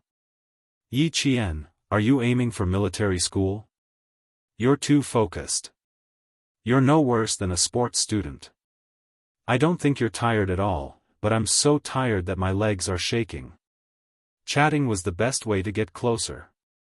Yi Qian, who was used to living in a large group, smiled and answered his classmates' questions. My situation is a bit special. I only didn't participate because the school approved. And my goal is indeed to get into the military academy, so I consciously improved my physical fitness in high school. Although all the answers were vague, they were all true. When the students heard this, their faces showed an expression of, no wonder, so that's how it is. It wasn't that she was born strong, but that she had already set a goal for herself and prepared in advance. Thinking of this, their hearts felt much better. After proving himself with his abilities, Yi Qian used this method to comfort his classmates. It also unknowingly eased the psychological pressure on his classmates. As for being tired, I'm the same as you. When you're tired, sit down and shake your hands and legs to relax your muscles. Don't think about being tired. The more you think about it, the more tired you'll be. The more you think about something easy, the more you think. Yes. The more I think about it, the more relaxed I feel. Yi Qian raised his eyebrows and replied with a smile. He stared at Hu Huan with his dark eyes and said, it's the same principle as drawing plums to quench one's thirst. Our bodies can be tired, but we can't let our minds feel tired. The boy who finished second in the 1500m fully geared also smiled and said, Yi Qian is right. I often do that too. This boy's physical fitness was quite good. When he opened his mouth, he immediately drew the attention of many of his classmates. Yi Qian gently exhaled. If they asked too many questions, it would be hard for her to answer. If they asked too much, then it would be even harder to answer. It would also divert their attention. Chapter 1397. The boy who changed the topic for Yi Qian had a handsome face. When he spoke to his classmates, he looked calm and confident without a trace of awkwardness. He smiled and answered his classmates' questions. I don't have any special tricks. I've told you guys before. After the evening self-study session, go to the field for a run, pull the bars, and do push-ups. Sometimes, if you can't solve a problem, you might as well go out for a run to relax and come back to continue. You're the same as Yi Qian. You started to exercise in high school. We didn't have time at that time. We studied until 11 or 12 o'clock at night. Sometimes we did the questions until 1 or 2 o'clock in the morning. Now that I think about it, those days were so dark. The boy smiled. Me too. I didn't expect that I would often stay up at 1 or 2 o'clock at night after going out for a run and then coming back to do the questions. His voice was steady. It could be seen that he was a steady student. Occasionally, he would look at Yi Qian with a smile in his eyes and then continue to chat with his classmates. As the students chatted more and more happily, Yi Qian's shyness faded away. The applause from Class 1 and Class 2 made her blush all of a sudden. She was a little too high-profile, which made her feel a little awkward. Receiving the boy's friendly smile again, Yi Qian couldn't help but stare. Why did she feel that? This boy knew her. The boy did know Yi Qian. When his classmates stopped talking to him, he said to Yi Qian with a smile, "I'm also from Nan province. During the exam, I was in the same examination room as you. But I'm sure you don't remember me." Yi Qian really didn't remember him. At that time, she only wanted to finish the exam as soon as possible and go home with Xia Jinyuan. In addition, after the incident with Yi Ying, she didn't pay much attention to her classmates in the examination room. "I'm sorry. I didn't pay much attention to my surroundings during the exam. Sorry." So the boy did help her out just now. Yi Qian reached out her hand and introduced herself. "I'm Yi Qian, from Anyang province in Nan province." The boy reached out his hand and said with a bright smile, "My surname is Song Zhiqiu. I'm from Nan province." Now Yi Qian knew that the boy in front of her was the one in Chengnan Middle School who was admitted to the National University of Science and Technology. Then he said, "Yangheng and I are cousins." Yangheng. The name that she had not heard for 2 years suddenly came out of another boy's mouth. Yi Jian suddenly felt as if she had been separated from him for a lifetime. So it's Yangheng's cousin. I haven't contacted him for almost 2 years. Where is he studying now? Yi Qian furrowed her brows slightly. In the first half of the 3rd year of high school, she still wrote to Yangheng and occasionally contacted him by phone. However, in the second half of high school, she did not receive any more letters from Yangheng. Their contact was cut off just like that. Song Zhiqiu said with a smile, "Eldest uncle was transferred to another post. Aunt also moved there with him. Cousin suddenly said that he wanted to study abroad during the winter break of his freshman year. He's now in Australia." Because of Yangheng, the two of them suddenly had a lot more topics to talk about. As for why Yangheng had suddenly gone abroad to study, Yi Qian had originally wanted to ask. However, when he saw that Song Zhiqiu's eyebrows were slightly clouded at the mention of this matter, Yi Qian's heart sank involuntarily. It seemed that something must have happened to make Yangheng go abroad in a hurry to study all of a sudden. Song Zhiqiu adjusted her mood quickly and changed the topic. "I know that you've been admitted to a military school, but I don't know which military school you've enrolled in. My second aunt is President Song of Venus. You even saved her life back then." Chapter 1398. Hearing this, Yi Qian immediately thought of Song Tinglan from Venus. Manager Song was a straightforward career woman. Seeing that Song Zhiqiu nodded and knew who the second aunt she was talking about was, Song Zhiqiu continued to say with a smile, "She also went to your village." "I went there with her. Unfortunately, you were not there. The villagers took us to your house in person." Song Zhiqiu glanced at Song Zhiqiu's neck and her eyes darkened. His cousin once said that Yi Jian was good at fighting and had connections with the people in the army. She did not come to school to participate in the military training in advance, but her neck was so badly sunburned. Where did she go during the summer vacation? Song Zhiqiu could not help thinking about it. Yi Qian pretended that he had not seen anything. He answered with a smile, "I didn't go back to the village during the summer vacation. I stayed at the seaside for almost 2 months." "Manager Song, you went to the village to find me. Did something happen? You must have something to do with me. Is it about Yangheng?" Yi Qian's expression became serious all of a sudden. "Ha ha ha, nothing. I just went there to congratulate you." Song Zhiqiu, who came from a scholarly family and whose parents were both professors, saw Yi Qian's serious expression. He probably figured out the reason and explained with a smile, "You saved my aunt's life. Grandma always remembers it. When she read the newspaper, she knew that you were the top scorer in the national examination and told my second aunt to congratulate you." Song Zhiqiu explained with a smile. Yi Qian, who looked serious, smiled. "She really came here to congratulate me on being admitted to the military school. Grandma has a good memory. She still remembers it after so long. Yangheng was good, and so was his mother.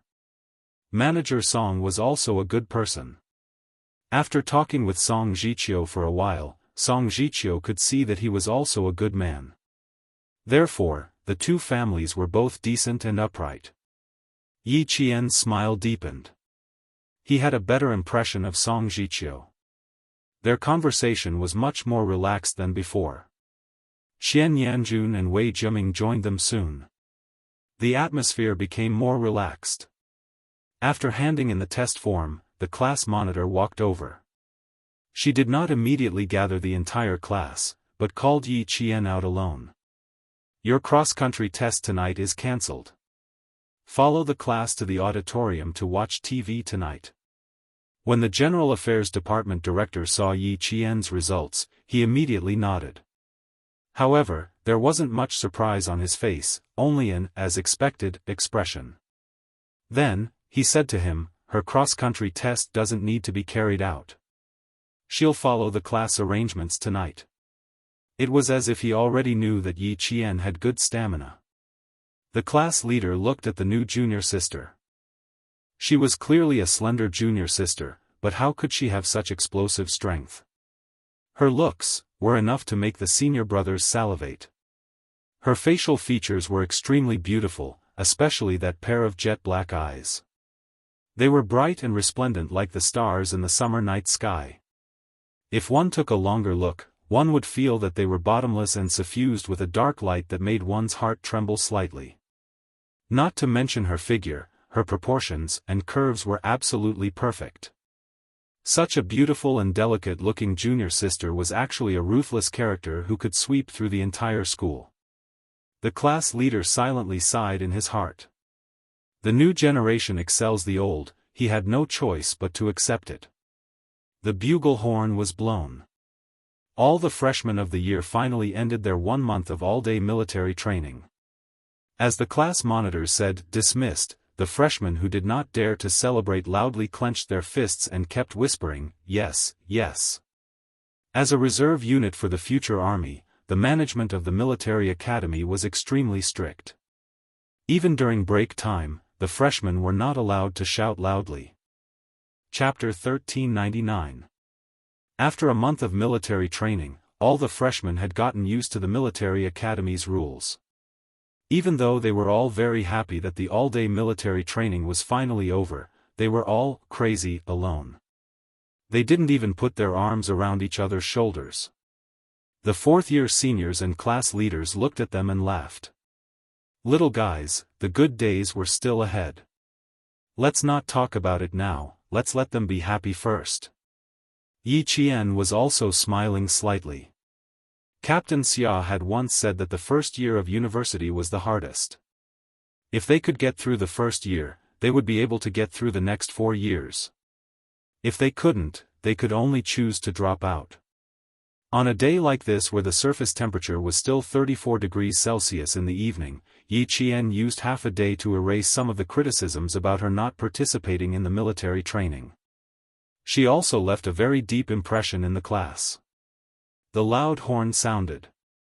The sun had just risen, and the military academy students' day had begun.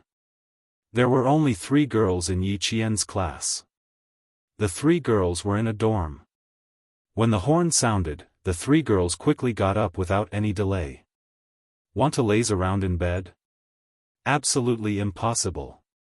They needed to dress, fold their blankets, wash up, and a series of other actions within 10 minutes. Then they had to line up for morning exercises. I'm on duty this week. I won't wait for you guys. I'll leave early. Yi Qian's movements were much faster than the previous weeks. This week, it was her turn to be on duty, so she had to leave early. The other girl hurriedly said, Go, go. Io, where's my belt? I clearly put it here yesterday. Clearly put it here? You clearly put it in my closet. The girl from Jianghu rolled her eyes. She took out her roommate's belt from her closet and threw it over. Su Wen, can't you remember? There were 2 girls in the dorm.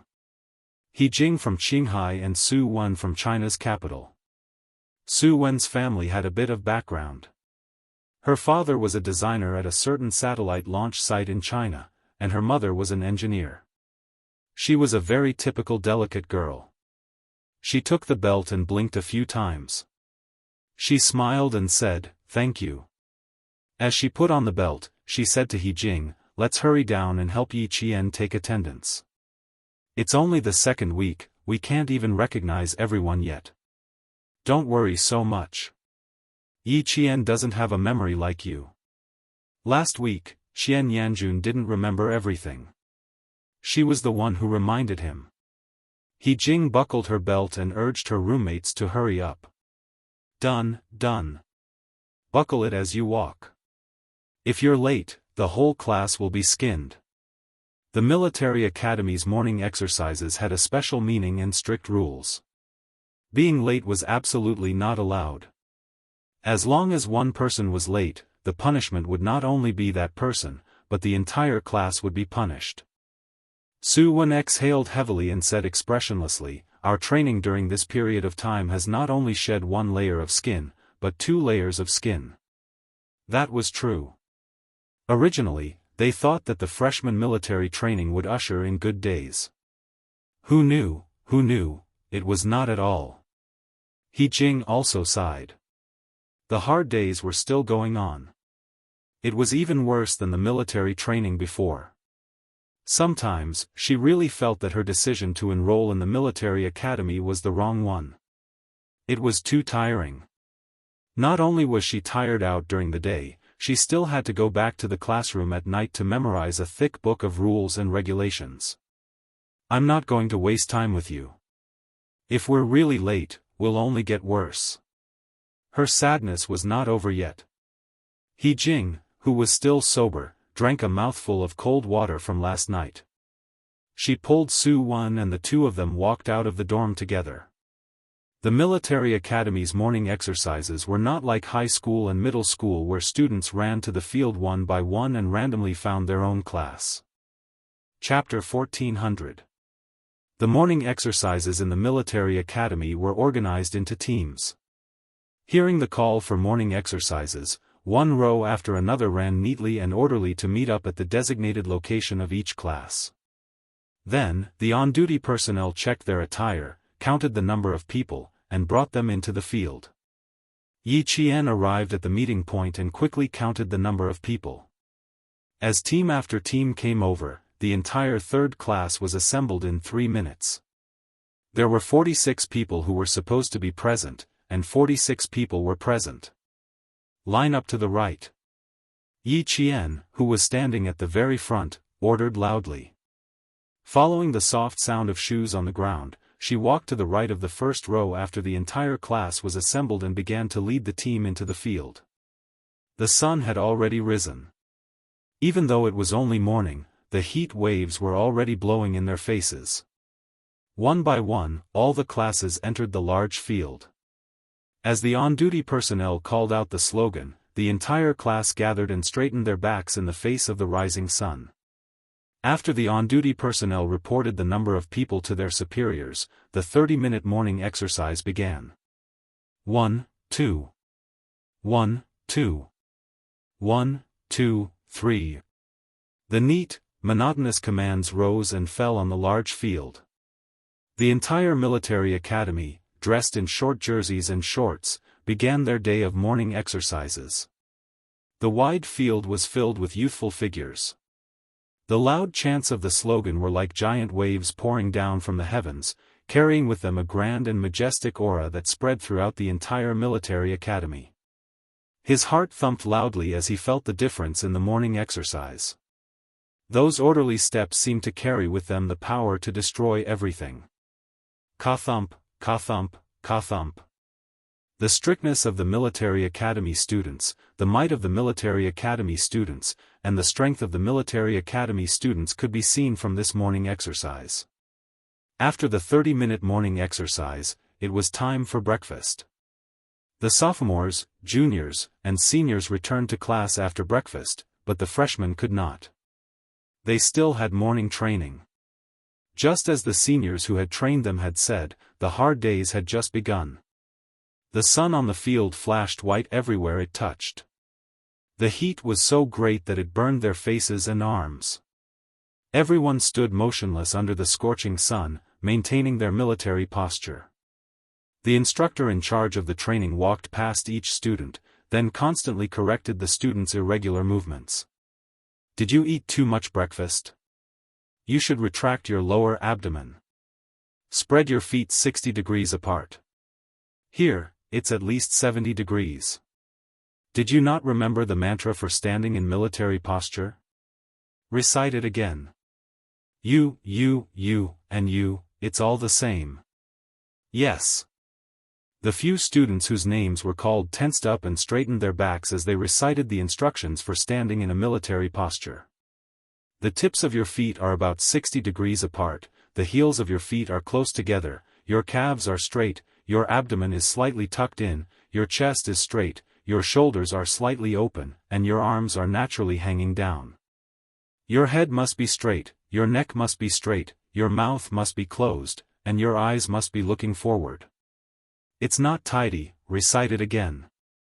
Yes. Without a single word of rebuttal, he immediately recited. The instructor walked to the front and stood beside the role model, Yi Jian. He shouted coldly, "There is a role model in front. Those who don't know how to stand, can't stand straight, or feel tired, raise your eyes and take a good look at the role model in your class. As long as you stand like her, you don't have to come tomorrow." Yi Jian, the role model, stood facing the whole class. Under the sunlight, she still maintained her original military posture after an hour. The students at the front could see sweat dripping into her eyes. She didn't move. She just blinked her eyes gently. Chapter 14:01. Time passed bit by bit. The sun was getting brighter and brighter. The instructors were still shuttling back and forth in the queue. Some people were tired of standing and began to relax their shoulders. Some people couldn't stand it anymore and wanted to slack off. They're quite brave, standing at the front of the class. Originally, Yi Qian was the only one standing in front. After an hour, there were 4 people standing beside Yi Qian. More and more sweat flowed down their faces like rain. Their summer wear shorts and shirts were drenched from their collars to their chests, armpits, back, waists. Only the corner of their short sleeves was not drenched. Their sweat soaked their clothes and stuck to their skin. The sun was scorching, making their skin prickle and itch. It made them want to reach out and scratch it. Everyone wanted to scratch it, but no one dared to. They endured the physical and mental torture. Facing the cold gaze of the instructor, they kept their backs straight and looked straight ahead. Straighten your legs. If you're a man, straighten your back. The instructor's voice came from the back. It was cold, icy, and piercing into the students' ears. Look straight ahead, don't look sideways. Don't blink when the wind blows. Stand like a pine tree. Shape like steel.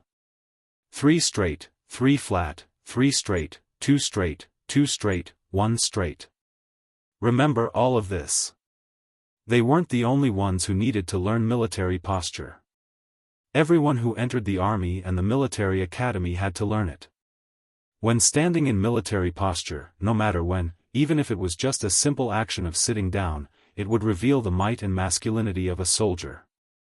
Your every word and action would also reveal the temperament of a soldier who was as lofty as a mountain and as tall as a pine tree. At this moment, everyone's eyes were red. Yi Qian was no exception. Tears flowed into their eyes and stung them. No one dared to raise their hands to rub their eyes. Even if they were to tear up, they had to endure it. 90 minutes later, standing at the feet of every student with red eyes, there was a puddle of water on the ground. It was a puddle of water left behind by the sweat that flowed down the leg of their pants and splashed onto the wet ground. The pants started to get wet from the belt, especially where the middle finger was. Most of the sweat that flowed down the arm gathered to the middle finger. The seam of the pants was completely wet. Reporting. My head. Someone didn't even finish his sentence before he fell forward and fainted from heatstroke. This was the first student to faint from heatstroke. It was much better than the previous 2 days. The previous 2 days, the students fainted one after another. It was as if they had really fallen on the battlefield and didn't wake up again. The students who were standing, of course. After all, there were students who fainted from heatstroke during the freshman's military. By the military posture. By the new. However, standing in a military posture now was different from the freshman's military training. The freshman had to stand in a military posture, but it wasn't as strict. If you moved occasionally, the senior and class monitor would glance at you and it would be fine. They would only remind you if you moved too much. Unlike now, the only thing missing was a cross wrapped around his back. Bye. To that. Bye. Bye. Class. Bye. Class. A student from class 3 fainted from heatstroke. The instructor helped the student who fainted from heatstroke up with one hand and turned on the walkie-talkie to contact the doctor. It's not serious. Chapter 1402. Fainting was not considered serious. The students' hearts trembled as they pursed their lips and continued to endure. No one took a second look because the instructor would help this student who had fainted from heatstroke. The ambulance parked at the front of the field arrived in less than 3 minutes. 2 male soldiers came down and skillfully carried the fainted student into the ambulance. The door closed and the ambulance drove away, leaving only a row of exhaust fumes. No one knew how long they had been standing there. The instructor suddenly took out an alarm clock and set the time before placing it on the field. There are still 43 minutes until the 2-hour mark. You can rest after standing there for 2 hours. They had clearly been standing there for 1.5 hours. But the instructor said there were still 43 minutes left. So much time. It was very quiet around class 3. The students' breathing had been adjusted well, and the alarm clock placed on the field went tick-tock, tick-tock, tick-tock. It went on and on, destroying everyone's spirit on a deeper level. None of the students didn't want it to end as soon as possible. The more they thought about it, the slower time seemed to pass. The slower time passed, the more unbearable it was. More and more sweat flowed down their bodies, and they became more and more nervous. Finally, another student shook his body, and another one fainted. It was as if there was a butterfly effect. In less than 10 minutes, 5 people had fainted. When the instructor saw this, the corners of his mouth tightened slightly. Their mental fortitude was still a little weak. They knew the time and how much time they had left. They felt that they might not be able to last that long. Their bodies might not be able to take it. Time kept telling them that they were not going to make it.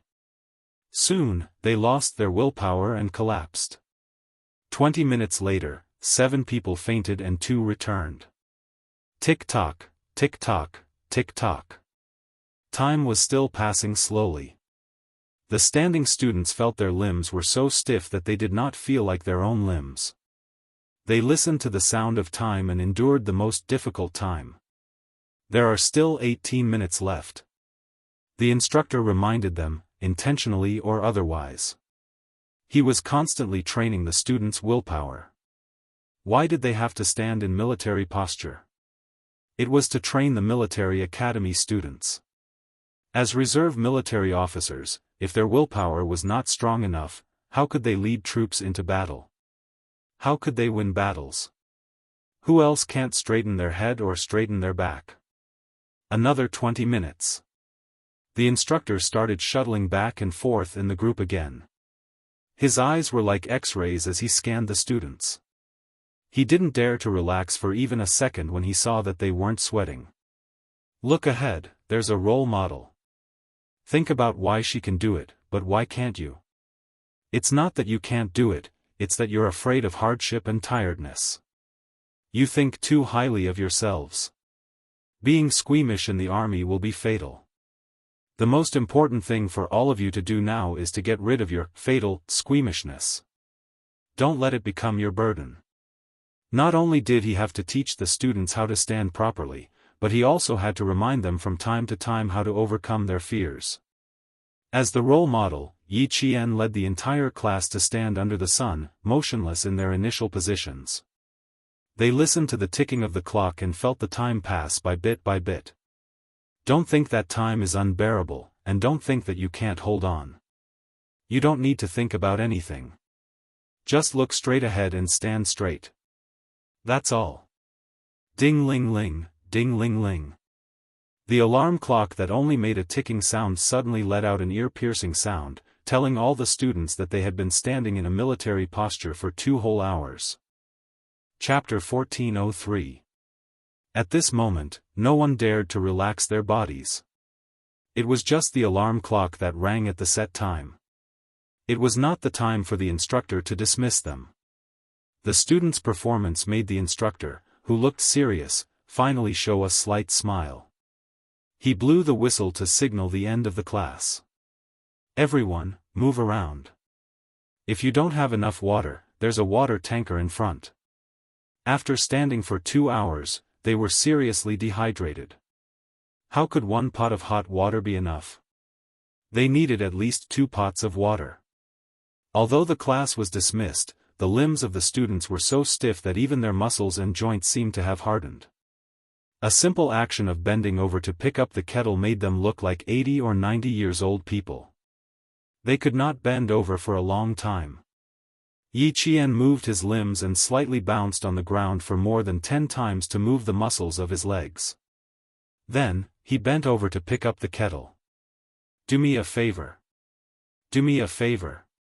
A student called Yi Qian with a bitter face. I can't bend over. My legs are like saws. Once I move, I feel pain inside. Then, another student also needed Yi Qian's help. And here, Yi Qian. Help, help. After a week of getting along, the students in the class had gotten used to Yi Qian's strong physical strength. Song Zhiqiu picked up the kettle for the 2 boys and joked, do you still need to carry you back? Just grit your teeth and sit down. You'll be fine after shaking your legs. His physical strength was good, so it was easy for him to do it for a few days. During the break, the instructor was not as serious as during the training. He would help the students pick up the kettle and even massage their legs. Upon hearing this, he raised his voice and said, he's right. It's just a military posture. Do you know how the national flag class does it? It takes twice as long as you. The forward kick is delicate. The distance between the 2 feet is not even half a millimeter. You still have to stand with both feet. They have to stand with 1 foot for so long. Why did the soldiers look tall and mighty when they stood there? It was not because they wore military uniforms, but because they practiced day after day and year after year. You're all learning from Yi Qian and training with him. His military posture is the same as that of a veteran. You guys have to shout for help when you pick up a kettle. If you really go to the battlefield in the future, don't tell me you'll have to ask someone for bullets. Nowadays, the teacher mentioned Yi Qian the most. The students were already used to it, so they didn't show any signs of dissatisfaction. There was nothing they could do about it. She was indeed amazing, so they had no choice but to admit defeat. Su Wen, who had drunk half a bottle in one go, winked at Yi Qian and asked, do you feel any pressure? It's all right. I'm doing my best. Yi Qian blinked and said softly, there are only 3 girls in our class. We can't lose. After Su Wen heard this, he patted Yi Qian heavily on the shoulder and said earnestly, it's all thanks to you, Yi Qian. He Jing and I will support you in spirit. In terms of actions, I can't support you. He Jing, who had just returned from refilling the kettle, heard this. She sat down with difficulty and said, I have a goal, unlike you. She then said softly to Yi Qian, I'm a little hunchbacked. I want to practice by myself at night. Is there any way to improve quickly? He Jing was a girl who was very strict with herself. Her brother also graduated from the National University of Science and Technology. According to her, the reason why she applied for the National University of Science and Technology was because of a bet with someone. Who was that someone? Su Wen and Yi Qian did not ask, but from her eyes, they could tell that this someone was not an ordinary person. Chapter 1404. There's a trick, but it's very difficult. Yi Qian thought back to how Principal Chen had taught him the trick of military posture, and said to He Jing, "Prepare a few pieces of paper as thick as poker cards. I'll show you the trick tonight." There were only 3 girls in the class, and they were all good students with good personalities. Even though Yi Qian had only known them for a week, he had already established a friendship with them. The boys who were closer to them naturally heard it too. They rubbed their faces and looked at each other. No matter what, they couldn't lose to the girls. At night, they would have to practice again. The whistle sounded again, and all the freshmen finally endured until it was time for lunch. Once lunchtime arrived, even the instructors could not delay because the military academy had a rule about lunchtime. If they wanted to eat after lunchtime, there would be no more food. Therefore, the instructors could not delay lunchtime either. Line up, reorganize, and do a head count. After a series of actions, the students of Class 3 could finally head to the cafeteria. Everyone walked quickly, afraid that if they were late, there would be no meat, only vegetables, and a thin soup. With every step the boys took, they could hear their stomachs rumble. Then, like a long dragon, the students of each class rushed over from all directions, all heading towards the same destination. With a step command, they quickly stopped moving forward. Yi Qian, the on-duty officer, stood at the front and began the chant training. Every lunchtime chant training was the moment Yi Qian wanted to laugh the most. In order to get into the cafeteria earlier, they shouted the chant with all their might. The instructor had once said that the chant for lunchtime was, "Shout with your life," and this was not false at all. They were indeed shouting with their lives. For a time, the chant in front of the cafeteria grew louder and louder. This was lunchtime for the military academy students. From their first year until their last year, when they graduated, it was always like this. Later on, Yi Qian had returned to his alma mater a long time after he graduated. When he saw the youthful faces that already showed the might of soldiers, he said to the guard beside him, "Every time I come in, I will immediately take a look at what dishes are served. Which dish should I choose, which dish looks good, which dish I probably won't be able to get." My 4 years of fighting for food in the military academy is still fresh in my memory. As the sun rose and set, Yi Qian passed the 8th day of school. Her days were so fulfilling that she felt like a fish in water, adapting to military school life much faster than any of her classmates. At night, all the students had to be dressed neatly. They had to wear their military caps, tie their belts properly, and button up their shirts properly. If they were not dressed neatly and were seen by the pickets, they would be publicly announced. It would definitely be a tragedy. The classroom was similarly quiet. On the large podium, there wasn't a single teacher. No, it should be said that they hadn't seen any teachers who would stay in the classroom at night. They were all consciously following the rules. To be able to enter the military academy, other than straight A students, they were all straight A students. Their memory was superb. They memorized the thick books of rules and regulations very quickly. In the end, they would close the books and recite the words silently. Pass. He Jing did not have many plans for herself tonight. She still needed to ask Yi Qian for tips on military posture. Walking around the school grounds at night was also prohibited. Of course, if you strengthened your training, you wouldn't have to worry about being caught by the pickets. Put the books on your head. When standing, don't we need to lean forward slightly to put gravity on the soles of our feet? When your front foot steps on the stairs, your back heel hangs in the air. Don't you feel that your center of gravity is leaning forward? Yi Qian demonstrated. Give me the paper you prepared. Chapter 1405. He Jing clicked her tongue as she hurriedly passed the piece of paper to Yi Qian and waited for her to continue. Gently place your middle finger against the seam of your pants. Place half of the paper on your middle finger and leave the other half outside. You also need to clamp the paper between your knees. Keep your legs straight and taut. Yi Qian demonstrated the entire process under the light of the staircase. Yi Qian never hid anything that was beneficial to the group. She told them everything she knew, but how much each person learned depended on themselves. It wasn't something she could control. It was also because of this selfless dedication that Yi Qian had always been popular among her classmates. Even though it was tough in high school, she still tutored her classmates. She even helped her roommates get into the top universities in the country. Even though Yi Qian had left the province, her name could still be heard in the province. Those students who had received her help were still grateful to her. Every time she opened the little penguin phone, the first thing she heard was a series of DDD sounds. They were all messages from her high school classmates. He Jing thought Yi Qian would only give her simple reminders. Who knew that she would teach her so diligently? For a moment, he didn't feel good in his heart. He felt ashamed of himself for having such petty thoughts. Don't drop the book. Don't drop the paper between your fingers and thighs either.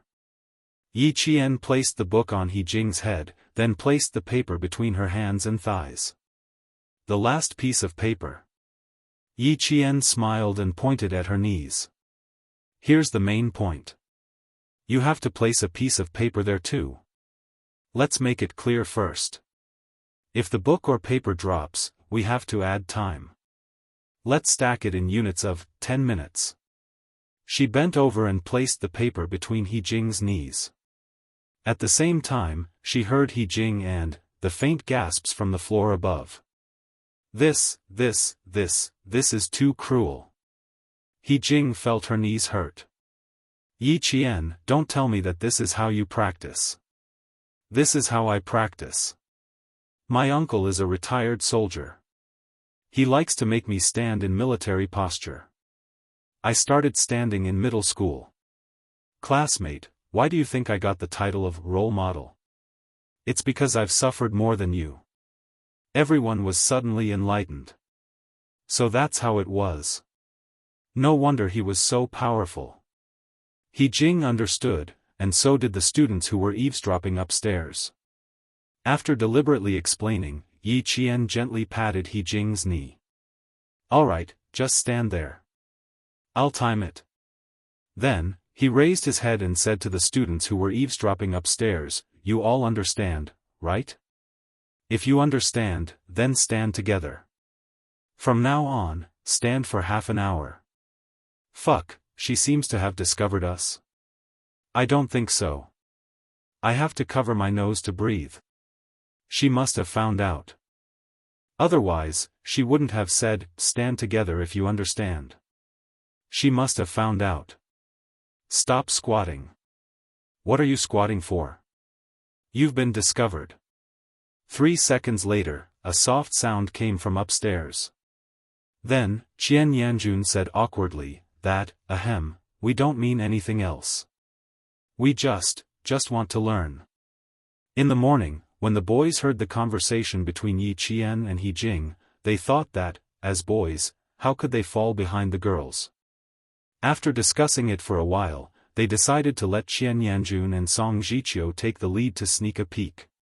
When they heard Yi Qian's words, all of them were so shocked that their jaws dropped. He Jing did not know that there were people upstairs. When she heard the sound, she lost her balance and the paper between her knees fell. Chapter 1406. Add another 10 minutes. Yi Qian kindly reminded them and said to the boys, you can start now.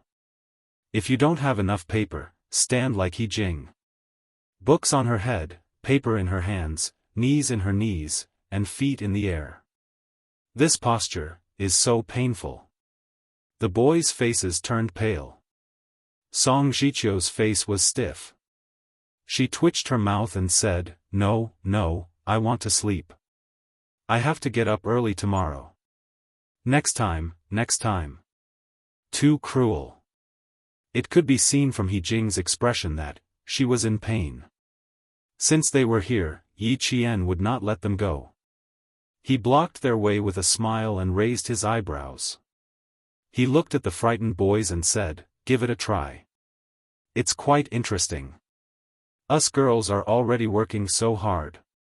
Isn't it a bit unreasonable for you guys to not work harder?" In the end, all 6 boys stood up. Like He Jing, they stood on the stairs with their heels in the air and put their big brimmed hats on top of their heads. "I think it's better to use hats instead of books. He Jing, you should use a hat too." Yi Qian took down her book and put her hat on top of her head. The hat is soft and lighter than the books. It's more suitable for practice. He Jing did not say anything and let Yi Qian ask her to do it. She had to work hard. She had to pass the formation training. She could not be a burden to the class. Xianxia tried his best to lean forward and said with a bitter face, "We still want to use books. Books are heavy, it's not easy." Before he could finish his sentence, the hat on his head slipped forward. Xianxia reflexively reached out to grab it, but he lost his balance and fell backward. Yi Qian supported his back with one hand and helped the boy who fell backward. "Don't think too much when you're standing. Distract your attention." The instructor took out the alarm clock this morning and set the time on purpose. Actually, it's to train your willpower. While we train our willpower, we have to learn how to distract ourselves. Yesterday, 6 or 7 people fell down in the last 43 minutes because we cared too much about time. We put all our energy into time, which affected our brains and produced negative psychological suggestions. In order not to be affected by negative psychological cues, it's best to learn how to distract yourself and think about something else. He straightened Xianxia and put the military cap back on his head. "Every time the cap drops, you'll get an extra 10 minutes. Fuck, it's for real," Xianxia exclaimed. Yi Qian looked at the hat that looked like it was about to fall off again, and calmly reminded him, "Drop it again, in 20 minutes. Also, put away the catchphrase that you boys like the most. If your speech is not in line with the image of a soldier, the pickets will also take care of it." This time, Song Zhiqiu, who was standing at the top, did not say anything. She smiled bitterly. Since things had come to this point, how could she lie? Of course, he was serious. Her cousin had mentioned her a few times. Every time he talked about Yi Qian, the expression on his face would change. At first, she had thought that her cousin was interested in Yi Qian. Later, she could not help but ask about it. Her cousin even looked serious and answered very seriously, "There's a kind of person who can make people appreciate and respect her from the bottom of their hearts, and it's an honor to know her. Yi Qian belongs to this kind of person. As long as you've been with her, you'll see that she has qualities that are more real than real gold. She's serious and responsible to people and matters, and her behavior is open and aboveboard. She'll do her best to help the students who ask her for help.